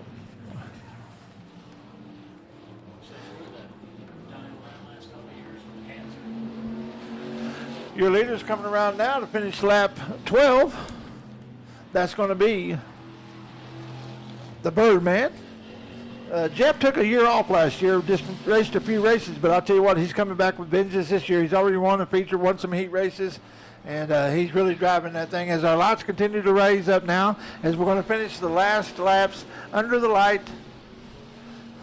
And you know, that's what's so interesting about this lighting that the moons have, and all racetracks are like this. These are not Monesco lighting out of Iowa, but these are lights that are put up here locally, but it takes them a while to warm up, like great big airplane hangar. Same thing, takes them a couple of minutes to get going.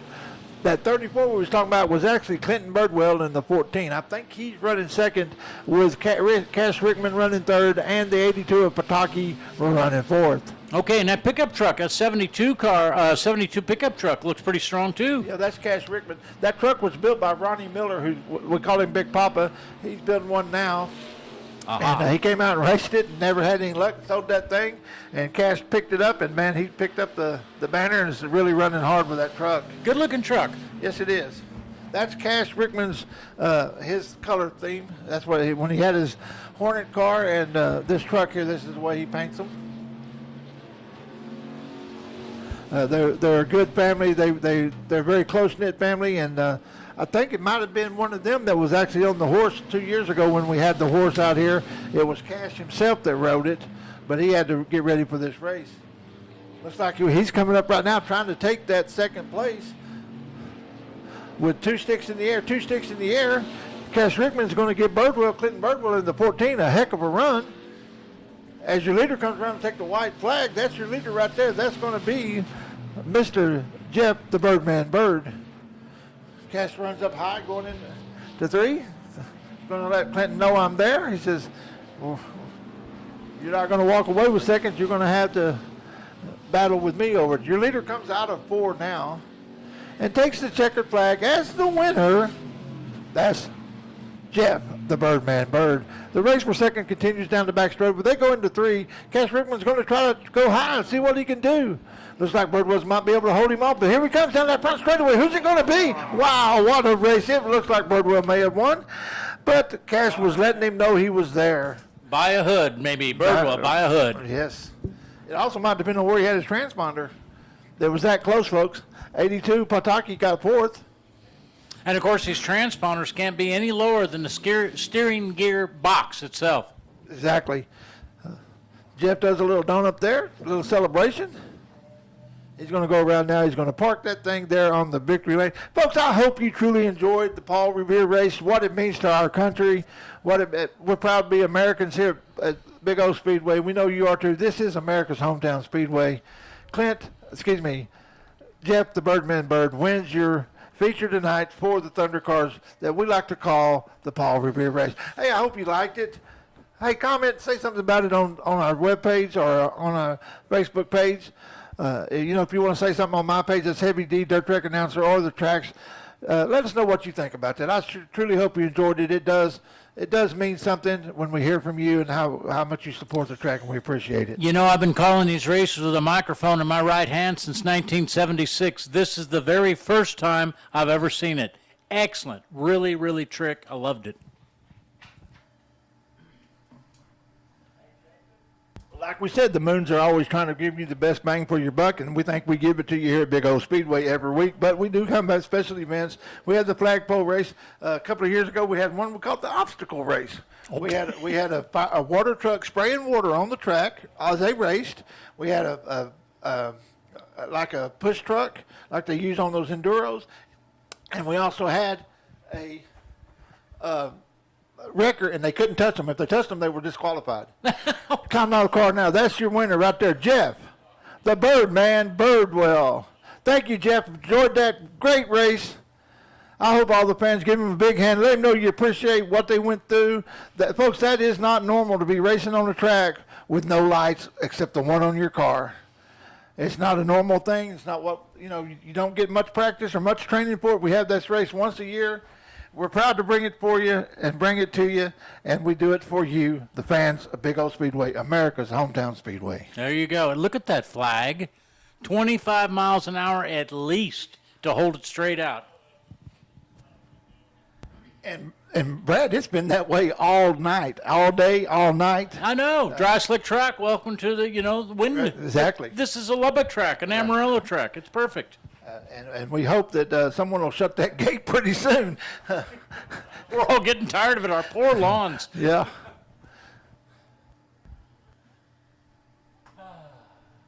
Okay, what do we got coming up here? This is some more of your guys. This is fun, man. I'm really enjoying this. Oh, thank you so much. You're certainly welcome. It's fun to go back and forth. Yeah, I'm learning quite a bit, too. Good, good. Well, me too. I want to steal all your goodies and Texas things. Oh, y'all got it great. And don't forget, Mark Madison and Dan Carlson and the gang. I believe they're still out there by the front gate. Hopefully they don't load up. Some of those guys are my age, our ages, and it might be a little past their bedtime, so they may be loading up pretty soon. Oh, look at here what we got. Here's our Volkswagen friend, your buddy. That's the Texas Outlaw Street Stocks. And is he the announcer? Yes, at Lone Star Speedway. He's the announcer. That's out in Gilmer, Texas. You go right on out 20. Right on the freeway, isn't it? Yes, it is. Beautiful, beautiful racetrack facility. Announced there many, many years ago. And folks, this is your Sunoco IM Racing Fuels Outlaw Street Stocks. Dylan Glass is a 0. Alan Lindo. It's like Lindo, and the 136. Do you need me for the modifieds at all? No, you can if you want to call some race, you can. Yeah. It's easy. I got AA main. Green flag in the air. Green flag in the air. We've only got 23. If you want to go back and forth, I'll be the first one. You do the second one. Whatever you do, let's just offer my assistance. That would be wonderful, Doug. And just kind of break it up and give a little bit more voice to both of us. Dylan Glass said, I may have followed that Volkswagen on the heat race, but I've got it figured out for this feature right now. They go into one side by side. Dylan has a little bit of advantage there in that 0, that orange car.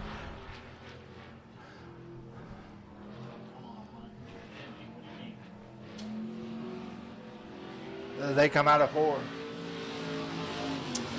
Folks, I don't know if y'all remember back in the day when we had the King of the Hill race. This is a lot like that, except this is going to be 20 laps.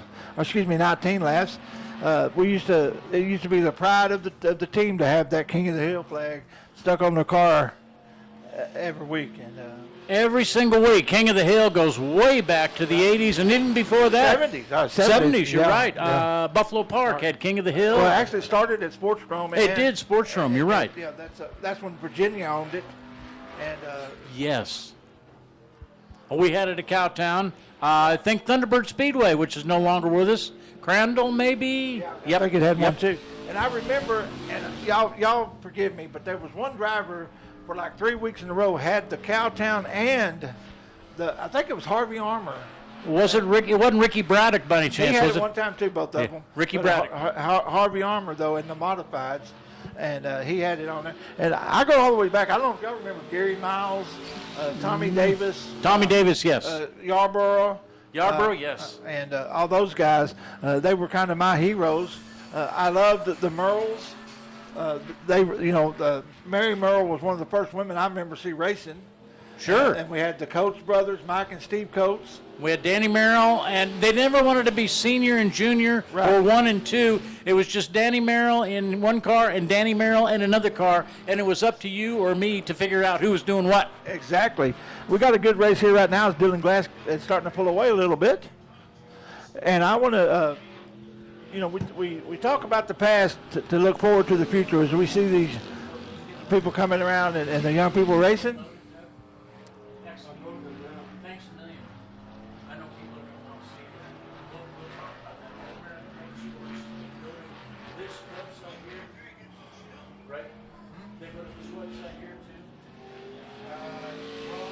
For anything I got, I'll be posting on all of racetracks, or anybody can always share it to whatever sites I want. So you're wide open to share for from you.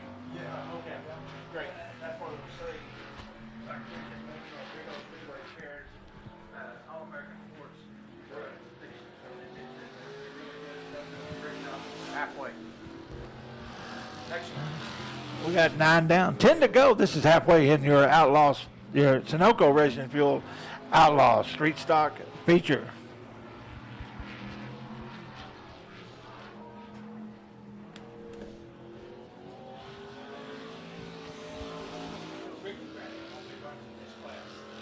Oh. Do they? You know Billy Mazzell? I know the name, but I'm not sure if I know him. He has that station wagon.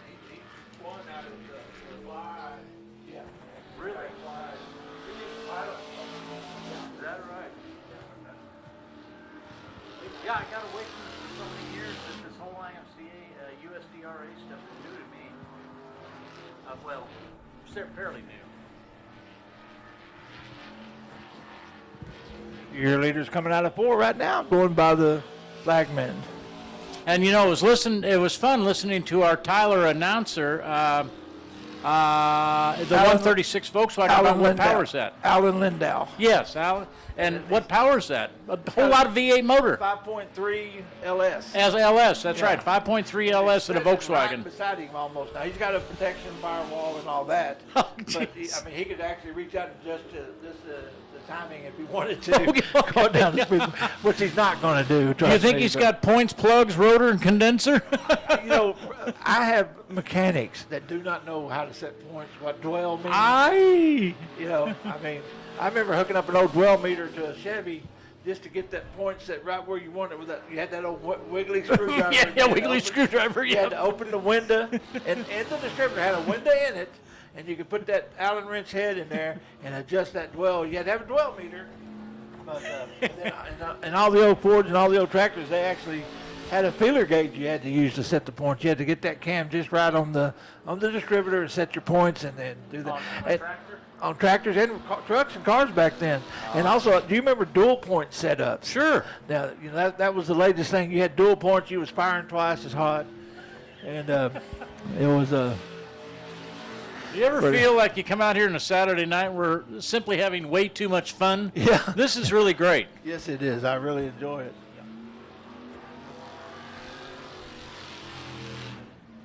You know what? I think he's running on 7 cylinders in the VW. It sounded like it's flat. Yeah.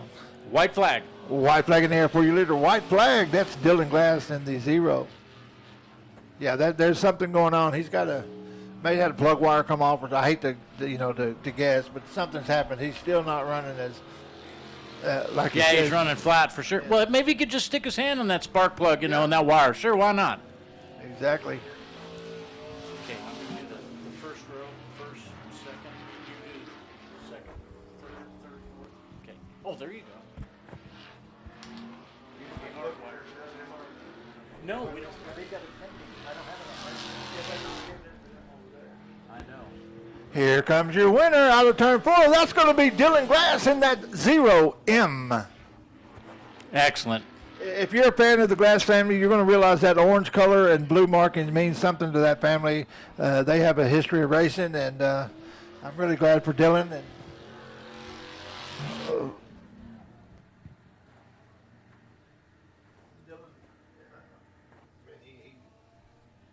I think these are these going to be our guys? Maybe we'll see here in a minute, or maybe yours. Yeah, it might be Econos. Or it might be the USRA Ford mod. That's going to be. Oh, okay. That's going to be limited USRA limited modified. Thank you. I'm not sure though. They changed. I had a schedule originally, but they completely blown that up. Isn't that amazing? How does that happen? USRA limited, Eco limited modifieds. Dylan takes that checkered flag. Outlaw, He's going to do a Polish victory lap. Go to lineups. Yes. Let me back up to it now. USRA. Okay, folks, coming up next on the track is going to be those Eco mods. Eco mods, right? Yes, sir. It's going to be Eco mods. Great, thank you. They're eco limited. Oops, that's Hornets. pulling in the victory lane. Your winner with that checkered flag. These are his guys. Eco limited. Okay. I'll wait until modifieds. Okay. Help them out there. You guys do a good job. Thank you. It's a lot of fun. I'm listening in. Having fun. Boy, that zero car. You know, that's really a fast little old ride there that he's got. Yes, it's climbing out now. That's your winner, Dylan Glass. Congratulations, Dylan, on a great race. He says, huh? The wind's blowing too hard in my ear. I can't hear you. Oh, and look at who there is going to give him the checkered flag. That would be Keith Pirtle, my boss, and the race director of the Touring Outlaw Modified Series. We appreciate that from him. You bet. Appreciate the support. And we truly enjoy having y'all out here today. It's been a great race and a great fun. And we got their feature coming up here shortly. But first, we're going to have those Eco Limited Modifieds. 19 laps is the distance. We've got 22T of Tyler Murhead on the pole. Outside him, you got the 19R of Dylan Richards. Those are your two heat race winners. Row 2, you got the 12 of Jordan Ramsey. Outside of him, you got the 47 of Morgan Rawlinson. Row 3 is going to be Charlie Norris in the 17C. Outside of him is going to be the 13-year-old number 9 of Lane Skinner. Row 4 is going to be the 97. That's Charlie Alder. Outside him is going to be the 087 of Henry Harrison. Row 5 is going to be the 01 Josh Baker. Josh is a young man, too, coming up from our Hornets class and then into our Thunder cars, and now he's racing these Eco Limited Modifieds. Outside of him is going to be 4D. That's Devin Bowles. He did the same trick. He came from the Thunder cars and moved up to this Eco class. Then you got the 150. That's Gerald. Boy Larson. Gerald is a third-generation racer, and his son is going to be a fourth-generation racer. They're from that's the 150 of Gerald Larson. Outside, he also moved up from Thunder Cars from last year. Then you got the 23. That's Ricky Slack. Ricky's won the feature out here before, so look for him to be moving up. Row 7, you got the 0 of Keith Burnett. That's your lineup. 19 laps the distance. This is your Eco Limited Modified feature tonight here at Big O Speedway, America's hometown speedway. And you say that 150 car, Gerald Larson, fourth generation. I take it the Larson's been racing a long time, four generations. Well, that's what we was talking about. That car that Mark Madison rebuilt, that's his grandfather's car. His grandfather's car, isn't that Jerry something? Larson, yeah. And they're also, it's a double edge there because they're also from the descendants of Buddy Sailor's, the 150. Please stand back from the fence when the cars are on the track. Please stand back from the fence for your safety.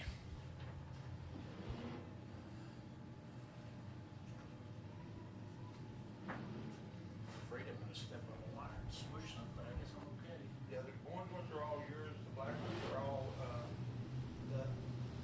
out here. Redstone, Texas. Redstone, Texas. One right back there. That's the one, the speaker wire that goes to all of our speakers. Okay. Race on Texas, they're doing all of the videotaping for, I guess, all these races now. They're doing a magnificent job. Race on Texas. Yeah, follow him there. You can catch Cody doing his job. He's doing a good job tonight. And like I said, I'm a prescriber. I think I'm a doctor there. I am a subscriber to this series, to the Race on Texas, because, folks, up here we don't always see everything that happens, and I do enjoy going back and watching the races. We have it lined up. We have a green flag. We have racing here in your Eco Limited Modified feature. 19 laps is the distance as they rumble and roar into turn 1. Ooh, that Tyler Muirhead way high, wasn't he? Yes, he was. It looks like he's able to use that momentum. We got one turnaround there in the middle of 1 and 2.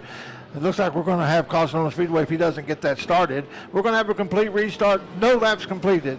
Yep. I think that's the 97 of Charlie Alder.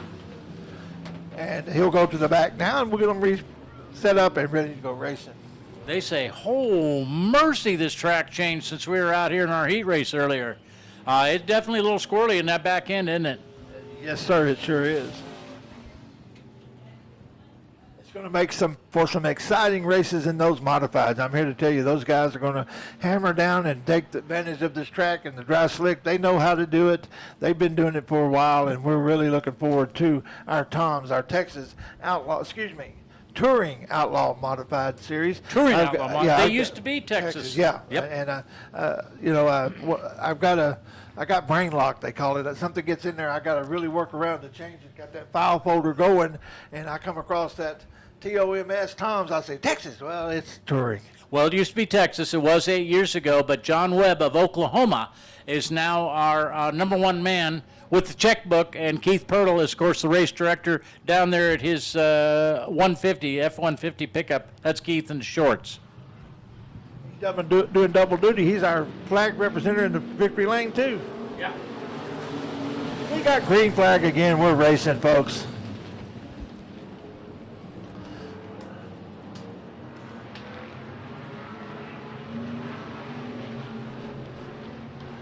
Looks like Tyler Murhead may have figured out that slick track as he runs up there high, grabbing some of that edge of that berm. And you got the 12. That's Jordan Ramsey.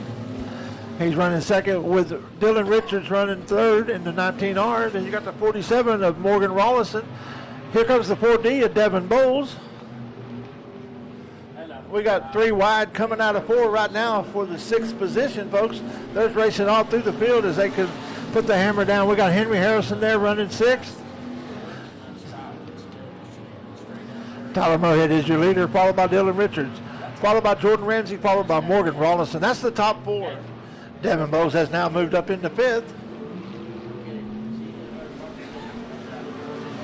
Henry Harrison continues to run low. Then you've got the 13-year-old of Lane Skinner there in the 9. He's running 7th. As your leader starts to check out on him. But we still got races throughout the field. Here's Devin Bowles trying to make a move on Morgan Rawlinson for that 4th place. Morgan's able to hold him off. He shuts the door on him. Henry Harrison running low down there. He's going to try to get a little bit of grip off the bottom, see if he can pull down that back straight. But it looks like Lane Skinner is able to pull him, and so is the 150 of Gerald Boy Larson. He gets up around the edge of that berm, turns a little bit sideways, loses some momentum, and that allows Henry Harrison to go back in front of him. Your leader goes into 3. That's Tyler Moorhead. He goes by the checkered flag, the flag stand in first place, followed by Dylan Richards, Jordan Ramsey, Morgan Rawlinson, Devin Bowles, and Lane Skinner. Folks, none of this is official till they get to the pay window. There goes that unofficial speak again. Yes. Well, you know, I really honestly learned that from Doug Rollo. He told me that's one of the things he told me. You can say it as long as you don't say it's official, because we're not official. Oh, yeah. Nothing's official. Till the pay window. Yes, sir. They have to go through tech and other things. Your leader just went by, completing lap number 8. That is Tyler Moorhead, followed by Dylan Richards as they continue to run. They're getting strung out a little bit now, but we still have a little bit of a race here for 4th between Devin Bowles and Morgan Rawlinson. That's a good race, Devin Bowles, for sure. Yep. And Rawlinson, Bowles and Rawlinson. Yeah, good race. They're both racing families, too. Very good. These kids are staying away from the fence. They listen to you, and they've got a favorite driver out there. 3 of them, a trio. Yeah, the kids, they got everything but a checkered flag in their hand. Yeah, that's it, yeah.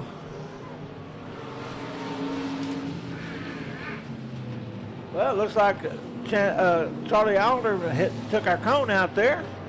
He got a little close. The starter's cone is out there in the speedway on the edge. Tyler's running into traffic right now. See how he gets by the 23 of Ricky Slack there. Coming up next is going to be the 0 and the 97 of Alder as we complete 12 laps.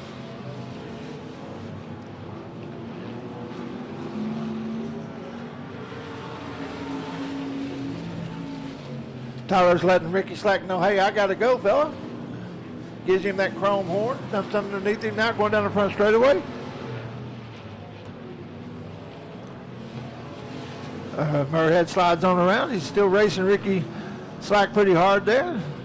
Looks like it might be allowing the 19 to catch up a little bit. We'll see. We got caution on the speedway. Caution on the speedway. As we got a car turned around. That's going to be Morgan Rawlinson, your 4th place car.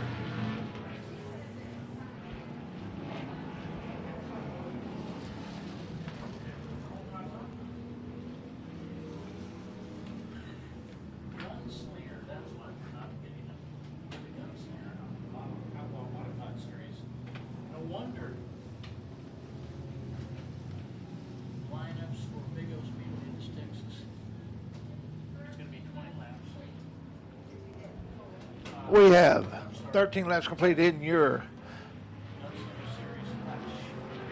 Eco Limited Modified 19-lap feature. Your leader is going to be Tyler Moorhead. I guarantee you the lead he had, Tyler did not want to see that caution.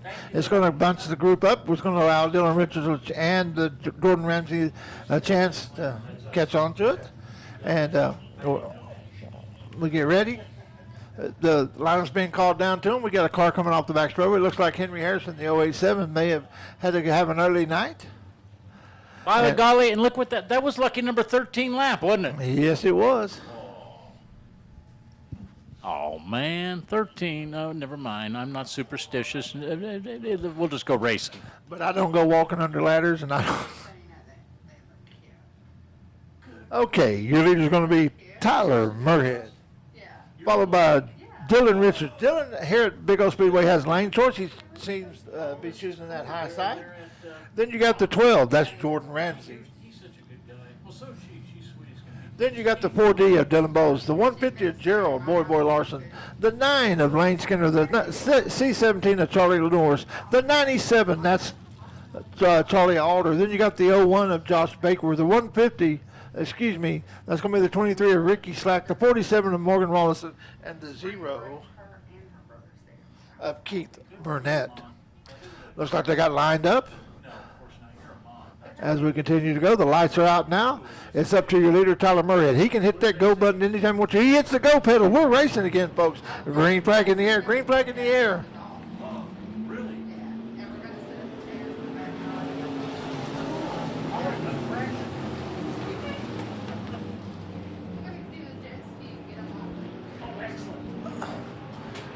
Looks like Jordan Ramsey used that advantage of the restart to get out in front of the 19R of Dylan Richards. Devin Bowes is on his tail. The race now is going to be for second, third, and fourth between those three with 5 laps to go. 14 down. Oh, we got trouble for your leader. Looks like smoke coming out of the back. He's going to turn it right in front of the group. Looks like it was a right rear axle problem or something. Probably something. Yeah, that was white smoke. So Dylan Bowes tried to take advantage of it. Devin Bowes is your leader, followed by Jordan Ramsey, followed by 19. We got caution on the speedway. Caution on the speedway. We got one up over the berm there. Perfect. Excellent. And we're all lined up now that I know that we're going to sling them. When they're coming up. I don't know. I don't see him now. I'm not sure. I should have asked Chastity. I'm not sure. We'll just wait till we see the nose of the cars. That's Josh Baker in the 01. He's heading to the pits, it looks like. I don't know if he's going to go to the hot pit or to the regular pit. We're next. We're next. Thanks. We're next. Okay, cool. And we got our sponsors here. Oh, we're so set up. Folks, get ready. It's about to be that time. After this picture is going to be your Tom's. That's the Touring Outlaw Modified Series. Race is coming up. We're going to turn it over to Brad when we get ready for that. But, folks, it's going to be a 4-lap dash for the cash here in the Eco Limited Modified feature with the 4D as your leader, followed by the 12, then the 19R. Then you got the 150, the 47,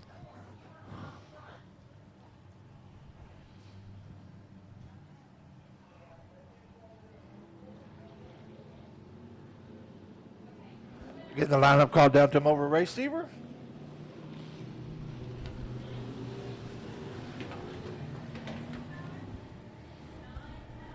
So it looks like it's going to be Devin Bowes, your leader, followed by the 12 of Jordan Ramsey, the 19R of Dylan Richards.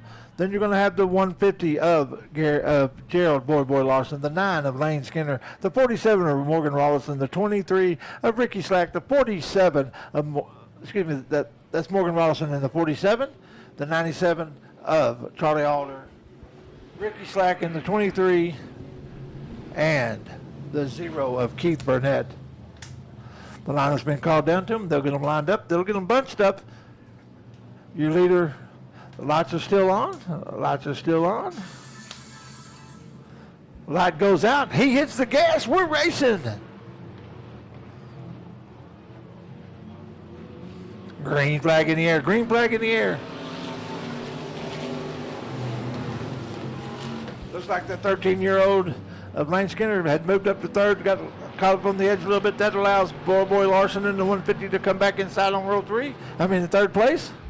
Your leader catches up, scrubs off some speed there in the berm, went up a little high. He's coming around now. Jordan Ramsey says, I've got something to say about this before the end. He's going to come up on the backs of Devin Bowes. Devin's going to get the twin sticks in the air. 2 more laps around here at your 5/16 mile track at Big O Speedway, America's hometown speedway, with Devin Bowles as your leader. Jordan Ramsey in second. Boy Larson in third. Looks like Charlie Alder in the 97 went up over the top a little bit. He's slowed going down the back straight. He gets it back under control. White flag in the air. White flag in the air for your leader.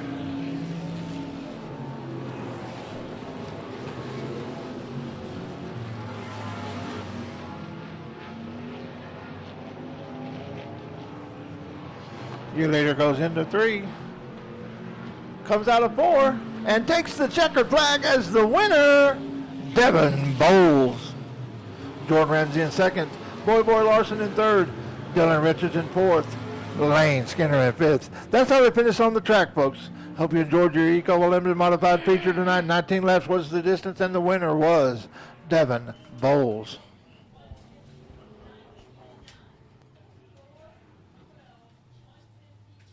You know, Heavy D, that was just great. And now the Gunslinger Series 2 Touring Outlaw Modified Series.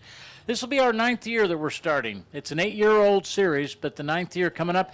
And you know what? I'm so worn out from listening to you watch it race. I'm going to actually get a little help up here with Doug Rollo helping me out, bringing out our Touring Outlaw Modified Series. Doug, this is going to be a 20-lap a main event, $2,000 to the winner. Guess what second place pays? Not sure. What is it? $1,000 for second place. You don't think there's going to be a race for first and second, and then it's anything after that, it's $300 to start for the whole class. There you go, folks. Excellent money. We want to thank our sponsors, Doug. Summit Racing Equipment is a huge sponsor of the Touring Outlaw Modified Series, along with Smiley's Racing, Fritz Photo, good folks doing good business, All-Star Signs by Wesley Veal will be out here with his son Ryan Veal, Love's Graphics, along with Dirt Defender, Deathridge Opticians, Mars Race Cars, Hellish Shriners, Utility Trailers, and Chuck Galloway Big Country Long Haul. These are all sponsors of our Touring Outlaw Modified Series. And if you folks are interested in an advertising, marketing, promotional deal, you can always contact Keith Pirtle with the Tom Series, and he will hook you up and give you all the information that you need on that. Motorsports advertising and marketing programs are some of the best in the business for advancing your personal business needs. Well, that's very true, Doug. Keith Pirtle, of course, is our race director. He's busy on the horn right now with Chastity, who's upstairs, and she does a magnificent job of keeping these drivers straight. And here we go. They're coming out. They're going to bring their American flags, their Sunoco flags, and something we do very special. You'll see in a couple of laps, they're going to make some slow laps around, and then they're going to come to a stop. And when they stop, the engines are going to be turned off. And when I say on 3 to all the crowd, 1, 2, 3, we're going to say, gentlemen, start your engines as loud as you can. Kids, did you hear me? When they stop, you're going to say, gentlemen, start your engines. You're going to hear 23 cars with 725 horsepower or 50 horsepower per car, about 18,000, close to 18,000 horsepower. Okay, Doug, here we go. Rusty Trevathan Jr. out of Wiley, Texas brings him in the 51 car. He brings him out onto the track. Sam Cox out of Flower Mound drives number 3. Making up row number 2, it's going to be Mr. Excitement, Justin McCoy. He's going to pilot the car number 410. On his outside in row number 2, it'll be Casey Higgins in the number 22. Third row on the inside, Josh Landers. His daughter, KK, is filming all of this. Josh is in 14X. And then next to him, his old buddy, Wesley Veal. Excellent interview with Wesley Veal out of Princeton in the 11X car earlier today. Starting on the 4th row on the inside in the 7th position, it'll be car number 10, Dustin Robinson. Jared Baird will be on his outside in the 8th position in car number 99. 5th row inside, Max Eddie Thomas out of Quinlan. He drives the 82 ride. And Chris Huckabee from the pilots the 2C car out of Midlothian. The high side hustler, Dylan Pike in the number 6 car, will be on the 11th position on row 6 on the inside. Troy Taylor, with over 550 career victories, will be in position number 12 in the 56. 7th row inside, 19C, Chad Guest. Next to him, Bo Days, last year's winner in the 4 car. Skip O'Neill will drive car number 8 in the 8th row inside, and Robbie Daniels will be in the 727. on his outside. All right, Nate Throw inside. Jim Knight in the 73 ride from Grand Prairie. 2R, that's Michael Risky out of Caddo Mills. Looking back to row number 10, it'll be the 99X of Michael Maples. Carl Large will be driving car number 33C as the field of modifieds comes down the front straightaway. 4 wide. Let's give them a big round of applause, folks. You're going to see him come around one more time with the American flag, the Summit flags. We're going to collect those flags. They're going to turn off their engines, and that's where I really want to hear, especially from the kids. Gentlemen, start your engines on my count. 1, 2, 3. Not now, but when I say 1, 2, 3, I want to hear everybody. Gentlemen, start your engines as loud as you can. Okay, 11th row. We talked to about Wesley Veal earlier. This is his son, Ryan Veal, an excellent basketball player, and a good interview with him earlier today. He's 11R. Next to him, Richard Brown Jr. out of Dallas in the 13 ride. Downstate racer 7G David Good will line up in the 12th row all by himself as the field of modifieds come through 3 and 4 wide. What a beautiful scene we have here at Big O Speedway. And you can see Keith Pirtle, our race director right now. He's in constant communication with others on the track, and also Chastity upstairs here with us in the next booth over. She is the official scorekeeper, and once these flags are gathered, then they're going to turn off their engines. Believe me, they can hear you if you're loud, and we want to hear them loud. They're beautifully 23 cars, make that 22 cars, I think, are going to make the start. Keith, as you can see, is hustling to get his flags. All those engines are going to turn off, and except one. He didn't want to turn it off. He got a dead battery. No, I don't know, man. We'll get it figured out. One car probably will turn it off here, and Keith will say, hey, guys, and he's getting a little help now, thank goodness. Usually we have 2 or 3. Keith's brother-in-law, I think it is, that comes out here occasionally and helps him, and maybe had to work tonight or something. But we're going to get going here, and I'm going to look over at Chastity, and we will keep an eye on Keith.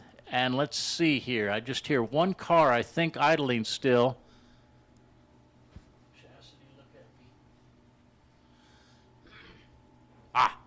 And Keith's saying, okay, car off.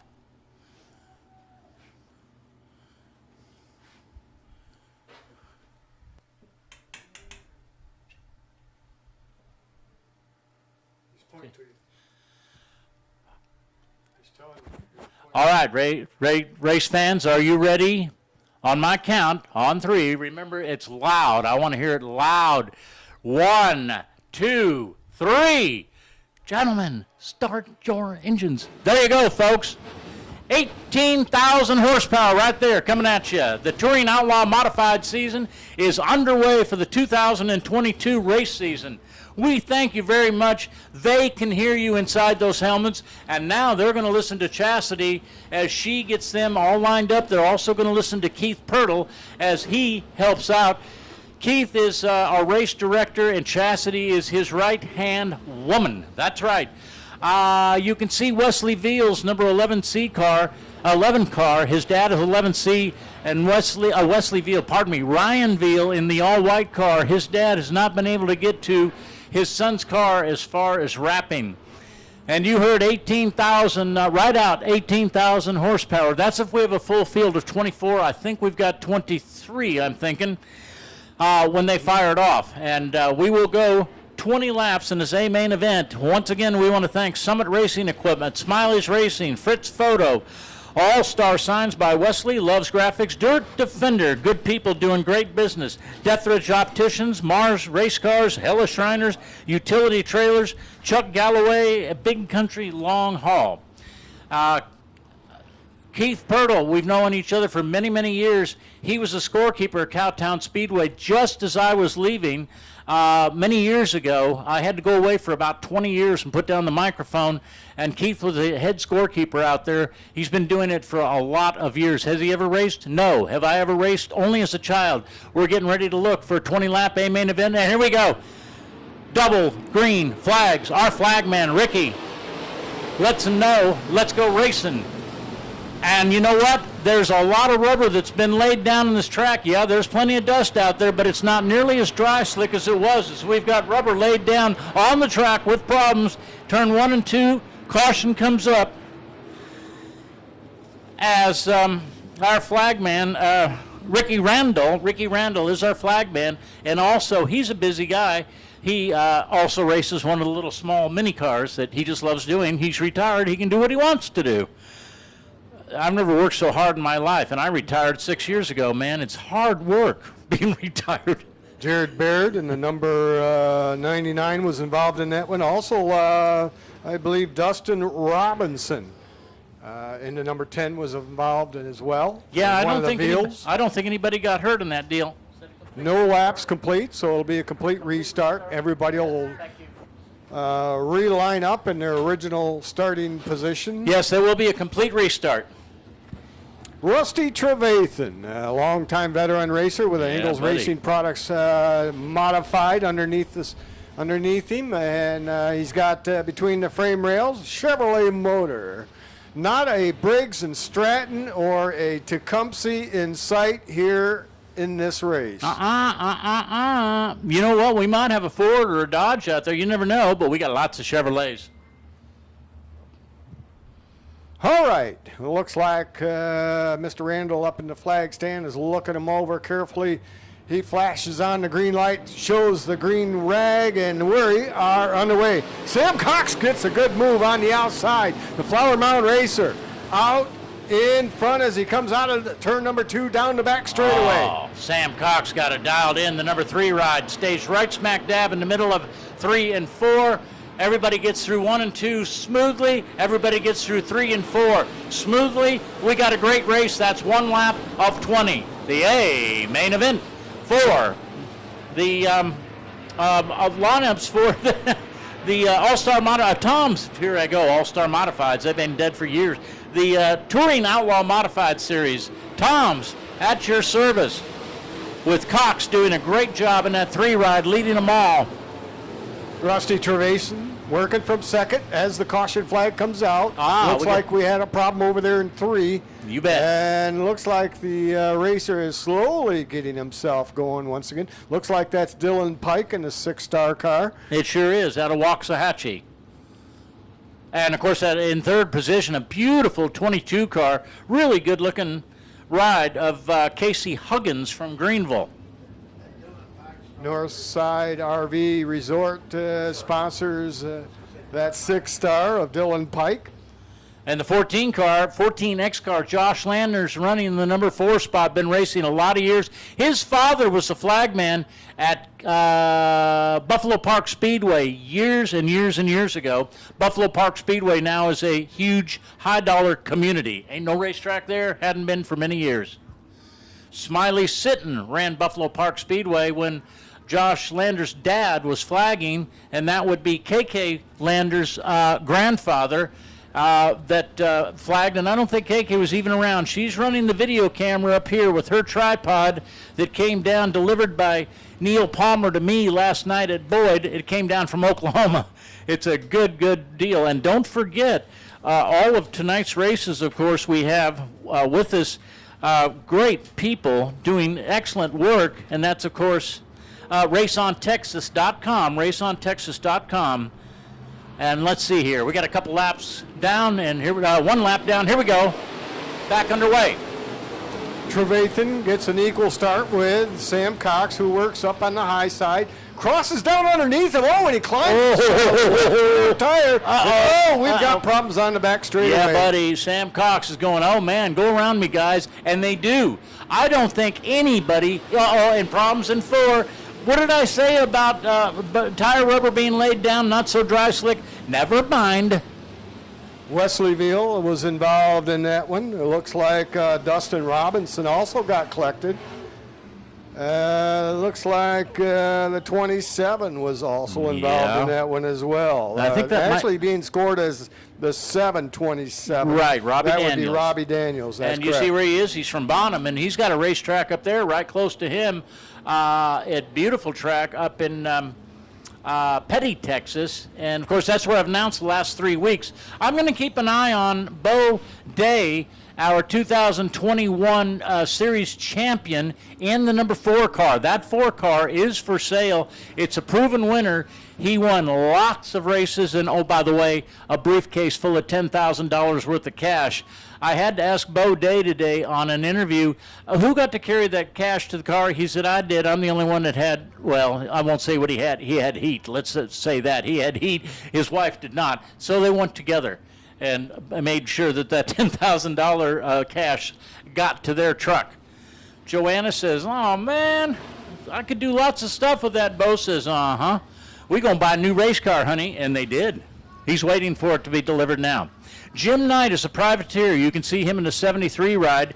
Why is he 73? His first great big Ford LTD at Cowtown Speedway was about the size of the racetrack itself, and it has 73 on it. He just decided, I'm going to be 73. He's never changed the number except for 1 year, and people wondered, well, how come, Jim Knight, you're not racing? He said, I am, but I'm 37. They said, no, you're 73. Okay, so he went back to 73. That's Jim Knight, privateer in the 73 ride.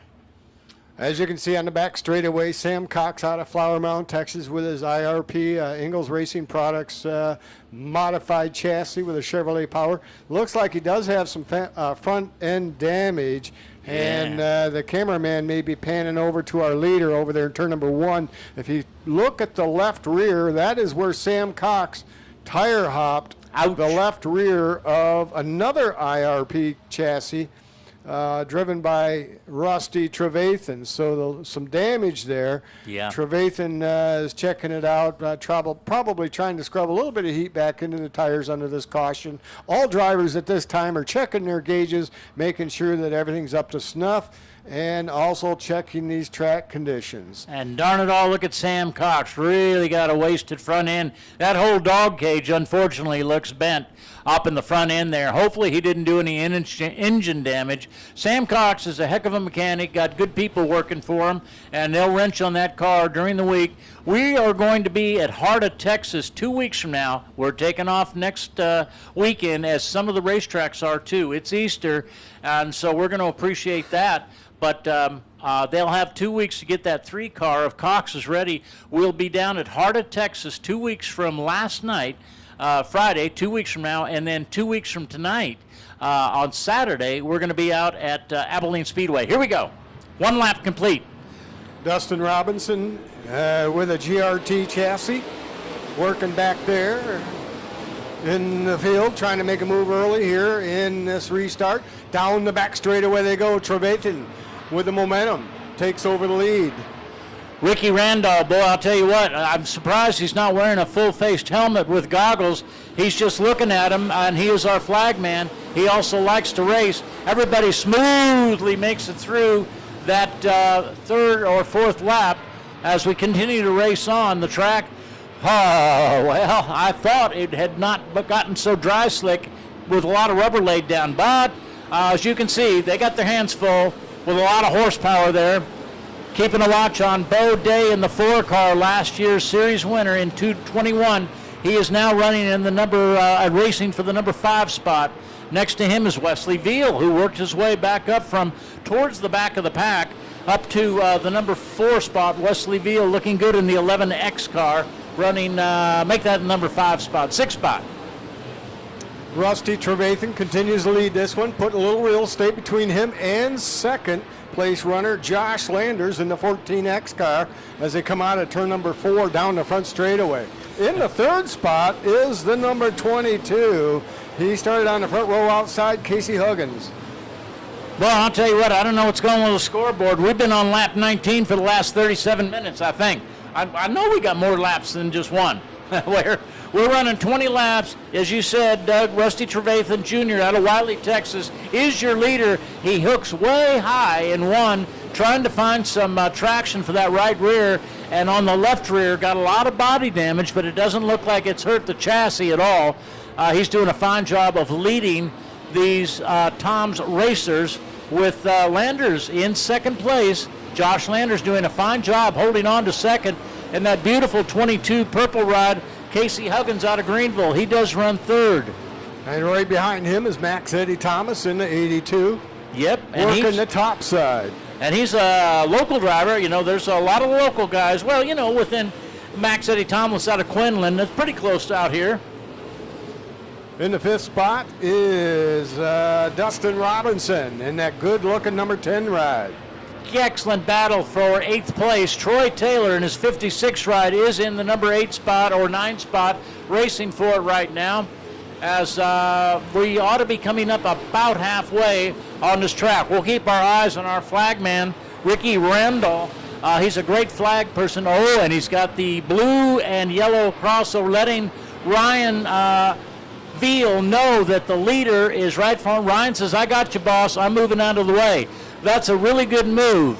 Now 2 flags are in his hands. We are halfway through this Tom's main event. Rusty Trevathan now has 2 lap cars between him and our 2nd place driver as he comes out of turn number 2. The number 14 of Josh Landers. Josh Landers. Really trying to catch Rusty Trevathan. And when Josh Landers' daughter up here, KK, is doing a good job looking at Dad in that 14X car. Good battle for 3rd. I think it's still the 22 car, actually, in 3rd place. Casey Huggins doing a fine job in that good-looking white and purple ride. Blue and yellow flag going out for one of the drivers, letting them know, hey, your leader's right behind you, Bubs. Rusty Trevathan Jr. out of Wiley, Texas, in the 51 car that's been a little bit of sheet metal damage on the left rear, but it certainly hasn't hurt the handling of the... Oh, what is the best even sometimes have a problem. Holy cow, Rusty Trevathan threw it away all by his own self. Unbelievable. What was I saying about that? Oh, well, now who is going to be up in front? Let's see here. We'll keep our eyes on the I flag, would say it's the 14X of Josh Landers. I think it's Josh Landers. You're right, exactly. Josh from the Landers Racing family, whether you're a flagman or you like to sit behind the steering wheel, turn left. Well, we got trouble on the backside of turn number 3. We got one backed up into the wall over there. Sure do. Speaking of modifying, yellow caution comes out. Wow. And we just got through halfway on that, and we'll see how many laps we've got complete. Can't quite see the number on that. I believe that's Jared Baird, though, on the 99.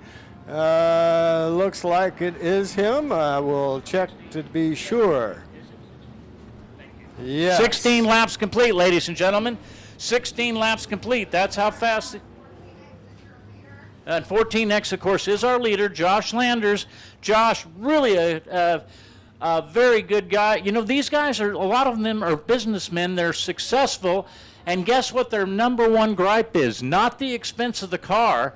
It's the expense of the fuel to get the race car to the racetrack.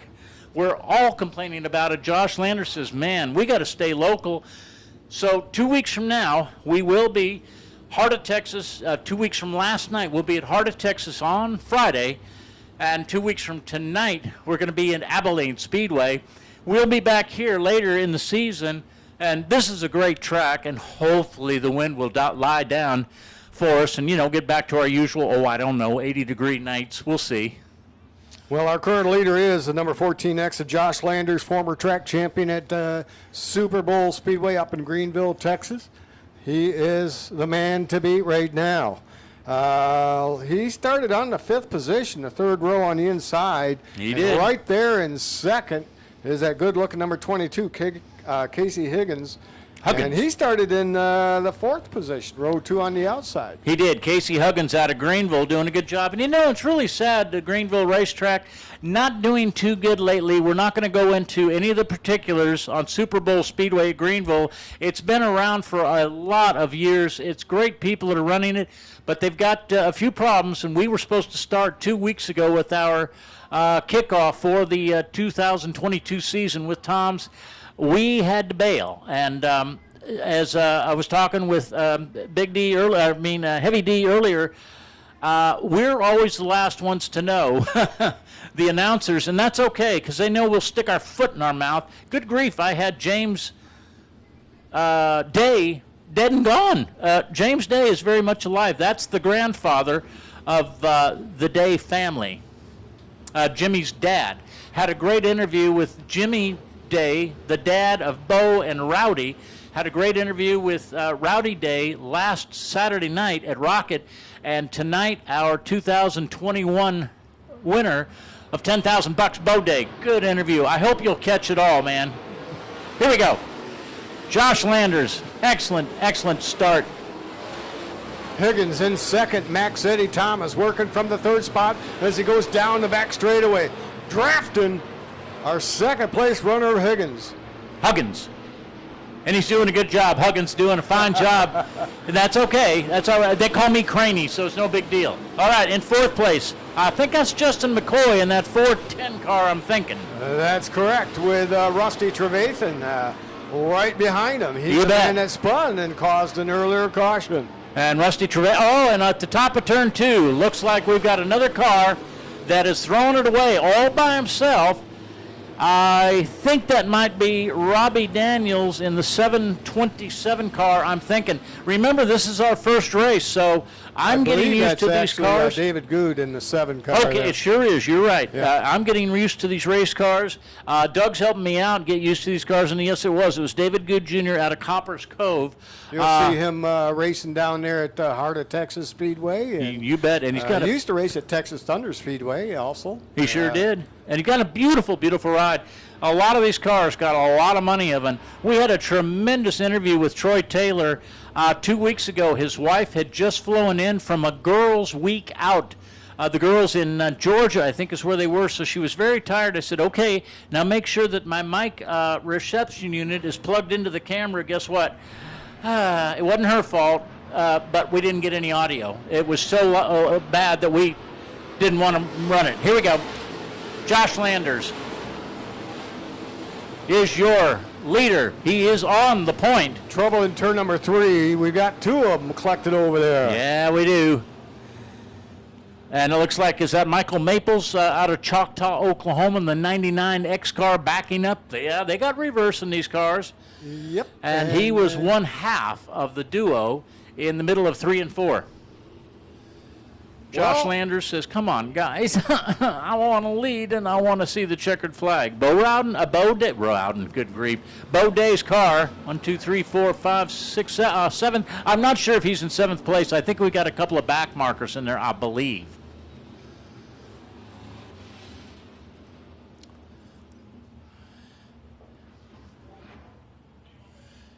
And, of course, racing out here every single Saturday night at Big O Speedway. You guys have just really got a wonderful racetrack out here close in your neighborhood, and it's really well prepared. Excellent food. They race out here every Saturday night. I don't know, they race some Friday nights. They race, some Sunday afternoons? They race a whole bunch here at Big O Speedway. Can anybody catch Josh Landers in the Keeling Concrete sponsored ride? He has really been flexing his muscle in this one here at Big O Speedway. And you know what? Casey Huggins in that beautiful purple and white 22 car. Do I see a left front suspension part maybe real broken possibly? It doesn't look quite right, that left front. Looks like he may have broken a shock mount on the top of that. It is sitting a little low, but then again, that's right there where they take the drive off the exit chute to the pit area, and so it could be a little deceiving there. But nonetheless, he's dead in the water back there, and he's looking for help. Yeah, exactly. Now, some of these cars, let's see if he's got a push bar that's, yeah, he does. It looks like the silver pickup is small enough, narrow enough to push him back into the pits. And the left front wheel, it's not wiggle wobbling, Doug, so maybe he'll just, unfortunately, he was doing a great job, Casey Huggins out of Greenville, having the problem, and has to take it back to the pits and park it. Well, let's see what happens now. Josh Landers, our leader. Max Eddie Thomas in second. The 410 of Justin McCoy. talented racer. Some of you may remember seeing him over at Cowtown Oh, yeah. Speedway when that was going. Look at here.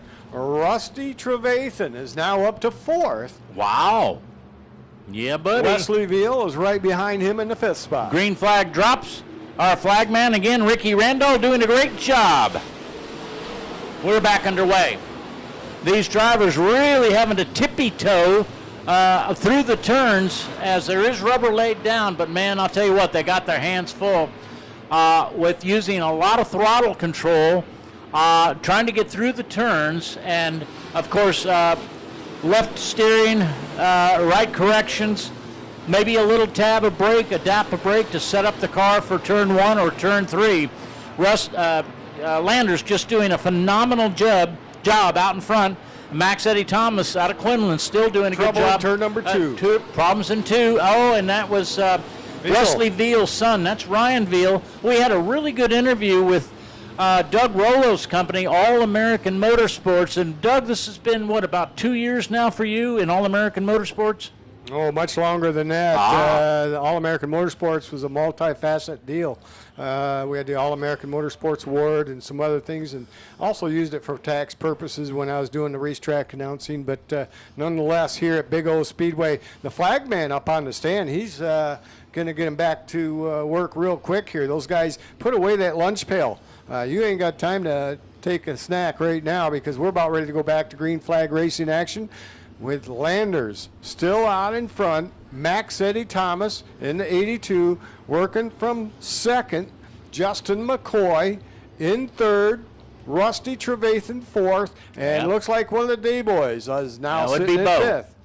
That would be Bo Day in the number 4 car. The car is for sale. It's a proven winner. Just got completely rebuilt from the chassis builder up in Minnesota. Wisconsin, I can't remember which state, way up north, somewhere up Yankee land. Here we go.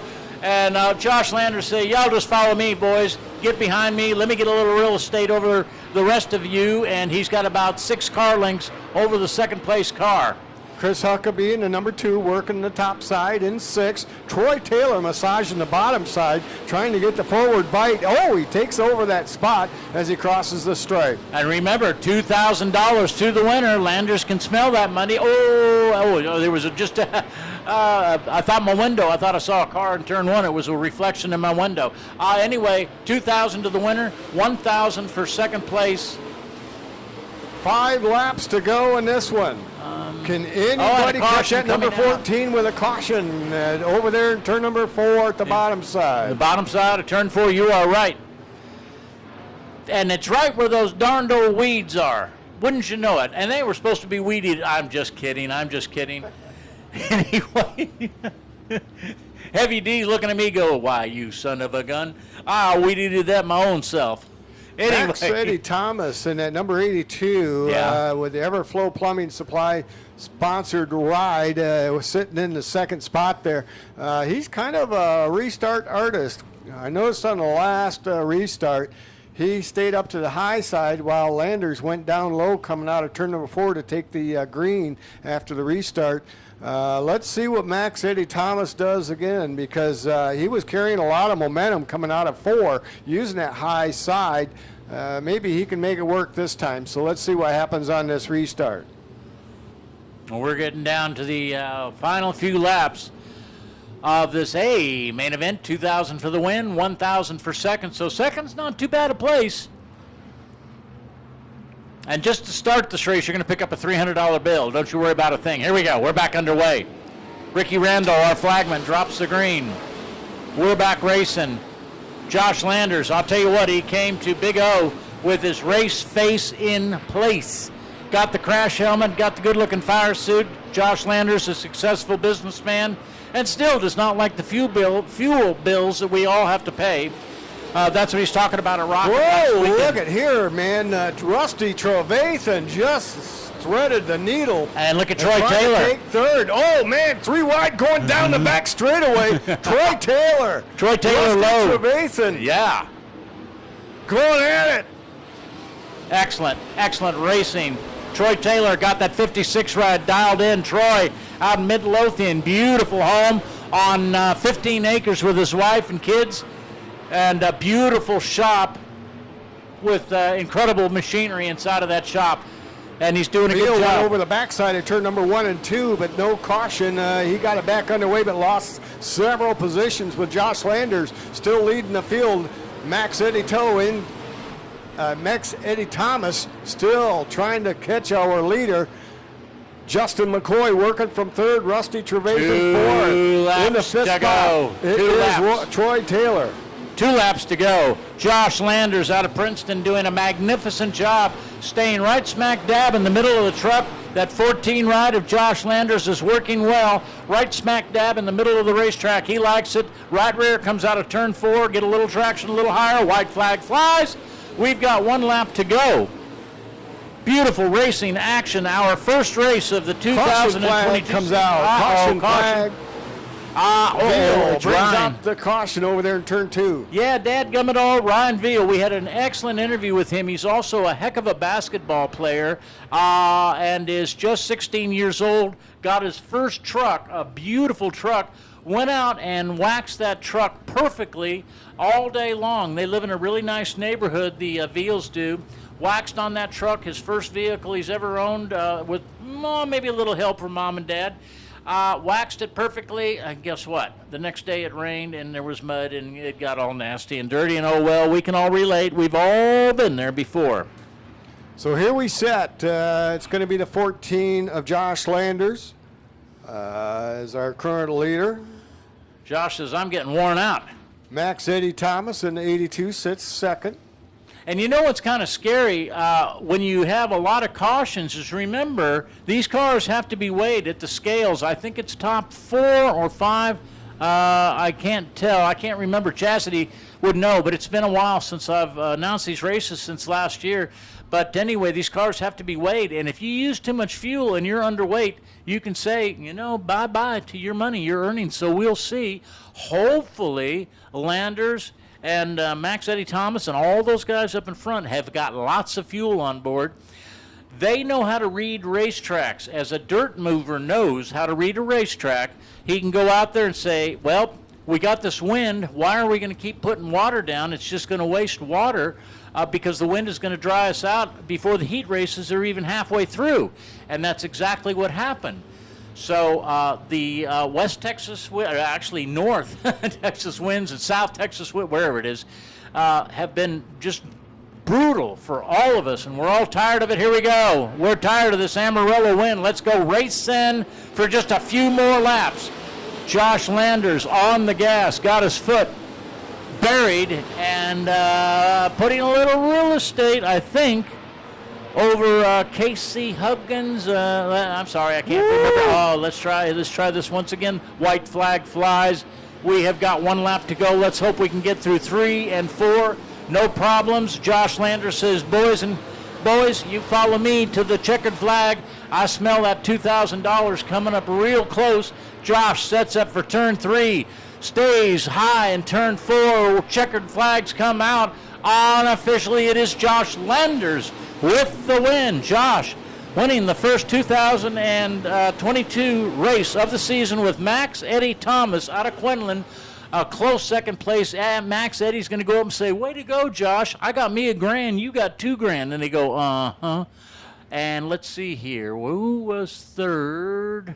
As all these guys, calm down. Was that Huggins in third? I believe it was. Ooh, mercy. Wow. Dylan Pike made a late charge in the 6-star car. He started in 11th position, but he passed 3 cars in 2 laps on that last restart, and I believe he finished 6th. He did, Doug Rollo, and I'll tell you what, this has been more fun with you out here, especially all the interviews we did with so many of the drivers. 1, 2, 3, 4, 5, 6. It looks like 6 of them have to go over the scales.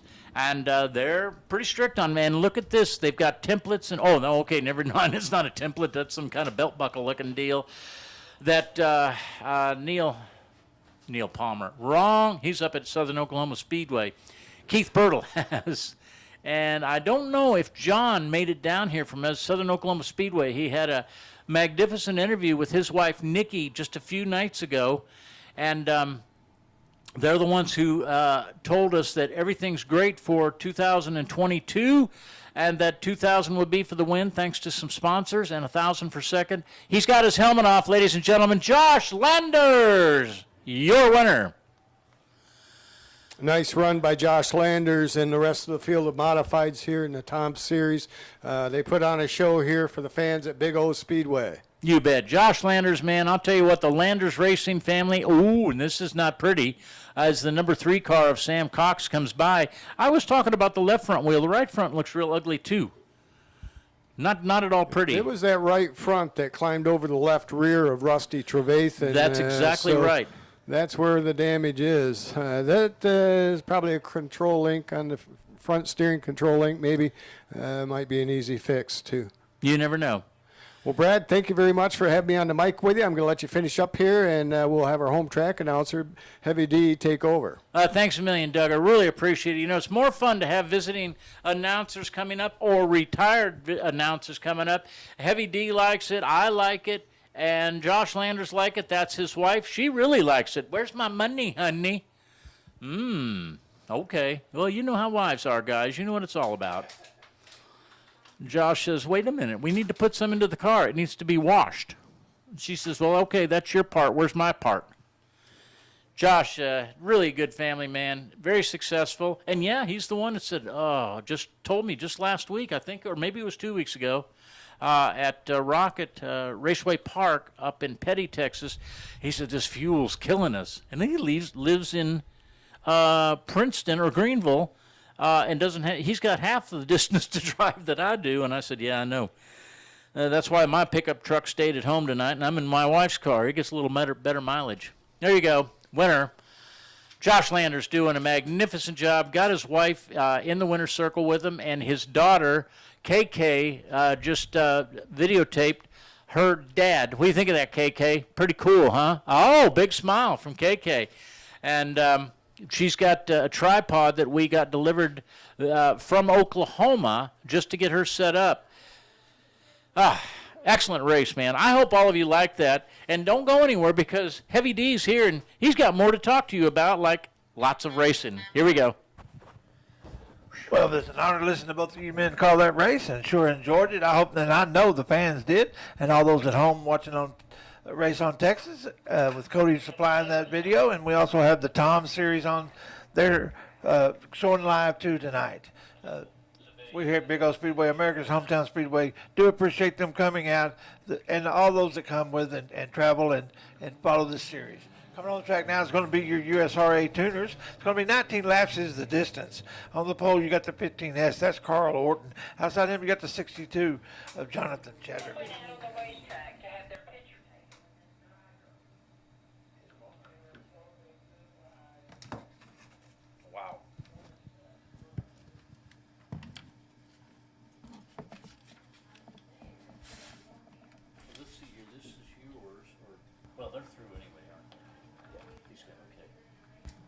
Lineup looks good. Lights are out. They get to the cone. Oh, we got caution on the speedway. Caution on the speedway. Wasn't quite ready. They're going to wave off that start. I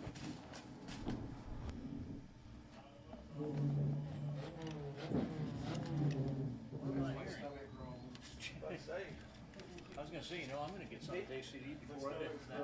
Beat before Reese.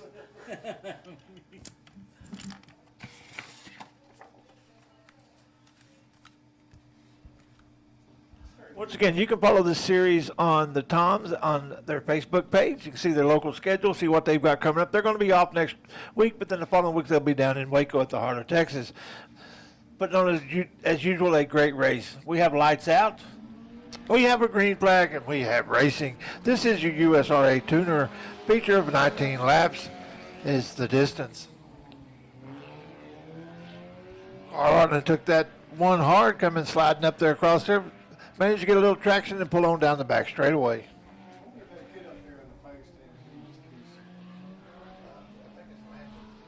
That's the sun,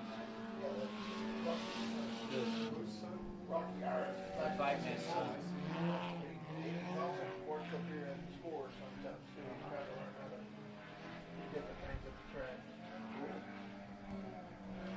Carl Orton continues to be your leader. Has wobbles it there. Got a little bit more traction than he thought for a second, and he lost it. These are front-wheel drive vehicles. They are sanctioned by the USRA. They have their rules, and if you want to get started in racing, you can go to our webpage, www.bigospeedway, and they have a list of rules, and you can find out which class you are comfortable with, what you want to race. We have Thunder cars. We have Eco Limited Modifieds. We have the Hornets. Now, that's going to be for your 10 to 17-year-old beginners. And then we have this USRA tuners. These are the 4-cylinders that are the professional class. We also have the modifieds. We have the rules for the UMP series late models.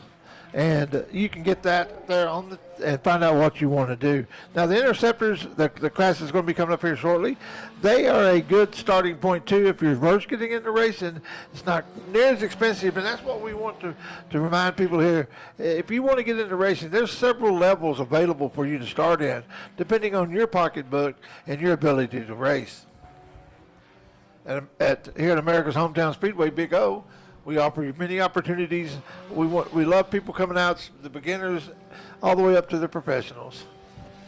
I want to thank you, Heavy D. This has just been great. I'm going to call it a night and go down and see my guys, Touring Outlaw Modified Series guys. So thanks a million. A lot of fun. Big O's a great place. You got great race fans out here, and you're wonderful. Thank you very much. I've learned a lot watching you two guys tonight. I sure appreciate that. Like I said, Doug Rollo came in last year and gave me some pointers. I had other guys come in, and I just love the sport, and I hope that my enthusiasm as well as Brad's came across tonight for the sport and our love for it. Oh, that's excellent. And, I'll bet you're going to be busy tomorrow and probably next weekend real busy, aren't you, in your other job? Yes. Okay, good. I got to come out here and do a little inspection. Apparently, our guys missed some weeds. That's how tractor will travel. And speaking of that, I do want to take a moment to mention our corporate partners out here. We got Thompson Construction. They'll take care of your construction needs. Just give them a call. We got Ludicrous Racing. We have Guest Tire. Chad runs in our modified series out here. USRA modified, that 19C. We have Rendell RV. That's up in Rice. And folks, usually the most neglected part of an RV is the roof. Well, if you'll take your RV down to Rendell RV, just a short drive down 45 in Rice, as we get halfway this time by, they'll do a free inspection. If you tell them you heard about it at Big O, they'll inspect that roof for you, let you know what you need, if you need anything. But also they have service and they have parts. That's Rendell RV. They also sponsor the number 99 RV car out here in the USRA Modifieds and the 96 of Colton Tanner in the factory stocks. Once again, that's a small operations helping bring you racing. Make sure you thank Rendell RV. We also have IM Racing Fuels. That's the Sunoco supplier here locally. They're down there underneath that big sign that says Sunoco, and they also sponsor those Outlaw, the Texas Outlaw Street Stocks. That's IM Racing Fuels Sunoco Outlaw Street Stocks. Thank you. Want to thank Rock Auto for their support. We also want to thank Smiley's Racing.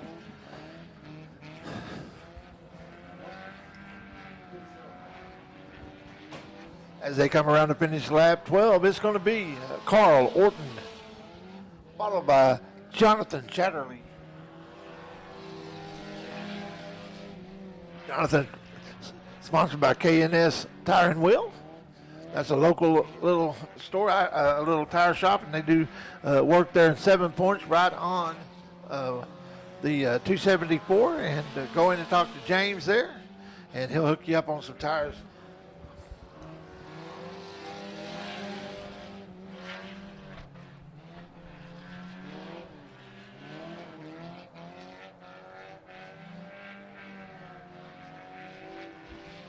Five to go this time by, 5 to go.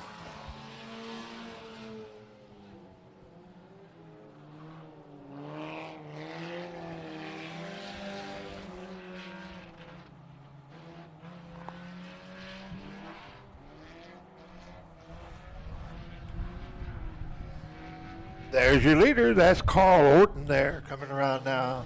Going to go by the flagman. Finishing lap.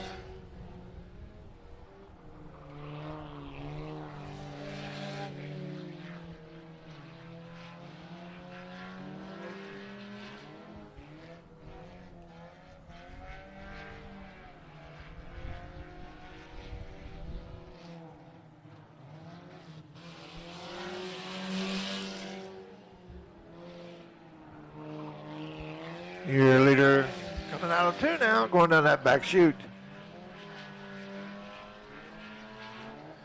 He goes into 3, rolls on through the corner.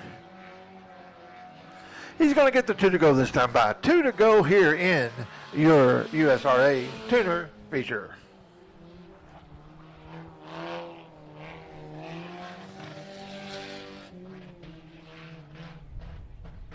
Looks like he may be having a little trouble down there that back straightaway. Let's hope he can hold off and get this victory tonight.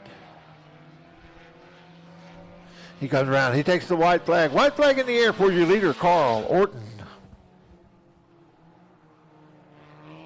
Your second place car takes that white flag.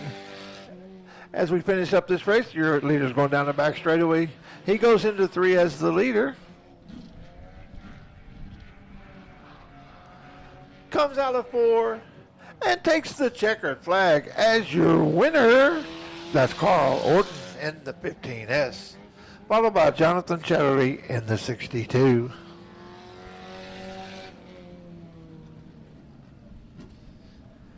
As our top 5 get ready to leave the Speedway there, that's your top 5 in your top 6. There goes Troy Taylor. There goes your winner, Josh Landers. There goes Max Eddie Thomas. Rusty Trevathan. Pulling into victory lane right now is going to be Carl Orton. Once again, we thank all those following us on Race on Texas. Cody's given us those great video, and you can go back and watch this track in the archives later in the week. I tell you what, watching that Tom series finish, that's worth just going back to watching itself. You can catch that over on Tom's, and you can follow them on their Facebook page. You can also go Race on Texas has their Facebook page, as well as www.raceontexas.com. Big O, you can follow us at www.Big O Speedway, America's hometown speedway, or you can go over to our Facebook page, Big O Speedway. You can follow me, Heavy D, at Heavy D Dirt Track and Answer on Facebook. Climbing out of the car, there's your winner, Carl Orton. Congratulations, Carl. Good race. Let's give him a big hand.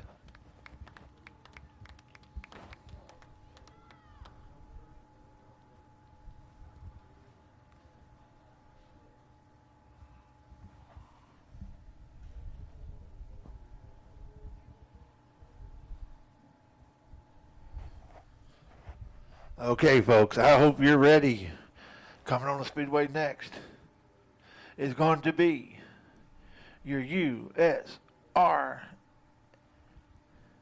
Excuse me, it's going to be the Mod Lights. I apologize.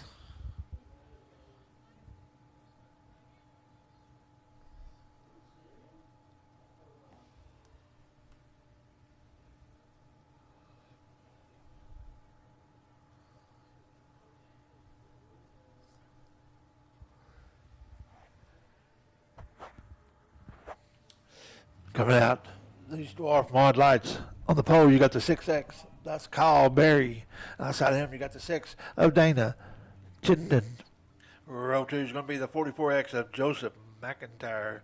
Outside of him is going to be the 74 of Mark Asher, excuse me. Row 3 is going to be the 41 JR. That's Joe Butler. Outside of him is going to be the 78 Ashley Williams. Row 4 is 61 of William Tyrone. Outside, 14 of Mark Williams. Row 5 is going to be Brian Romero. Outside, it's going to be Michael Wells. Row 6 is going to be the 19 of Chris Dana. Outside, it's going to be the 09 of James Stuckenfeld. Row 7 is going to be Jeremy Buxton, 17. Outside, it's going to be the 24 of Todd Looney. Row 8 is the 4R of Ricky Randall. Outside, it's going to be the 41C of Eddie Kraft. Row 9 is going to be Christopher Buxton in the 22. Outside the 777 of Randy Stickenbrickner. Outside it's going to be inside of row 10 is going to be the 59 of Monty Stunkbo. Outside it's going to be the 44 Charles Armstrong. That's your lineup. 19 laps the distance. This is your Dwarf Modified A feature race.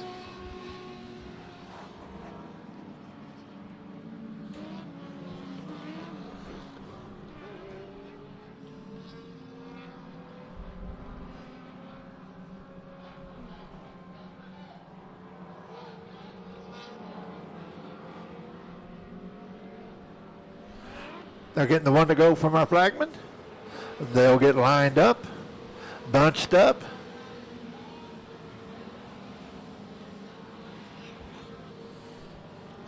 Your flagman for the Tom Series has decided to go ahead and start on the back. If you remember in his heat race, he had a little problem, came over the back of another vehicle.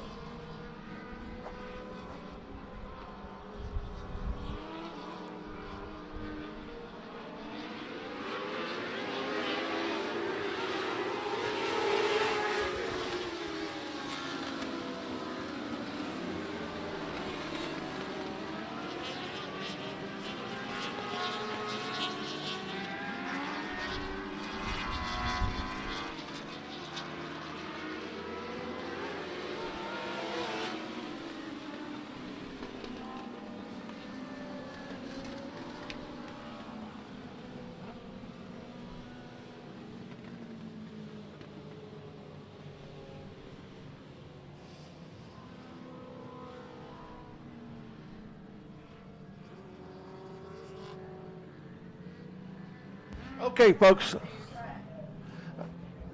We appreciate KK Landers as she just came in. They're getting ready to roll things up.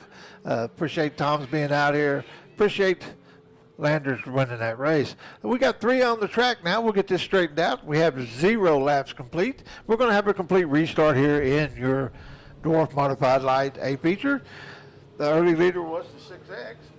But it doesn't count. We're going to go back and have a complete restart.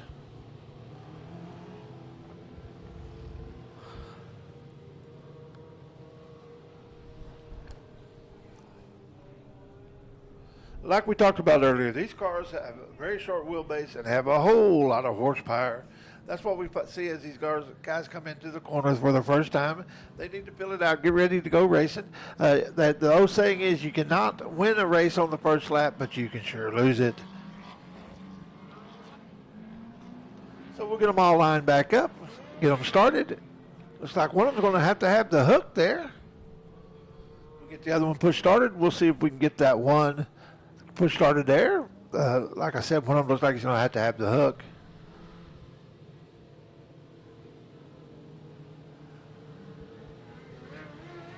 Everybody having a good time tonight?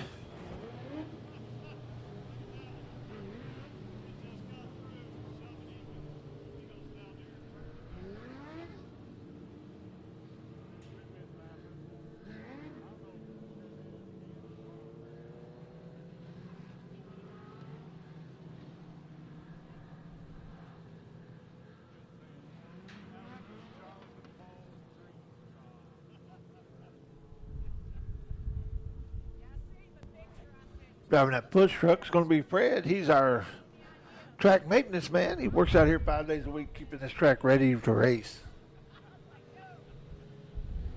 And folks, it is a full-time, 5-day-a-week job getting this track ready and keeping it in good shape. Fred's been doing it for a long time.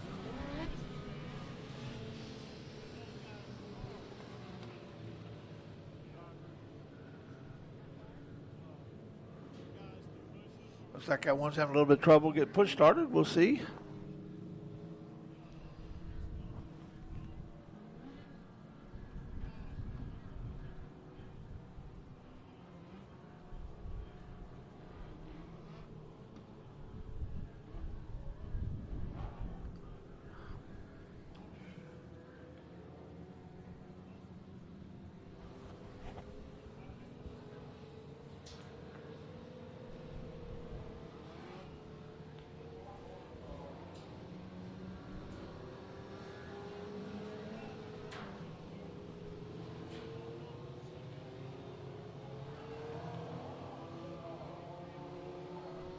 Looks like the 41JR of Joe Butler's having a little problems there. We got one in the hot pit.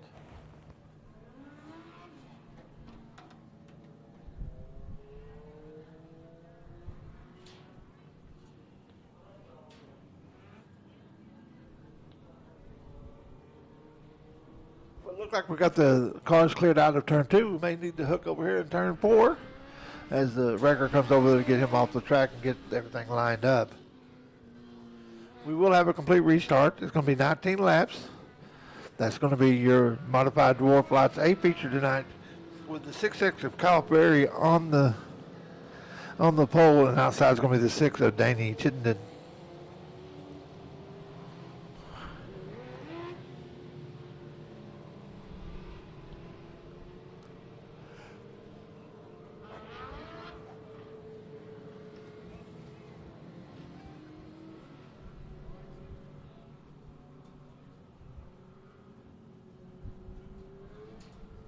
They will stay basically single file till we get this cleared off, and then we'll get them lined up, revved up, and ready to go. Well, I try to say this every week as it is right now. Pick a name, pick a number, pick a car, pick a color. Who do you think is going to win this 19-lap feature for your dwarf mod lights?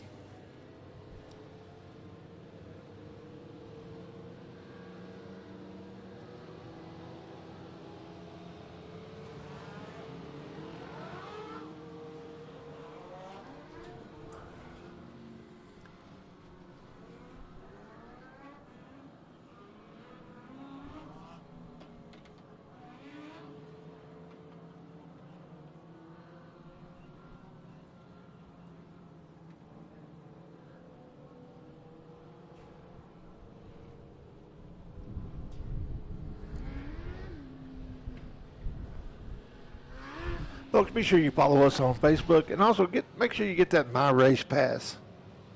Also, you want to subscribe to the Race on Texas and follow that, and you can see what's going on at the local tracks and what's going on at your favorite track. We hope you choose Big O as your favorite track, and we thank those that have.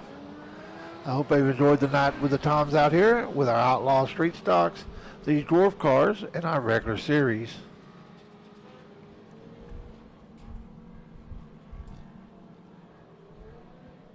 Don't forget about those vintage cars. You can go to Red River Vintage Oval, and you will see their latest schedule.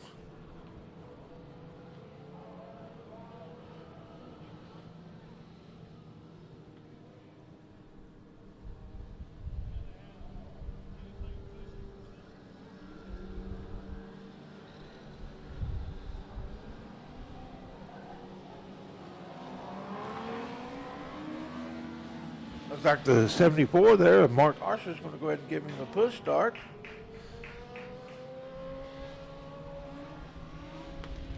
Able to get it kicked off, get it started. He'll get turned around. We'll get lined back up. We're about to go racing again, folks.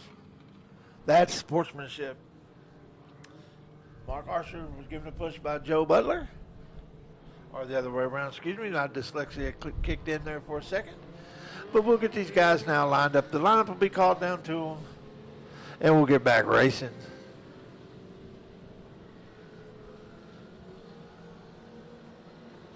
Rocky continues to hold that yellow flag.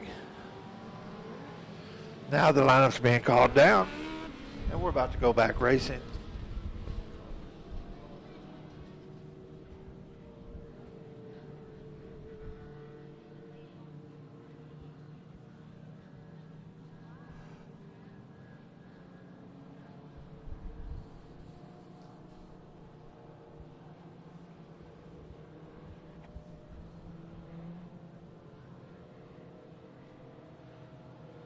It will be a complete restart.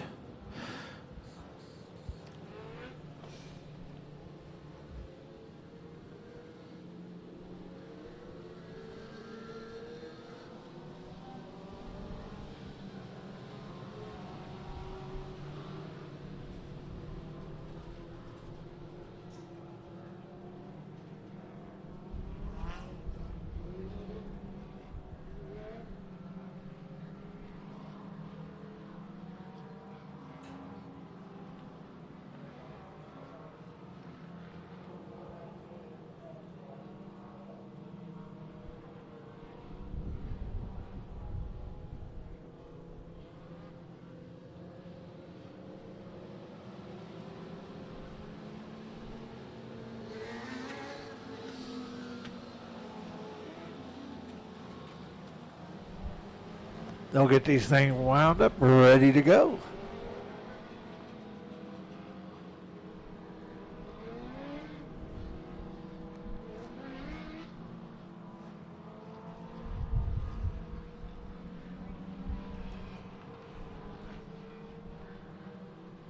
They'll double up, line up, bunch up, and get ready to go racing. They'll get the one to go this time by.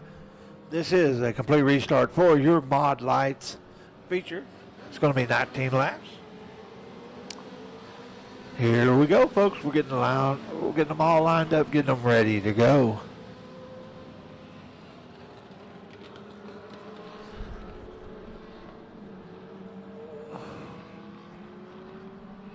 They can't start till they get to the cone, but the lights are out.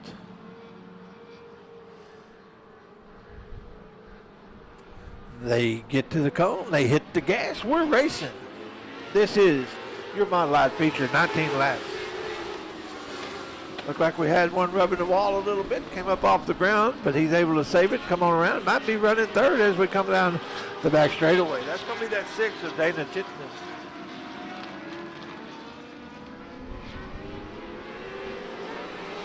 Your leader is the 6X of Kyle Berry, followed by the 74 Mark Asher, excuse me.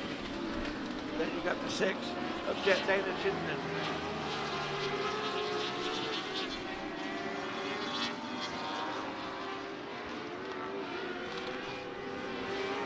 Your 4th place car is going to be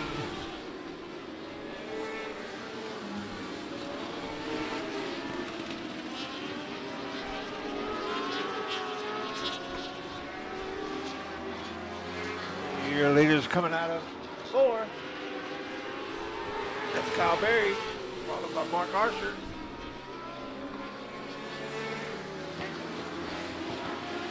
Looks like that 61 of William Tyrone is going to be in 4th. We're already running into lap traffic as the leader comes off of 4. Come out that 59.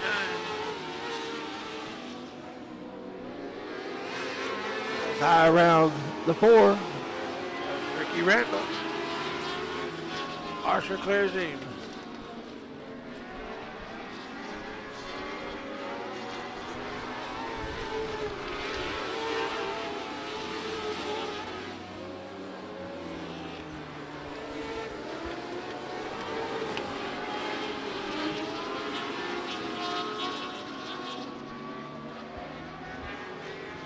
Here comes your leader out of 4, completing lap 6.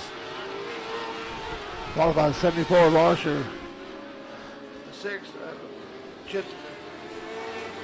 We got a heck of a race right now for 3rd. Chittenden's able to clear. Come on out. We got races all the Speedway 2 wide all the way around just about.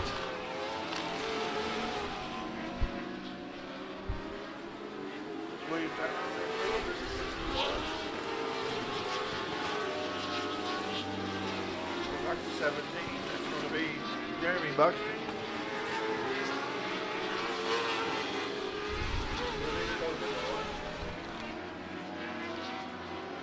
With that 74 of Asher right on his tail.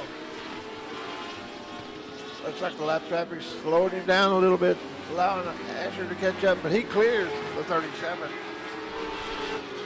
Halfway, that time by halfway, down 10 to go.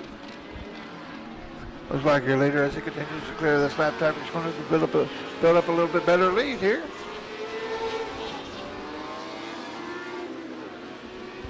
Gets caught out a little outside of the 09, but he's able to clear him now.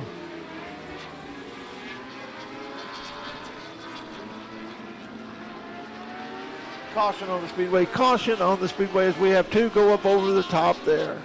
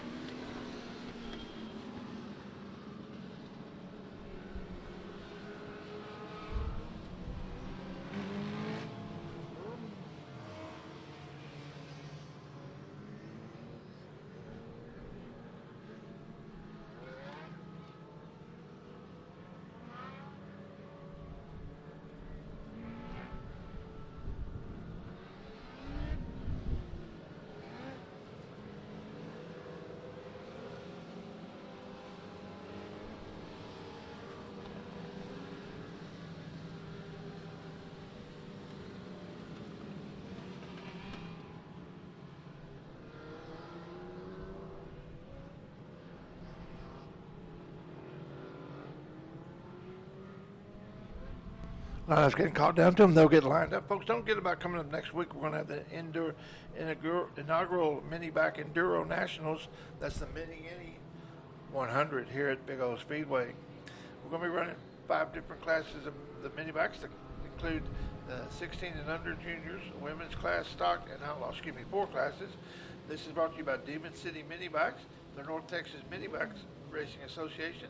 It's also Rendell RV, USRA, Smiley's, Milner, Hoosier, Allard Racing Engines, Rock Auto, Sunoco Racing Fuels. That's next week, the Mini 100, the Mini 100.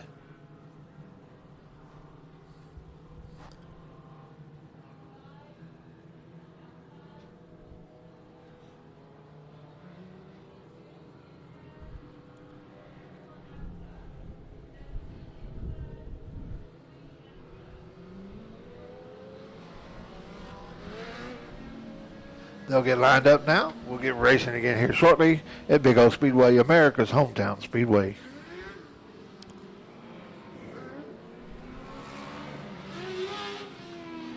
The start time for the races next week is going to be 2 p.m.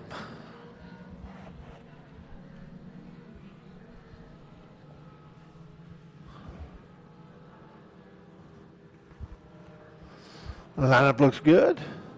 They'll get the one to go as soon as we get this safety team off the track.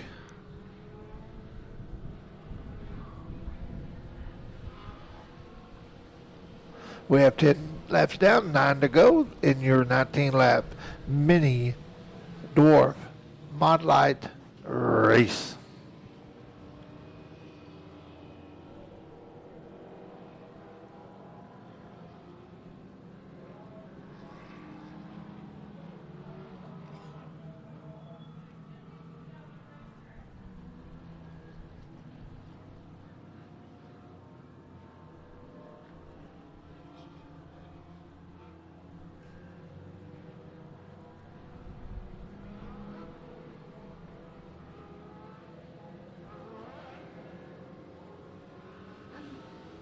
They get the one to go from our flagman, Rocky Campbell.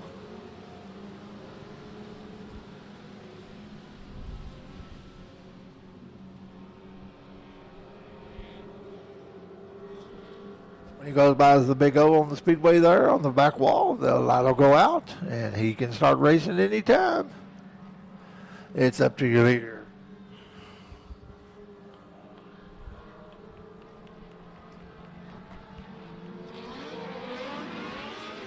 Green flag in the air. Kyle Berry is your leader. Mark Asher's trying to come in there. He's going to do the low side. He's going to try to do a slide job. Is he going to be able to pull it off? Yes, but it looks like Kyle's going to be able to do a crossover. No, your leader continues to be Archer. And then you got the 61 coming out on the inside. We got one up over the top and into the wall. Is he able to save it? Yes, he is. We got another one coming up over the top now. We got one around in between 3 and 4.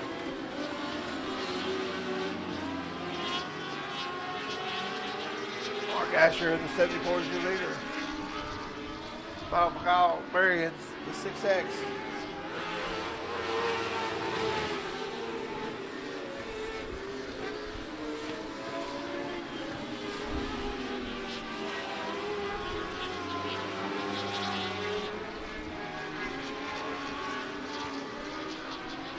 We got a heck of a race for first right now between Kyle Berry and Mark Asher. Mark has the advantage right now as he go into one.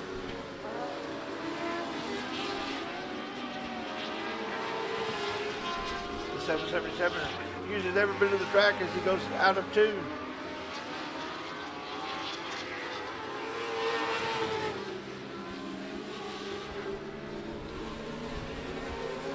The 6X shows him that front wheel. Let's see what we got going down the back straightaway. 5 to go, 5 to go. Oh, the 6X got it, rubbed right into the back of the 74 and spun around. Is he going to be able to keep it going or not? Are we going to have a caution? He stops in the turn. We got a caution on the speedway. Caution on the speedway for the 6X.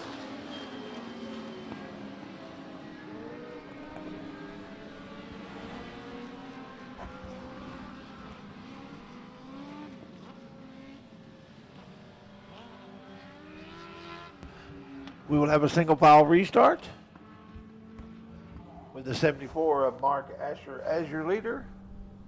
Him, the 6X got tangled up there. The X came in, got on that right left rear tire, spun around the 6X.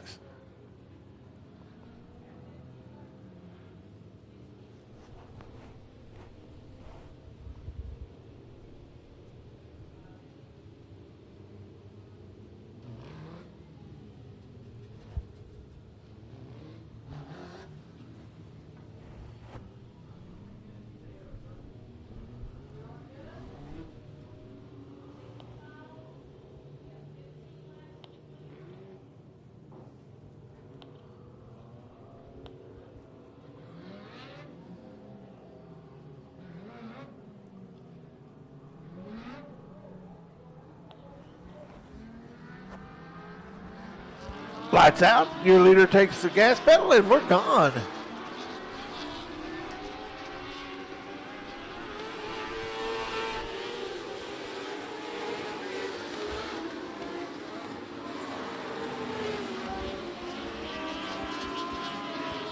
The 77 of Brian Steinbecker's made it up to third.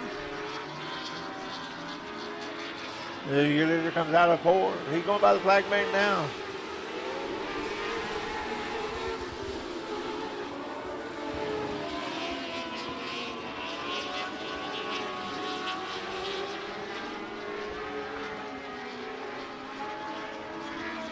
Two to go this time by. 2 to go for your leader.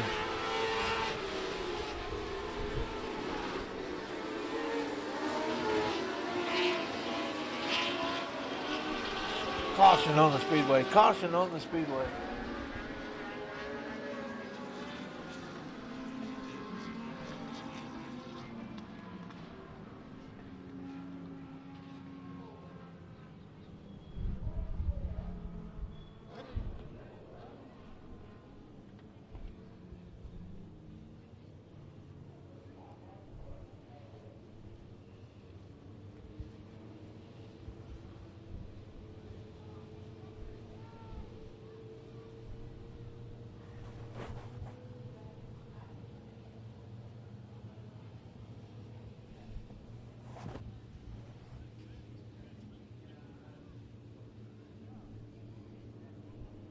Folks, we're going to have a green-white checkered here to finish this race. They're going to start single file.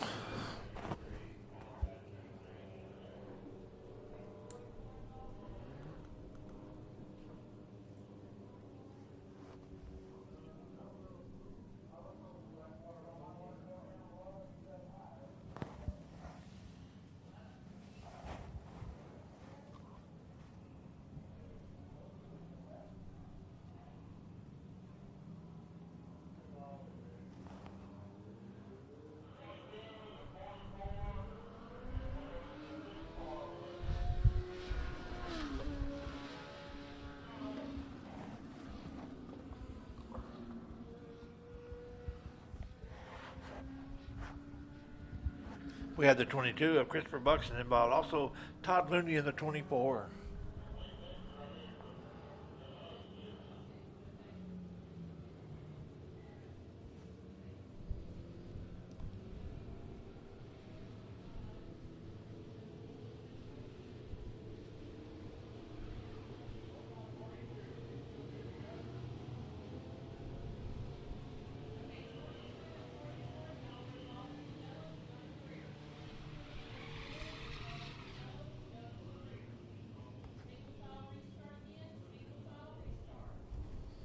We'll have a single file restart with Mark Asher as your leader.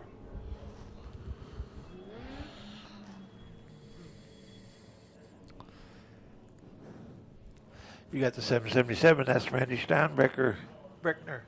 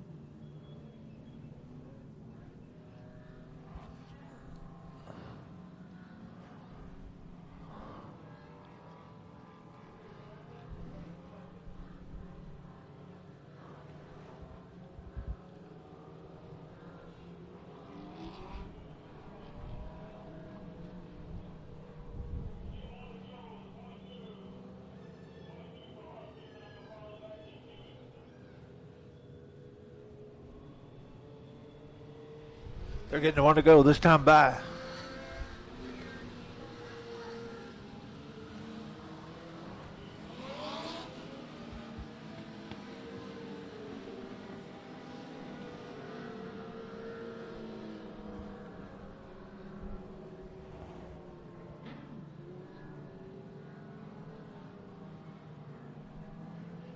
Lights out.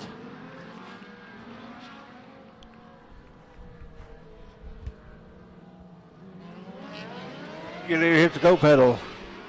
We're racing. White flag in the air. Green flag as well. That's your leader, Mark Archer in the 74. He takes it down the back straightaway. He goes into 3.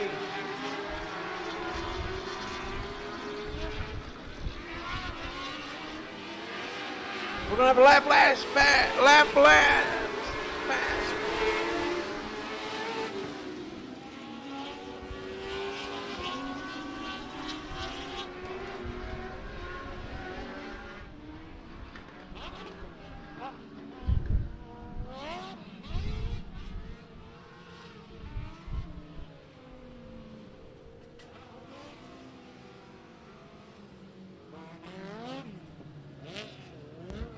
Looks like the leader's going to be the winner's going to be the 61 of William Tyrone.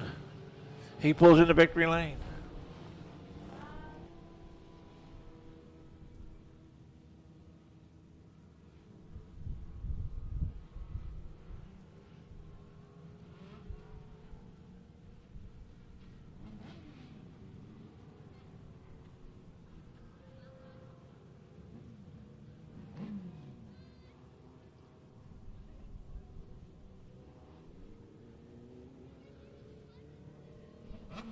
That's your winner to the number 61. That's William Tyrone with a last lap pass.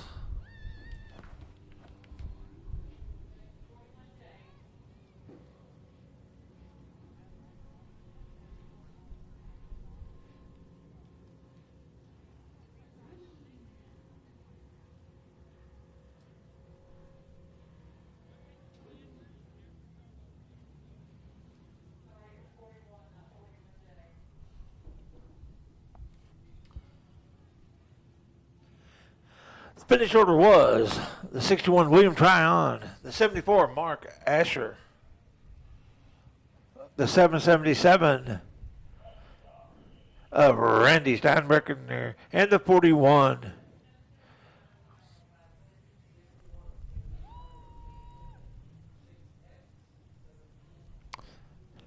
and Kyle Berry is fourth. That's how they finished on the track. There's your winner, William Tryon.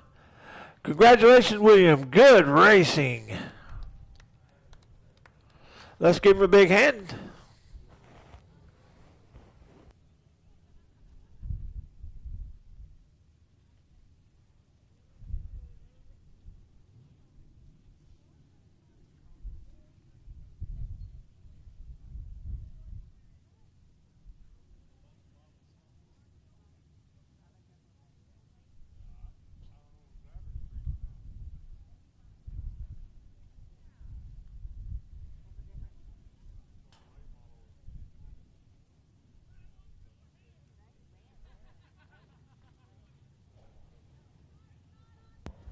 Folks, I hope you're ready. This is your USRA factory stock feature rolling on the track right now. 19 laps is the distance. Your pole sitter is going to be Nate Dixon in the 10. Outside him is going to be Michael Bowles in the 40. In row 2 is going to be Kenneth Pork Chop Chamberlain in the 70. Outside him is going to be Melvin Kipp in the 54K. Row 3 is going to be Colton Tanner in the 96T. Outside him is going to be Cody Dixon in the 2. Row 4 is going to be Colton Chamberlain in the 15 and James Moon in the 25. Row 5 is going to be Roger Cheney in the 113. Outside him is going to be Royce Jones. Row 6, James Brown in the 03. Brian DeLong in the 7. Row 7 is going to be James Gibson in the 42 and Timothy Hardman in the 31. Row 8 is going to be Lacey Talafaro in the 57. Outside is going to be Ben Brand in the 72. Row 9 is going to be David Holloway in the 5H with Ryan Braunhard on the outside in the 65. Row 19 is Taylor Rollison in the 8 and Jason Chatterley in the 62. That is your lineup. 19 laps the distance. Get ready for some USRA factory stock feature action.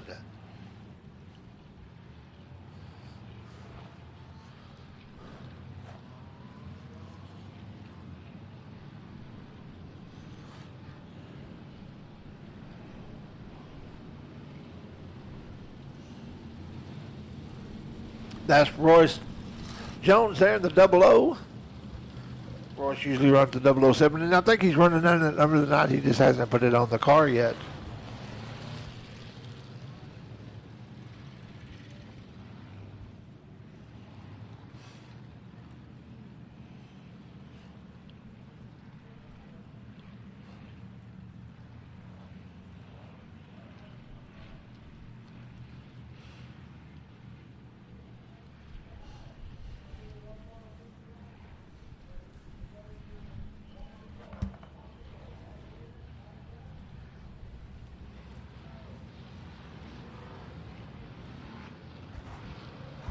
Rocky Campbell holds up that one flag, meaning one lap till we start racing. Next time by, they will be on the gas, and we will be having our feature race here for your USRA factory stocks.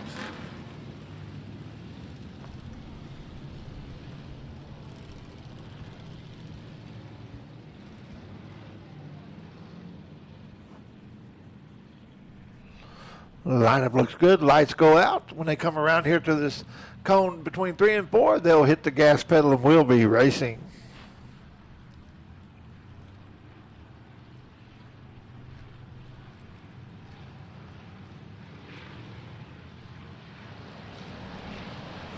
Green flag in the air. Green flag in the air.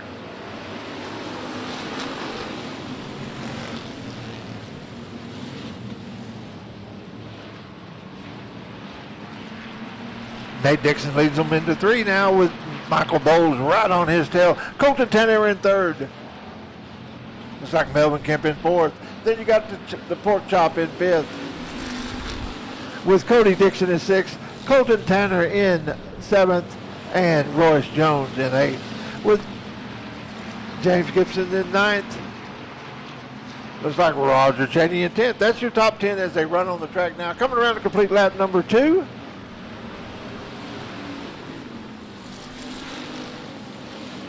Nate Dixon is your leader, followed by Michael Bowles right on his tail with 96, 54, and the 70 in the top 5. We got Taylor Rollins splitting the needle down the back straightaway, trying to go between 2 cars. He wisely says, hey, we can't do this in 3. He backs off. Jim Moon in the 25. Royce Jones lets Colton Chamberlain know he's there. There's your leader going by. Followed by Michael Bowles, Colton Tanner, Melvin Kemp, Pork Chop, Cody Dixon, Cole.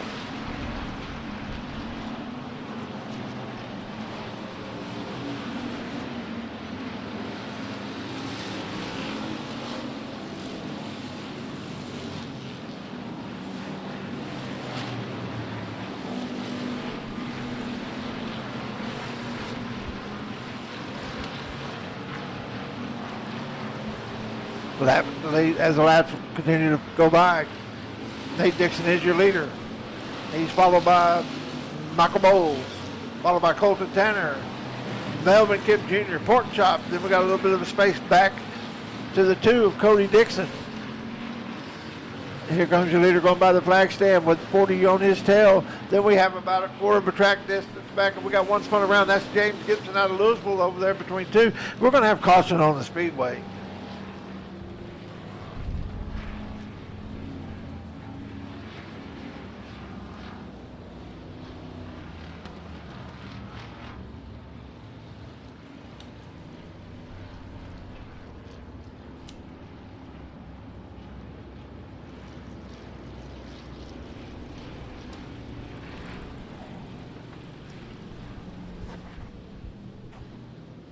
We have 7 laps completed, folks.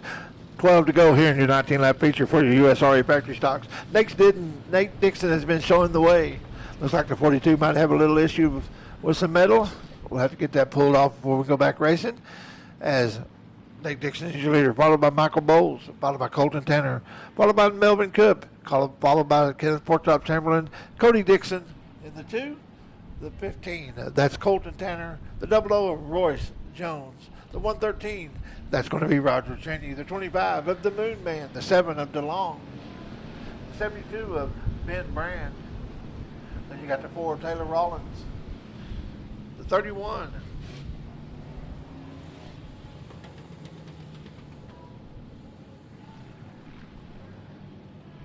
That's Timothy Hardman in the 31. You got the 5H of David Holloway. 65 of Ryan Barnhart. Lights out. We're racing. Green flag in the air. Here comes your leader.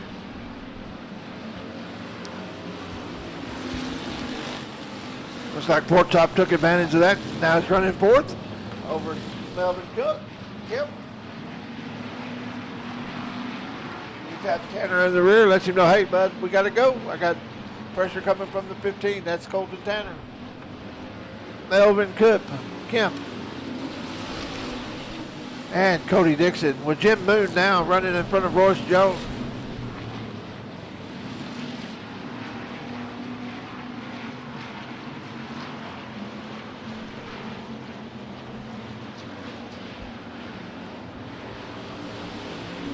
Holding on to that lead. And he feels the pressure of the 40. He's waiting on the reason to pounce. Porktop keeps letting the 9016 know he's there. Everyone clears. Turn 2 now as your leader comes around going by the flag man. Complete lap 10. We got 9 to go, folks. 9 to go. We got 1 around. He's able to keep it going and save it.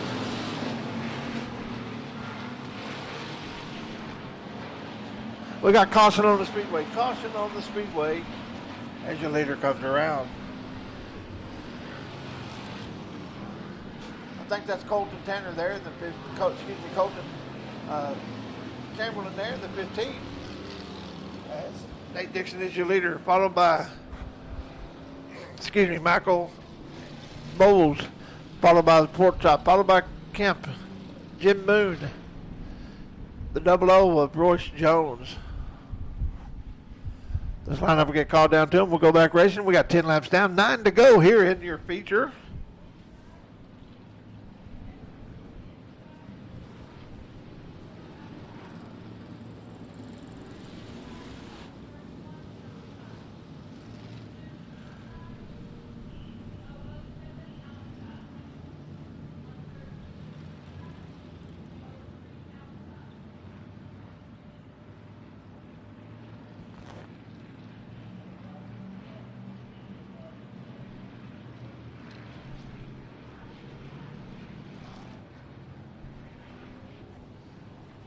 Looks like James Gibson in the 42 has a plat there. 1 to go here. Your flagman, Rocky Campbell, showing them that 1 to go sign. Lets the drivers know. Next time by, we'll be racing.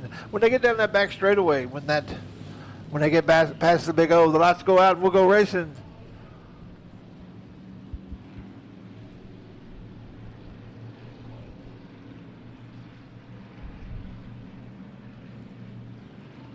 Lights out. Green flag.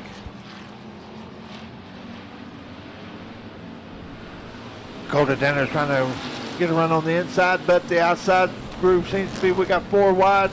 We got Porktop on the bottom, Melvin Kemp on the top. We got Colton Tanner in the middle. We got Nate Dixon leading going into 3 with Michael Bowles on his tail. We got the 54 on the tails of Michael Bowles. We got Jim Moon on the back straightaway in the 25. We got caution on the speedway. Caution on the speedway.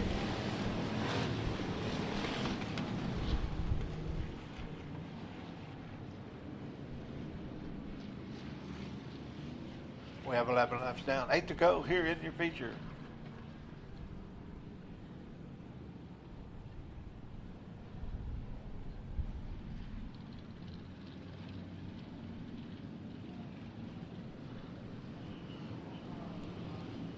have two in the hot chute. That's going to be the 25 of Jim Moon, the 42 of James Gibson. James Gibson went in with a flat. We're not sure what happened to Mr. Moon. We'll find out, see if he gets it going back in time and start racing.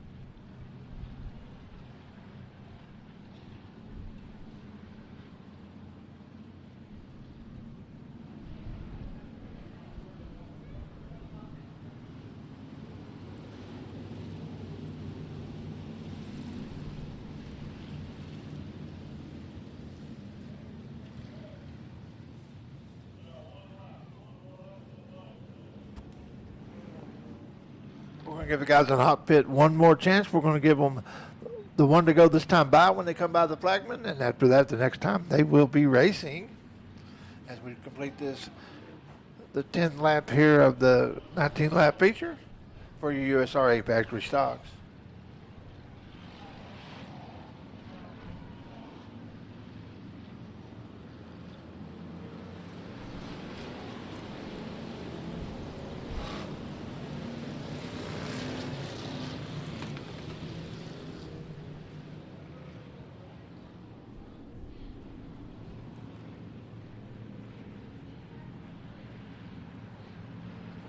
Lights go out.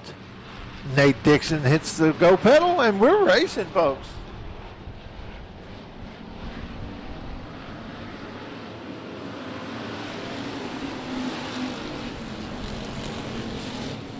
Colton Tanner may have had a little bit of a problem there. We got caution on the Speedway as Taylor Rollins goes around in the 3. We'd have no.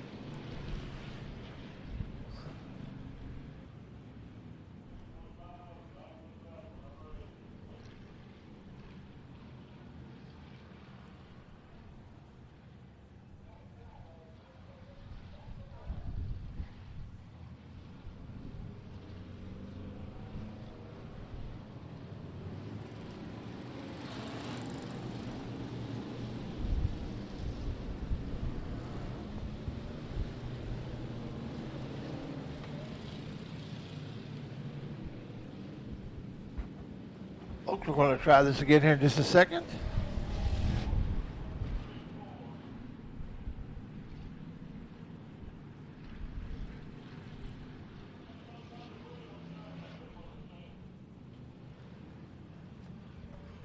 Jim Moon and Pork Chop were trying to tell them there's some debris there on the.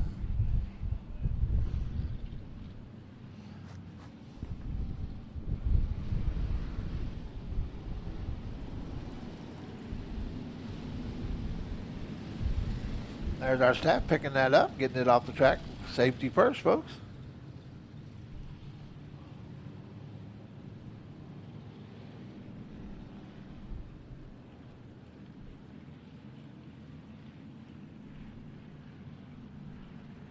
Lineup looks good.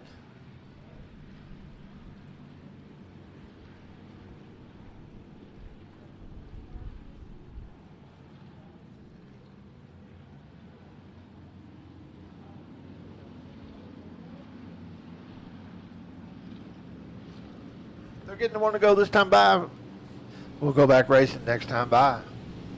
Nate Dixon continues to show the way, followed by the 40 of Michael Bowles, the 96T of Colton Tanner. Then you got the 54, the 70 of Pork Chop Chamberlain, the 54 of Melvin Kemp, the 2 of Cody Dixon, the 31 of Timothy Hardman. Then you got the 113, that's Roger Cheney, and the 00 of Royce Jones. Lights are out. A green flag in the air.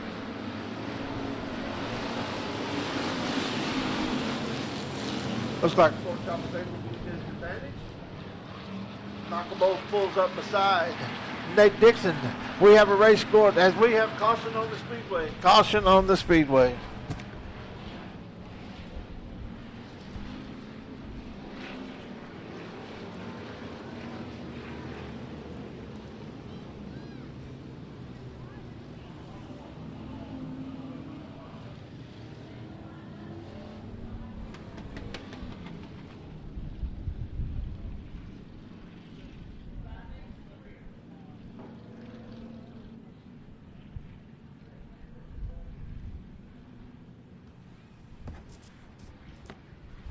David out of the way, and Cody Dixon was in that. Looks like Cody Dixon's going to go ahead and take it to the trailer.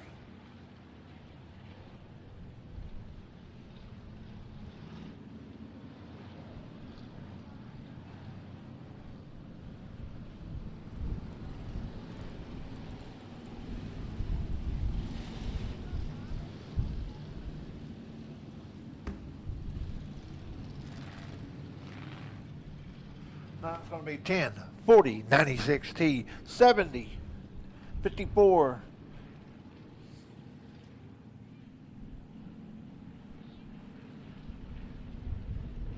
113, and the 31. That's your lineup. We have 10 laps complete. 9 to go here in your feature. They'll get the one to go this time by. Next time by, we'll be racing.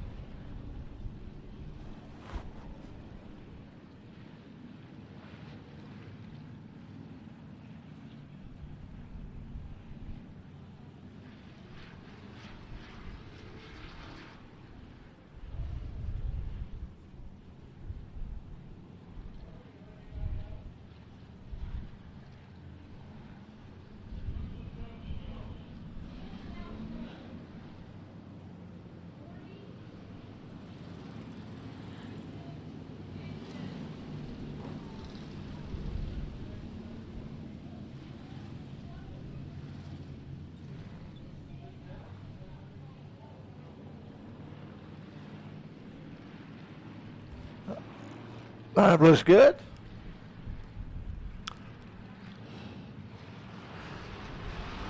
Nate Dixon hits the go pedal. We go racing. Green flag in the air.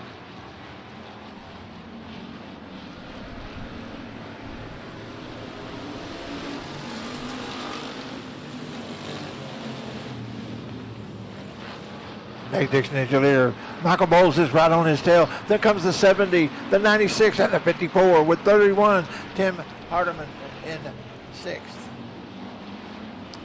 That's your top 6. Nate continues to lead, followed by Michael Bowles, putting that pressure. He goes to the inside. He pulls up beside him.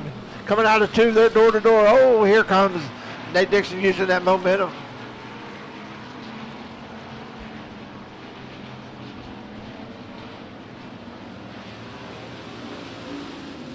Pork Chop Chamberlain's up into 3rd now. Dixon and Bowles are still battling it out. Dixon opens up a little bit, but they go into 3. Michael Bowles right on his tail, pulling up right now, letting him know he's there.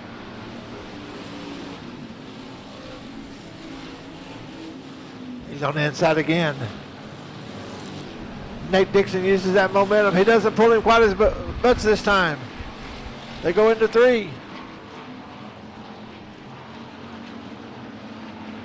5 to go, 5 to go.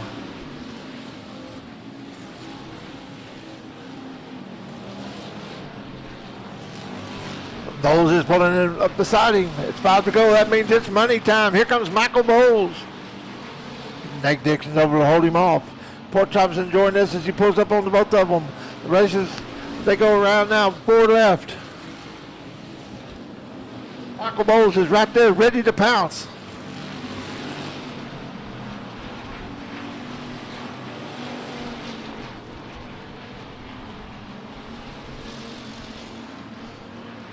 Nate Dixon has a little bit of breathing room, but not much.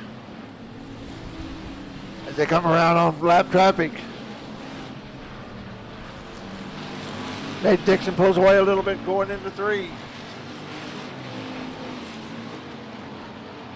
He'll get the 2 to go. This time by 2 to go as the 65 stops almost in front of him. He pulls to the infield. Your leader, Nate Dixon, is going into 3.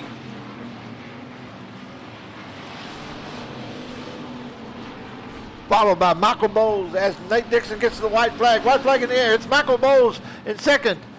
Pork Chop Chamberlain in 3rd. Colton Tanner in 4th. Kemp in 5th. We got 2 in the wall. Right here. Coming out of 4. Looks like the 25 and the 31.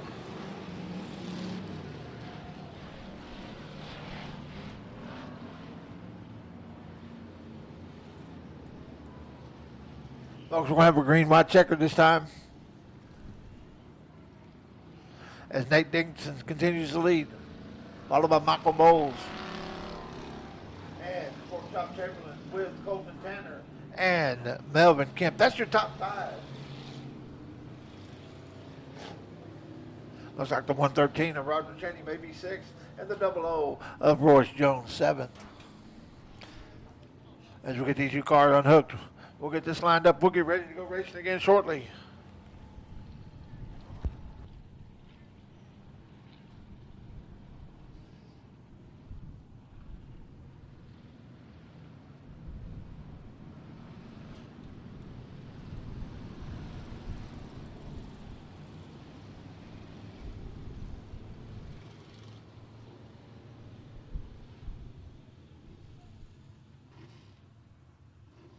Folks, we'll have a single file restart as we have 18 laps complete as we continue to clear off the track, get ready to go back racing. Who do you think it's going to be? Is it going to be Nate Dixon? Is it going to be Michael Bowles? Is it going to be Pork Chop Chamberlain? Or is it going to be Colton Tanner?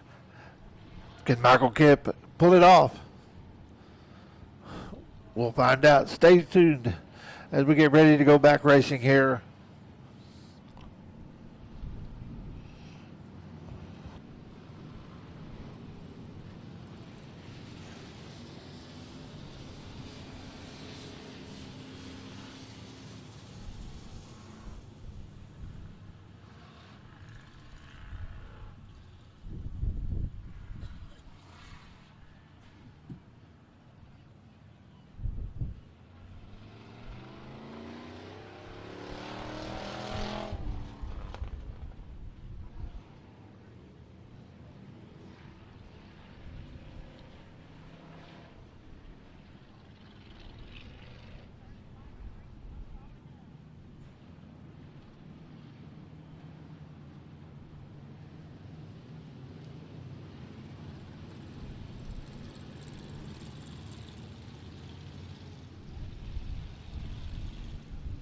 Looks like the 25 and the 31 are both going to be able to finish.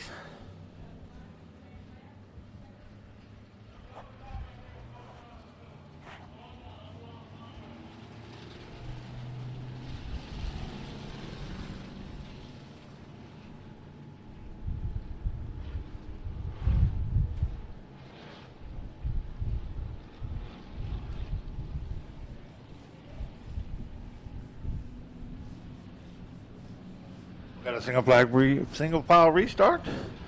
We're getting the 1 to go this time by.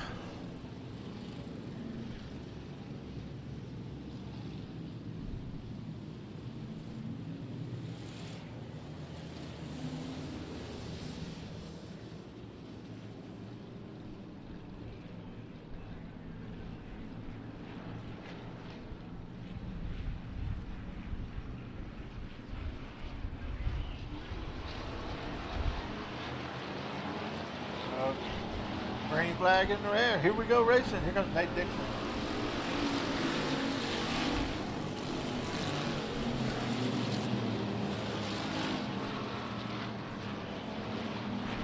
Nate Dixon fought a little bit, opened the door, but he closed it right back, right on Michael Bowles.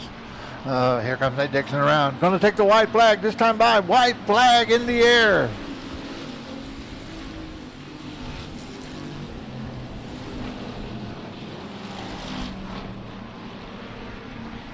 elbows, goes down low. He maintains his speed. He goes into 3 low. He goes around. He gets out of the way. We're going to stay for the checker flag. Win 2. Nate Dixon, followed by Pork Chop Timberland, Colton Tanner, Kemp, and Roger Cheney.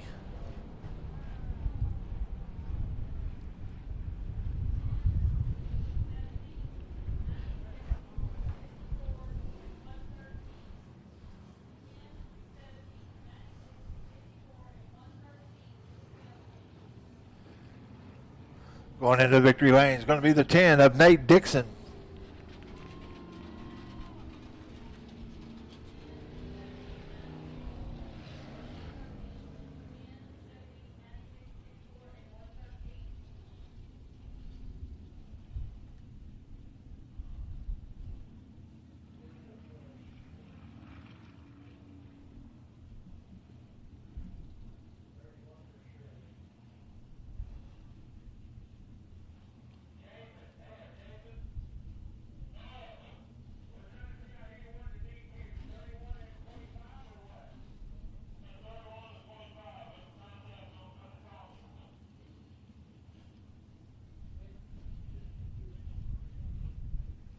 Climb out of the car. Now your winner for your USRA factory stocks. That's Nate Dixon in the number 10. Congratulations, Nate. Great race.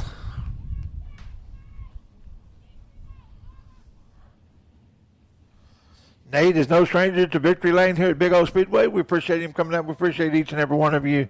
Thank y'all for joining us. We've got a few more races to go as we get ready for our next feature.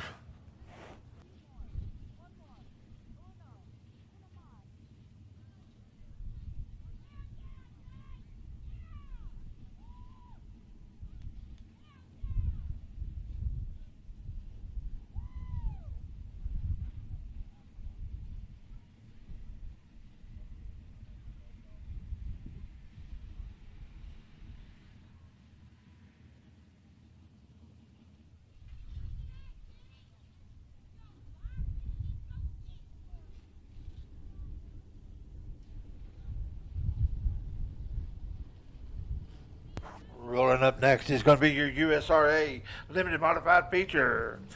19 laps of distance on the pole. You got that 23B. That's Blake Beggs. Outside here is going to be the 7N of Albert McCall. Then you're going to have the 131 of Mason Martin, the 522 of Harley Bowden, the 561 of Ken Simpson, the 3 of Levi Wilkerson, the 87 of Aaron Davis, and the 30 of Tony Walton. Bringing up the rear is going to be Charles Skinner in the 2. That's your lineup. 19 laps of distance. This is your USRA limited modified feature.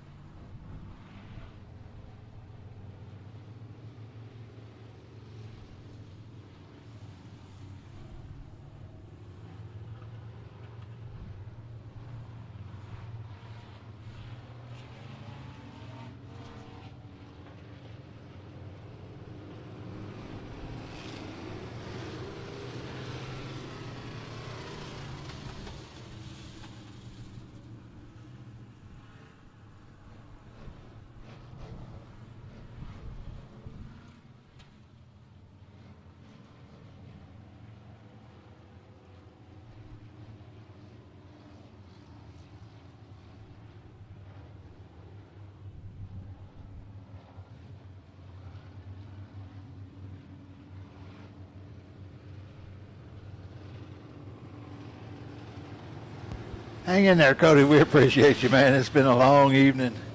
We got some great racing footage, though. We appreciate him and what he does. We appreciate all those fans on Race on Texas.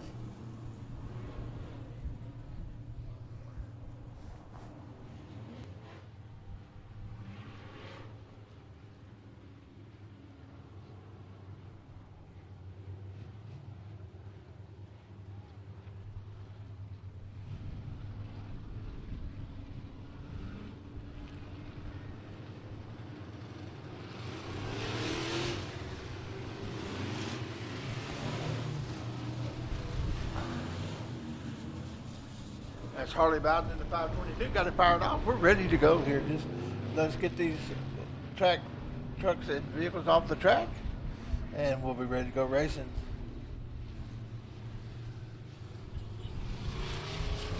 Right there's going to be 87. That's Aaron Davis.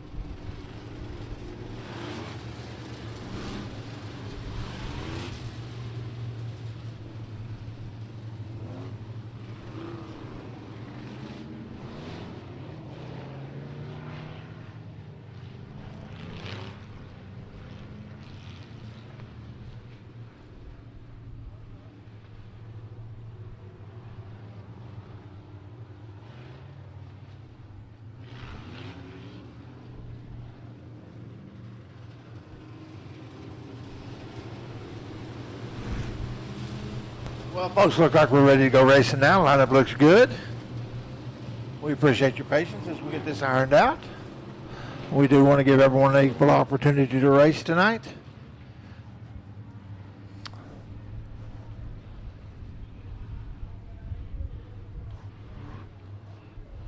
They'll get the one to go finally this time around. As they come around now, the flagman Rocky is going to show them that, and then we'll be ready to go racing 19 laps of distance. This is your USRA limited modified feature. Looks like it's going to be Beggs, McCall, Martin, Bowden, Simpson, Wickerson, Davis, Walton, and Skinner.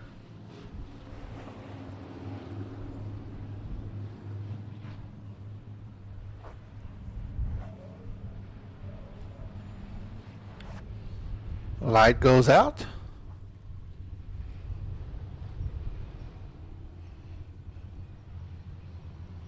They come around to the cone.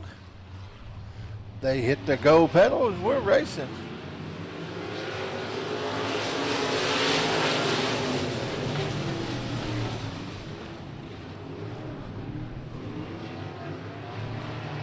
Albert McCall is your leader. Here comes Mason Martin in the 131, as well as the 23 of Blake Beggs and the 522 of Harley Bowden.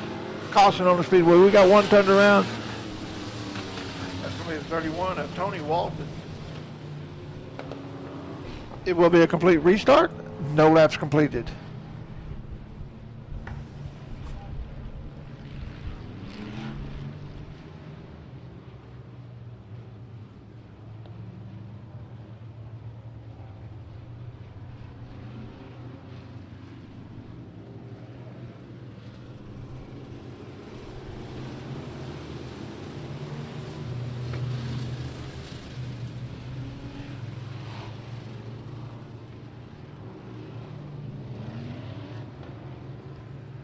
Now, folks, they'll get bunched up. Lights go out. They get around here to the cone again. We'll be ready to go. They hit the go pedal. They jump together. We're racing, folks.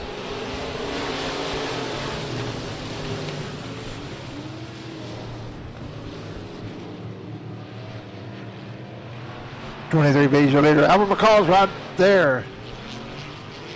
So's the 522. Harley Bolden. Then you got the 522. And the 561 of Kevin Simpson.